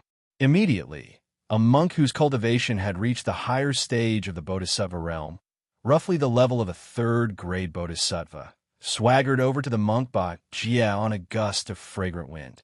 He brought his palms together and bowed to Ba Jie, saying sternly, "Senior brother Ba Jie, you're wrong. The army of the Shizo dynasty has swept through the world and purged the demons. It's a sign that our Buddhism is prospering. Aren't you going against the will of the Buddha by protecting these demons of Taoism?" Ba Jie glanced at the monk coldly and suddenly retorted, "Did the Buddha teach you to kill? Did the Buddha teach you to commit arson? Did the Buddha teach you to watch someone die? Did the Buddha teach you to kick someone when they're down? Did the Buddha teach you to harbor killing intent? Did the Buddha teach you to be greedy, resentful, and angry?" The monk was stunned. His forehead was covered in cold sweat. He was truly at a loss for words. Ba Jie casually shot out a beam of Buddhist light and barked coldly, "How can an ignorant, immoral, and heartless person like you be placed on the same level as me in Buddhism?" The Buddhist light was soundless and seemed gentle, yet it was as heavy as Mount Tai when it landed on the monk. The monk let out a miserable howl as he was sent flying by the gentle beam of Buddhist light. His cultivation of the Buddhist Dharma immediately dropped from the level of a 3rd-grade Bodhisattva back to the level of a 3rd-grade Arhat. All the immortals and Buddhist cultivators who witnessed everything with their divine senses were shocked. Ba Jie's aura was only at the level of an 18th-grade Bodhisattva, yet he was actually able to easily knock a 3rd-grade Bodhisattva out of the clouds. Just what level had his cultivation of the Buddhist Dharma reached? The vast mountain range fell silent. Suddenly, a voice that resembled a dragon's cry yet was filled with benevolence rang out from the depths of the Chan Monastery of Great Naga. "Our Buddha is benevolent and delivers all living beings from suffering. Those who join my path shall be invulnerable. Whether it's Taoism or Buddhism, demons or demons, whether it's a fetus or an egg, whether it's wet or sinful, whether it's birds or beasts, whether it's flowers or trees, as long as they join my path, I shall protect them even at the cost of my own life. Today I, the Great Venerable, swear upon the heavens to protect all living beings in the world and attain enlightenment. As long as they recite the Taoist name of the Great Venerable and revere me as their master, they shall receive my protection. Even if they encounter countless tribulations and demons, they shall not be able to harm my disciples. As long as they revere me as their master, they shall experience countless rebirths, and I shall definitely help them transcend the mortal world and free them from the pleasures of life." With a forceful oath, the golden flowers of the cyclic heavens drifted down from the sky with resplendent light. A wondrous fragrance enveloped the surroundings, and a ridiculously powerful power of thought expanded into the surroundings. All living beings that came into contact with the power of thought, whether it was Taoism or Buddhism, demons or ghosts, flowers, insects or fish, would feel great benevolence and bowed down in the direction of the Chan Monastery of Great Naga. At the same time, a powerful sense of the soul swept over with a whistle, and a strange voice rose into the air. "What a great oath! Ha! Just what ability do you have to swear such a great oath?"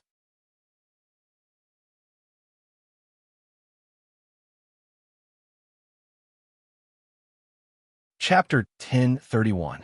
With a gentle sigh, the venerable He looked at the sky and chuckled softly. This monk's cultivation has truly come from comprehending the Heart Sutra of the Wisdom Vajra. Senior brother said that this scripture is too shallow, but that's because senior brother's knowledge is too shallow. The wondrous truths of Buddhism are filled with endless mysteries with every single word. Which scripture can be described as shallow? The venerable He fell silent for a very long time.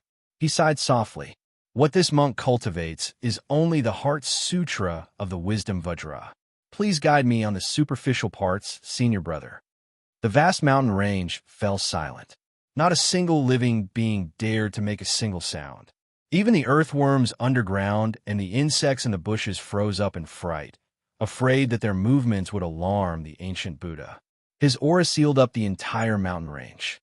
His aura ruled over everything like a natural disaster. His aura made all living beings feel like annihilation was right in front of them.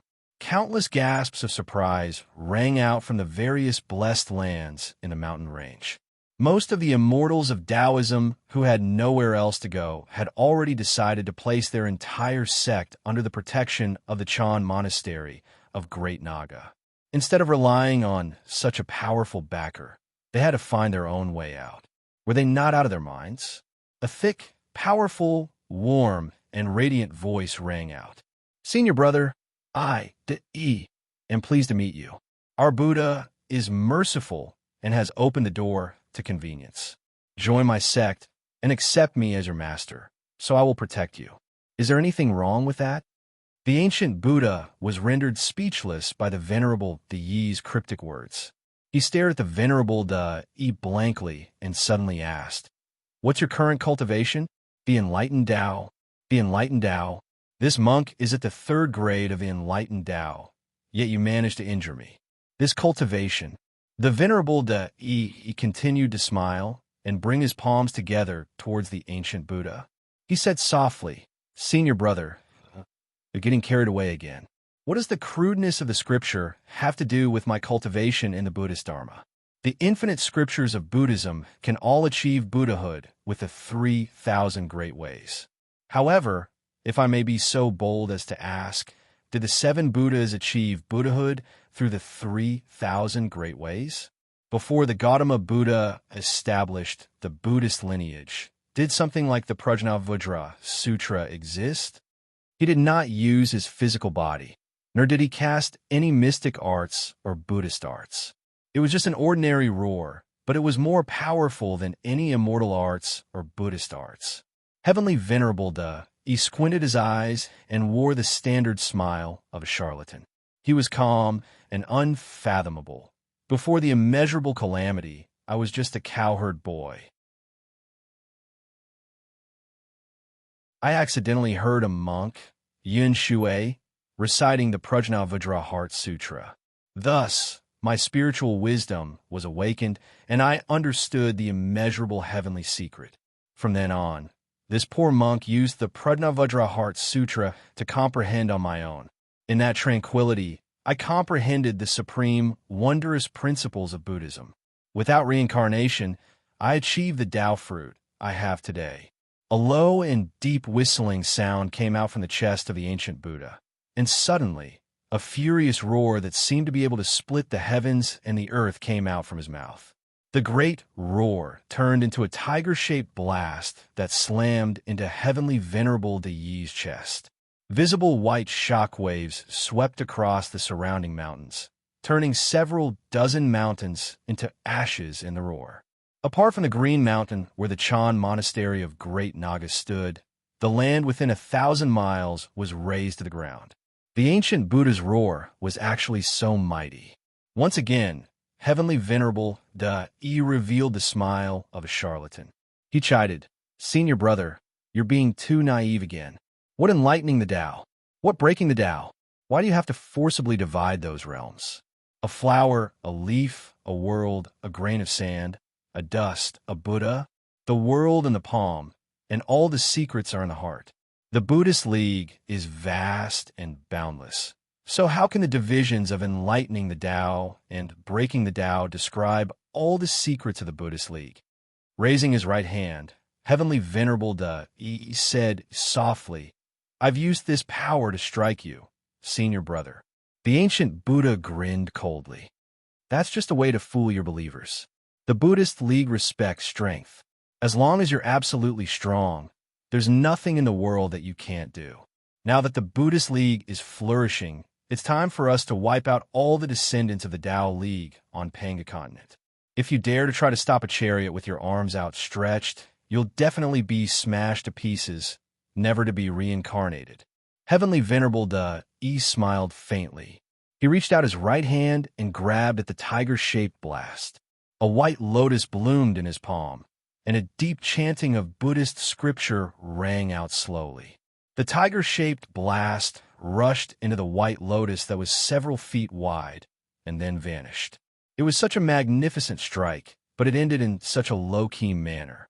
The strange feeling made those who witnessed it feel so uncomfortable that they almost vomited blood. Heavenly Venerable De Yi laughed. "The vow has been made. Don't tell me you want me to take it back, senior brother."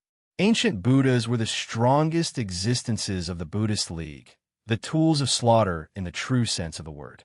Heavenly Venerable De Yi flicked his sleeve elegantly and cried out loudly, "Today, the Chan Monastery of Great Naga opens its gates to protect all living beings. Those who are devout are welcome to join us." Heavenly Venerable De Yi smiled gently and pressed his palm down on the ancient Buddha's left shoulder slowly. With a crack, the palm force equivalent to the full-powered strike of an 18th grade golden immortal penetrated the ancient Buddha's shoulder, turning into a subtle force of tremors that directly attacked the ancient Buddha's essence. His shoulder snapped like it had been cut by a blade, and a heavy arm fell to the ground, producing a heavy rumble of metal.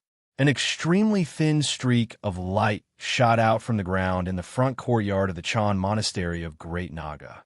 A white lotus slowly flew up from the light, and Heavenly Venerable De Yi stood on the white lotus, drifting towards the ancient Buddha with a smile. Standing over 3 meters tall and with a sturdy build, Heavenly Venerable De Yi gave off the feeling of a mountain or an ocean. He was filled with a sense of vitality and unfathomable power. Compared to the scorching and ominous aura of the ancient Buddha, the great E-supremacy was an elder that people were willing to get close to, while this ancient Buddha was a ball of fire that could incinerate all things, causing people to avoid it like the plague. Facing such a terrifying strike, Heavenly Venerable De Yi's avatar should have staggered back several dozen meters before coughing up golden blood.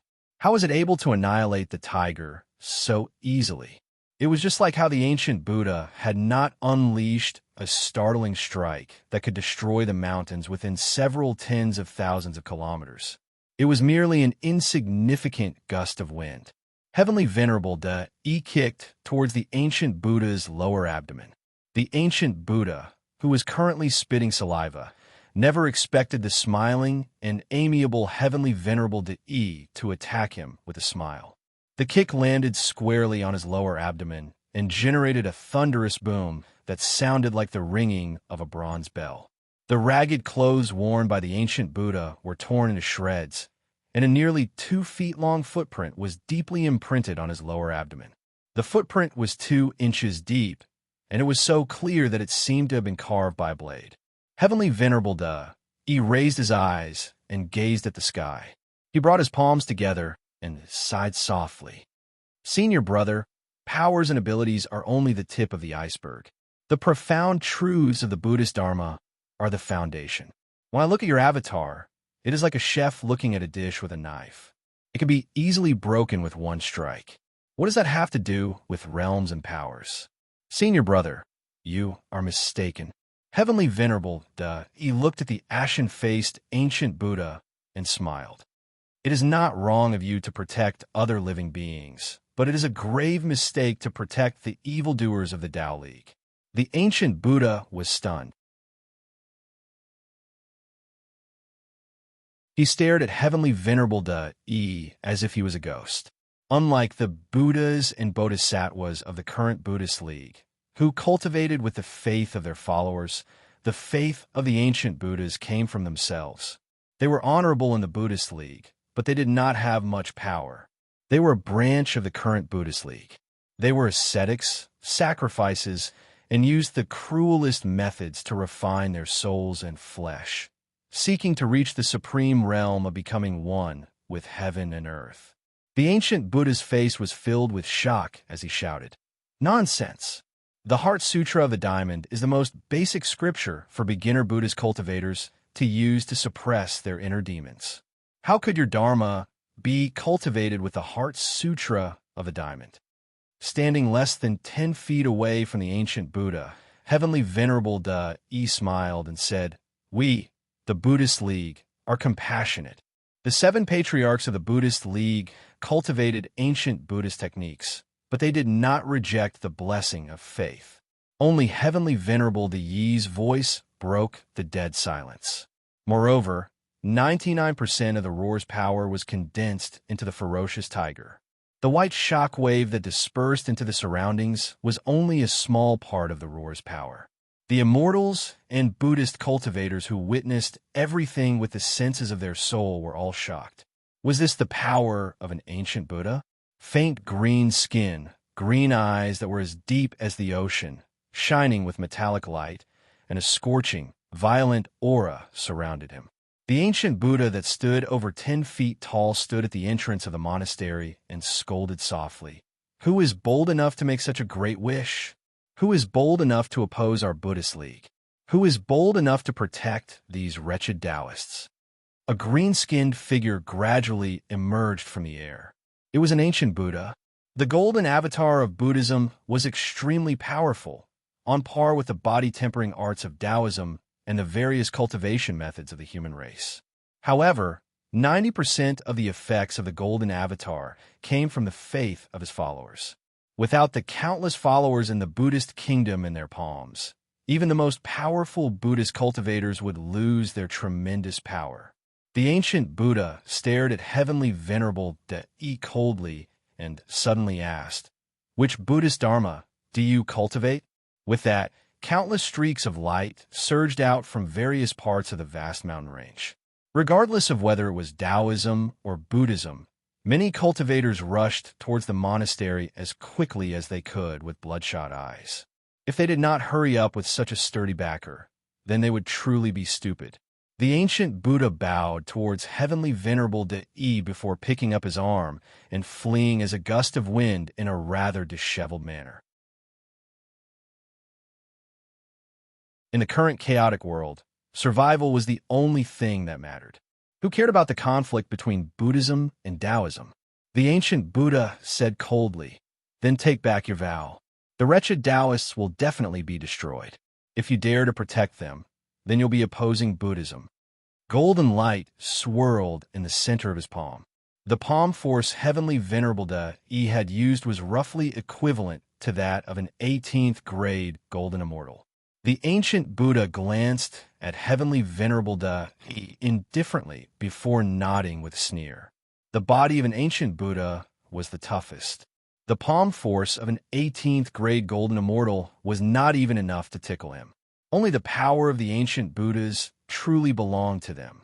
Every ounce of their mind, every strand of their muscles, all of their great strength that could subdue dragons and tame tigers belonged to them. Moreover, because they used ascetic methods to torture their spirit and body, their tolerance for pain was extremely high. There were even some ancient Buddhas who didn't feel any pain. Their spirit and body were incomparably compatible, yet they were separated from each other. The pain of the body would not have any impact on their spirit. Similarly, if their spirit was severely injured, it would not affect their body. The ancient Buddha staggered back several dozen steps.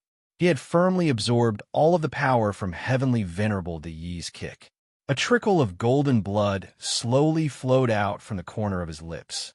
His gaze that had already been burning with a hint of passion suddenly became as violent as a volcano erupting.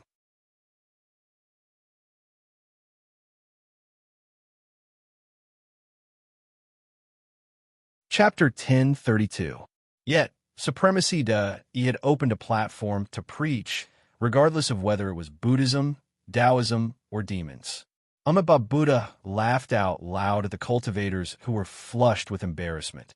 Today, this poor monk will open the door of convenience for all of you to join my sect. You will enjoy supreme happiness, and one day, you will attain Buddhahood. But what did the 7 demon armies mean when they were lying motionless near the great dragon mountains? This Buddha was the current sect master of the joyous sect, Amitabha Buddha.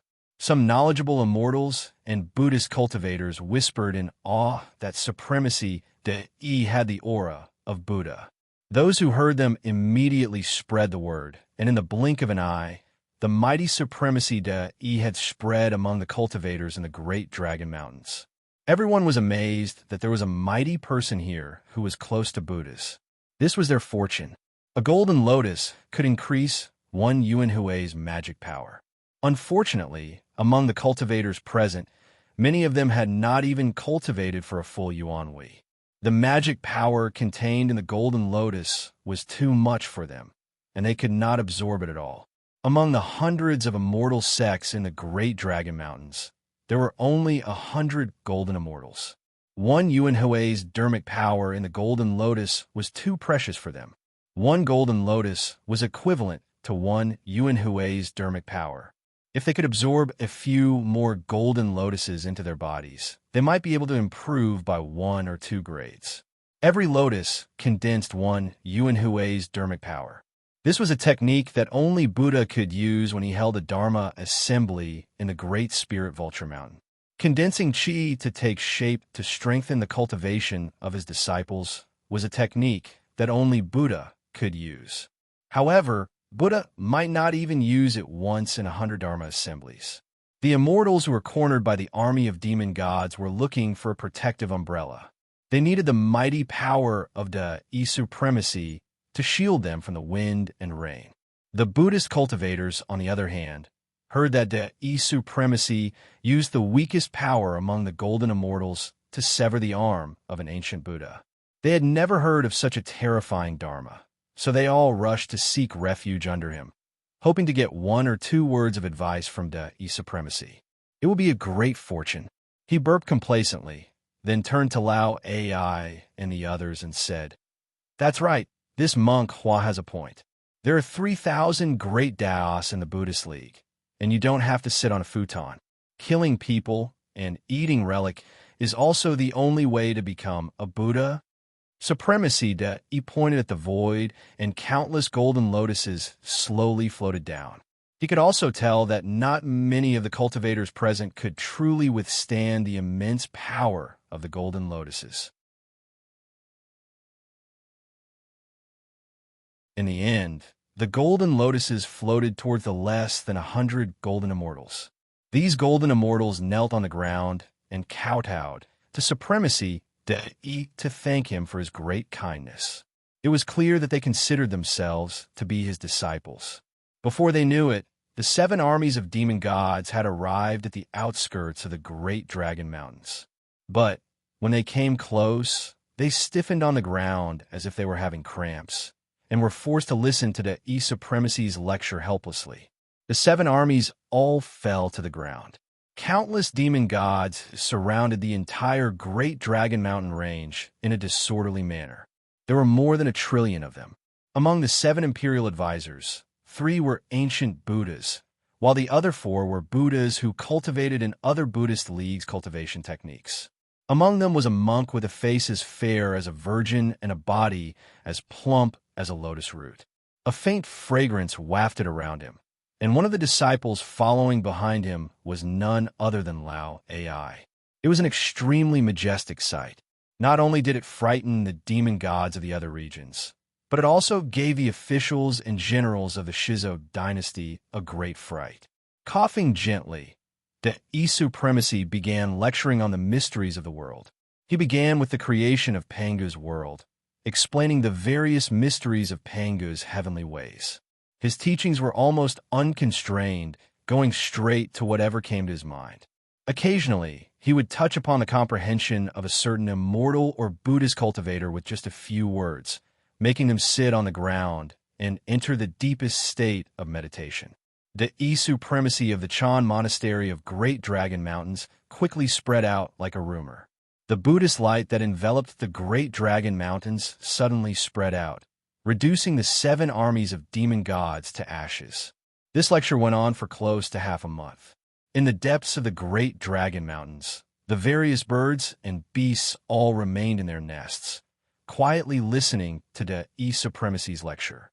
From time to time, the birds and beasts would let out joyful cries. Their bodies flickered with light. Their intelligence had actually been awakened by the E-Supremacy's teachings. They already possessed the opportunity to shed their skin and cultivate to spirituality. Emperor Wugo immediately ordered a thorough investigation. Very soon, everyone in the Shizo dynasty learned that an impressive, great virtuous monk of Buddhism resided in the Great Dragon Mountains. A few days ago, a certain imperial advisor of the Shizo dynasty had gone to the Great Dragon Mountains, only to return in defeat. However, the imperial advisor's arm had been severed by the Supremacy's palm strike, which made him very embarrassed. As soon as he returned to Calm Heart City, he immediately entered secluded cultivation. He did not mention this to anyone else. Immediately, countless streaks of light rushed into the air.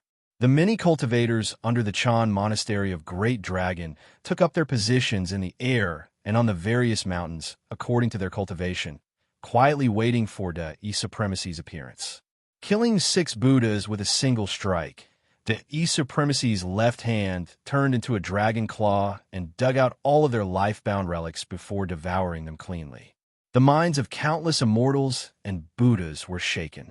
They all bowed towards the Chan Monastery of Great Dragon, calling out respectfully, "Mighty monk, your kindness is unrequited." When the roar rang out, all the cultivators in the entire Great Dragon Mountains, regardless of their cultivation, were overcome with fear. All cultivators, regardless of their sects or schools of thought, placed great importance on the essence of their scriptures. Even for the Tao ancestors and Buddhist ancestor, they were divided into chief disciples, inherited teachings disciples, and outer sect disciples. Not everyone could obtain their legacies. On the 7th day after the E-Supremacy chased away the ancient Buddha, golden flowers suddenly fell slowly from the sky. A long howl rushed into the air like a dragon's roar. Master Beiji shook his bald head complacently as he hovered in the air and called out, "Fellow cultivators and senior brothers, you're in luck. Master will be giving a lecture today, imparting his supreme, wondrous teachings. Whether it's Buddhism, Taoism, demons, or demons, feel free to ask questions." With a miserable howl, the Buddha of immeasurable joy's life-bound relic was about to fly up, but the E-Supremacy opened his mouth and swallowed it. Before the other ancient Buddhas and Buddhas could return to their senses, the E-Supremacy roared at them. He drew a shining Buddhist commandment blade from somewhere. Wherever the blade passed, 6 of their bald heads were thrown high into the air by pillars of blood. The E-Supremacy sat on a white lotus and gradually rose into the air. He hovered 1.5 kilometers above the Chan Monastery of Great Dragon and nodded with a smile. What do you mean by great? What do you mean by great kindness? All of you, keep your composure. TSK, focus your minds and listen to this humble monk slowly explain it to you today. By the time countless immortals, Buddhas, demons had taken their positions, a lingering and elegant fragrance of sandalwood gradually spread into the surroundings. A ring of Buddhist light drifted up from the Chan Monastery of Great Dragon, spreading across the entire Great Dragon Mountains in the blink of an eye and enveloping the entire mountain range.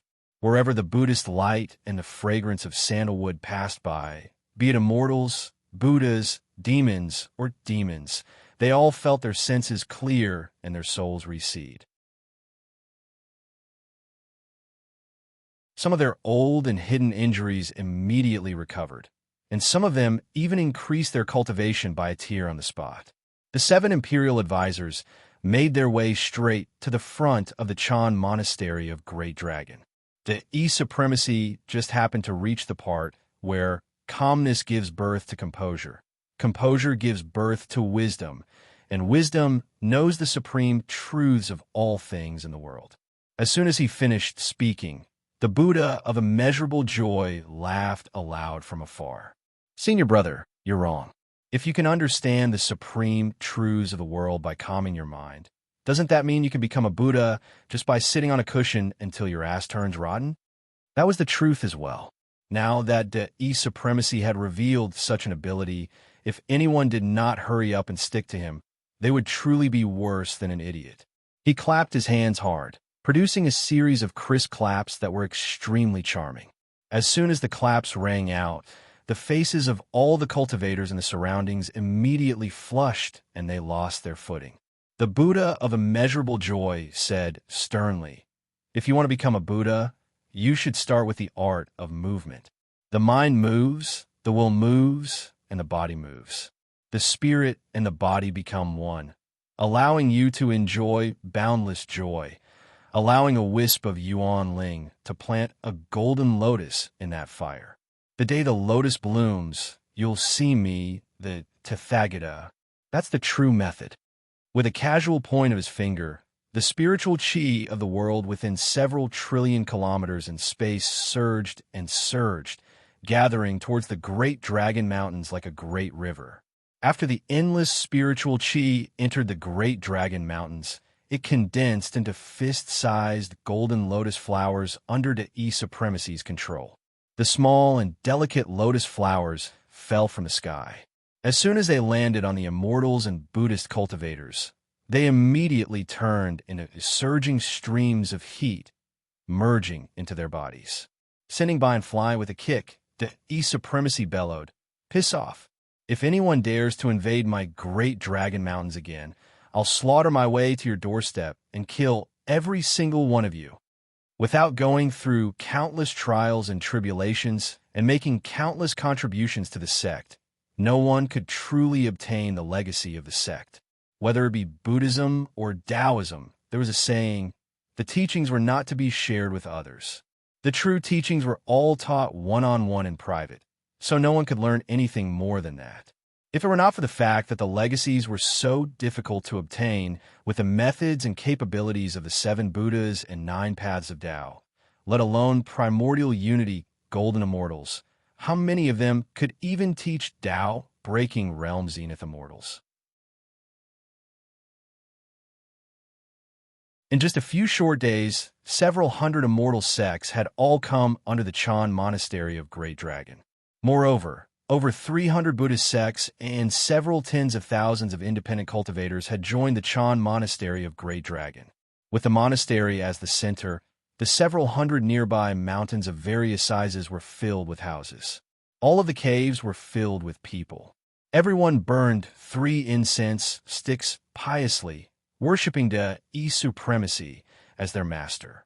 Among the cultivators that filled the sky and the mountains, there were even some who shone with spiritual light from time to time. They had also gained some enlightenment after listening to the E-Supremacy's teachings, and their cultivation levels had improved. The Great Dragon Mountains were enveloped by the E-Supremacy's Buddhist light, preventing the heavenly tribulation chi from taking form. Yet, no heavenly tribulation descended after these immortals and Buddhist cultivators broke through, which made countless cultivators sigh in amazement. Emperor Wugo, who had learned the details, immediately issued an order. The 7 imperial advisors of the Shizo dynasty led their disciples into the Great Dragon Mountains, heading straight for the Chan Monastery of Great Dragon. The E-Supremacy suddenly burst into laughter. His howl was like a dragon's roar from the depths of the valley, shocking the cultivators who had been mesmerized by the delightful Zen art to their senses. Before Amitabha Buddha could do anything else, the E-Supremacy suddenly burst into action. He flew to Amitabha Buddha's side and crushed his head with a punch. The 7 armies of demon gods were heading to the East Sea to cooperate with the Shizo dynasty's army in attacking Yanhuang. They had only come to the Great Dragon Mountains to capture and imprison all the cultivators here along the way. The Shizo dynasty had already come up with an overall strategy. Before they destroyed the Yu, they had to eliminate Yanhuang and Great Wu, the 2 small forces that were in their way. Only then would they engage in a battle to the death with the Yu. Great Dragon Mountains was originally that nameless mountain range. Due to the existence of the Chan Monastery of Great Dragon, the mountain range finally gained a name of its own. Due to the E-Supremacy's fame, countless immortals and Buddhist cultivators had come to join him.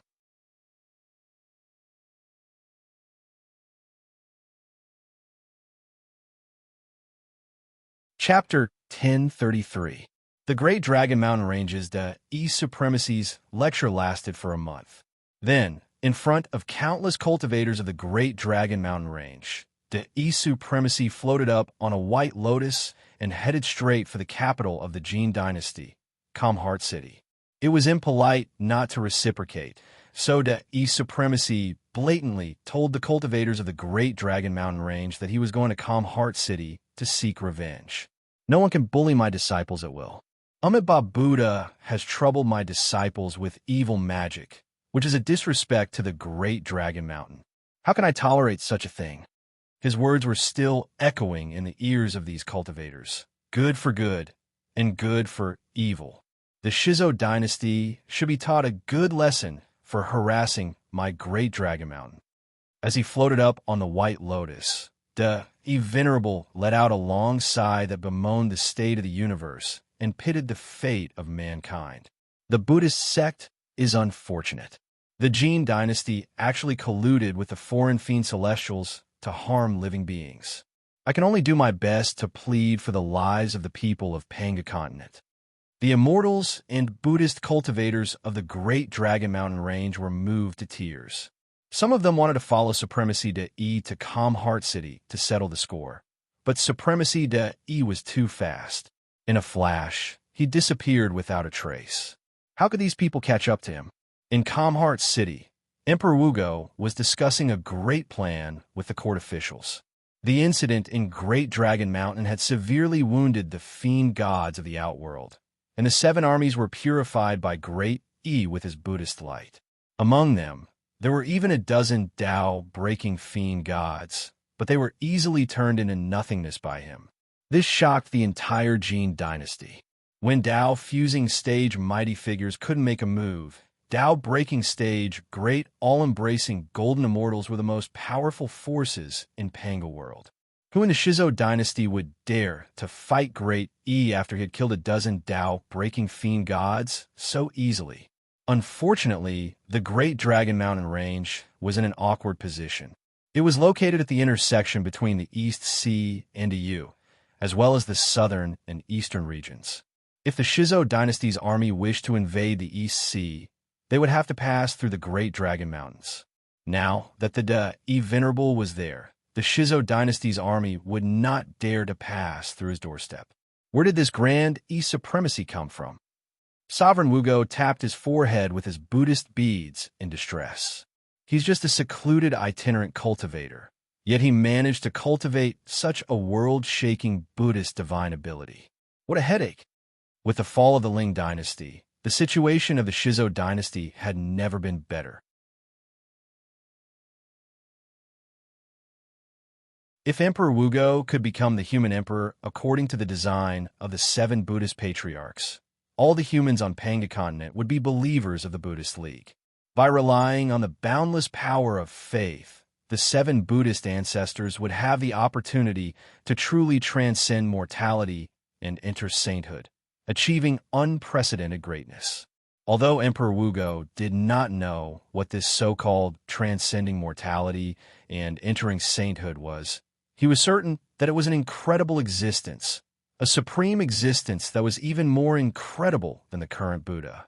If he succeeded, Emperor Wugo would naturally benefit immeasurably. At the very least, the 7 Buddhist ancestors would be able to help him reach the realm of Tao fusing and attain the Tao fruit of primordial immortality, right? A primordial supremacy. At the thought of the awkward situation before him and his possible future achievements, Emperor Wugo was caught in a great dilemma despite his profound cultivation of the Buddhist Dharma. The 5 evils of joy, anger, sorrow, and joy burst out at the same time. Faint red flames leaped up from the top of Emperor Wugo's head. He wished that the supremacy was right in front of him, that he could not wait to slap him to death with a palm. My dear subjects, is there no way to deal with the Chan Monastery of Great Naga? Emperor Wugo snapped. Do you expect me to ask for reinforcement from Mount Spirit Vulture for a mere wild fox sin? How preposterous! As the most talented and favored disciple of Amitabha Buddha, Lao Ai had temporarily replaced him as the representative of the joyful sect in the Shizo dynasty after his death. He stood quietly among the many civil and military officials of the Shizo dynasty, narrowing his eyes and sneering. Wild Fox Zen, Lao Ai mocked Emperor Wugo in his heart. Which monk who practiced Wild Fox Zen dared to oppose the Buddhist League? Lao Ai did not believe that there was such a merciful fool in the world. The supremacy must have something he wanted, which was why he was deliberately putting on an act. However, Lao Ai wasn't sure if the great supremacy wanted to obtain a high position in the Buddhist sect or if he had other motives. Looking at the speechless civil and military officials, Emperor Wugo frowned and gently touched the spot between his brows with his Buddhist beads. Suddenly, he thought of something and said angrily, "A few days ago, I ordered you to go to the netherworld to summon Bodhisattva Kitagarbha. Why haven't I seen him yet?" Emperor Wugo was the reincarnation of Vairocana Buddha, the Lord Buddha from 100 generations ago, and Bodhisattva Kitagarbha was his first disciple at that time. Logically speaking, when Emperor Wugo had revealed his identity and summoned Kitagarbha, he should have happily led the netherworld branch of the Buddhist League to serve him. But so much time had passed, and Kitagarbha was nowhere to be seen.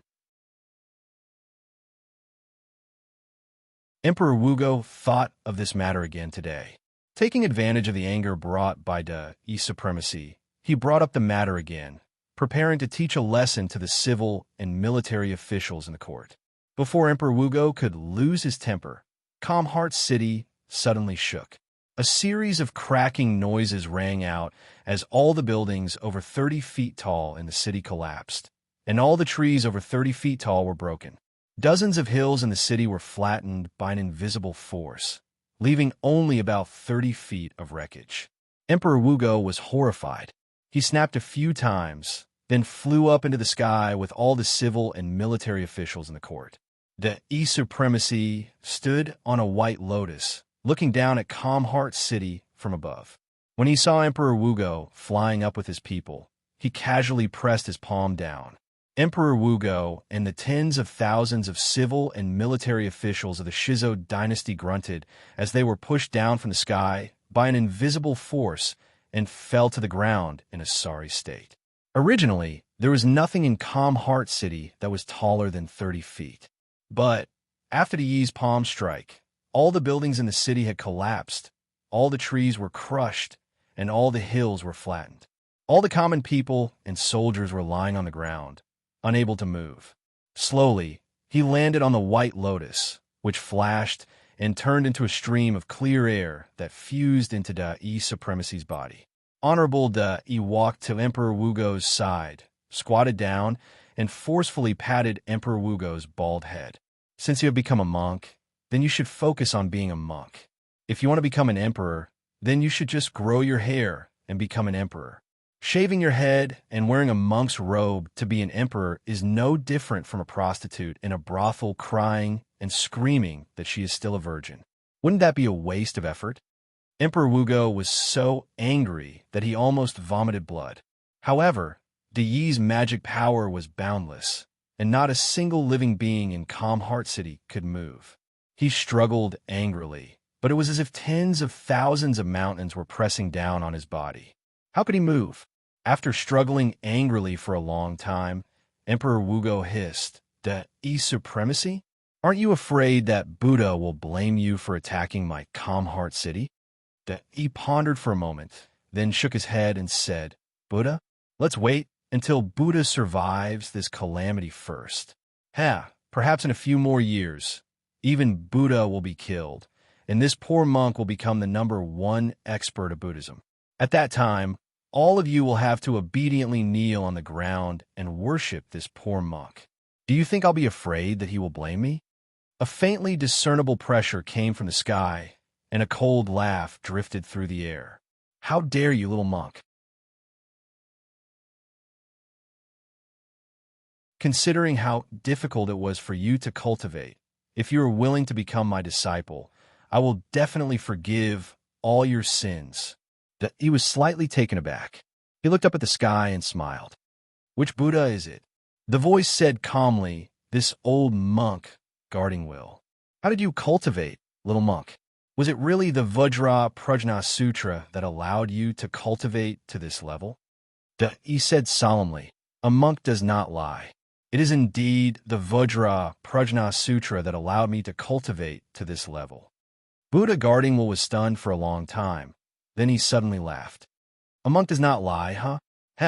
Then what is this great calamity you speak of?" The great E-supremacy sneered.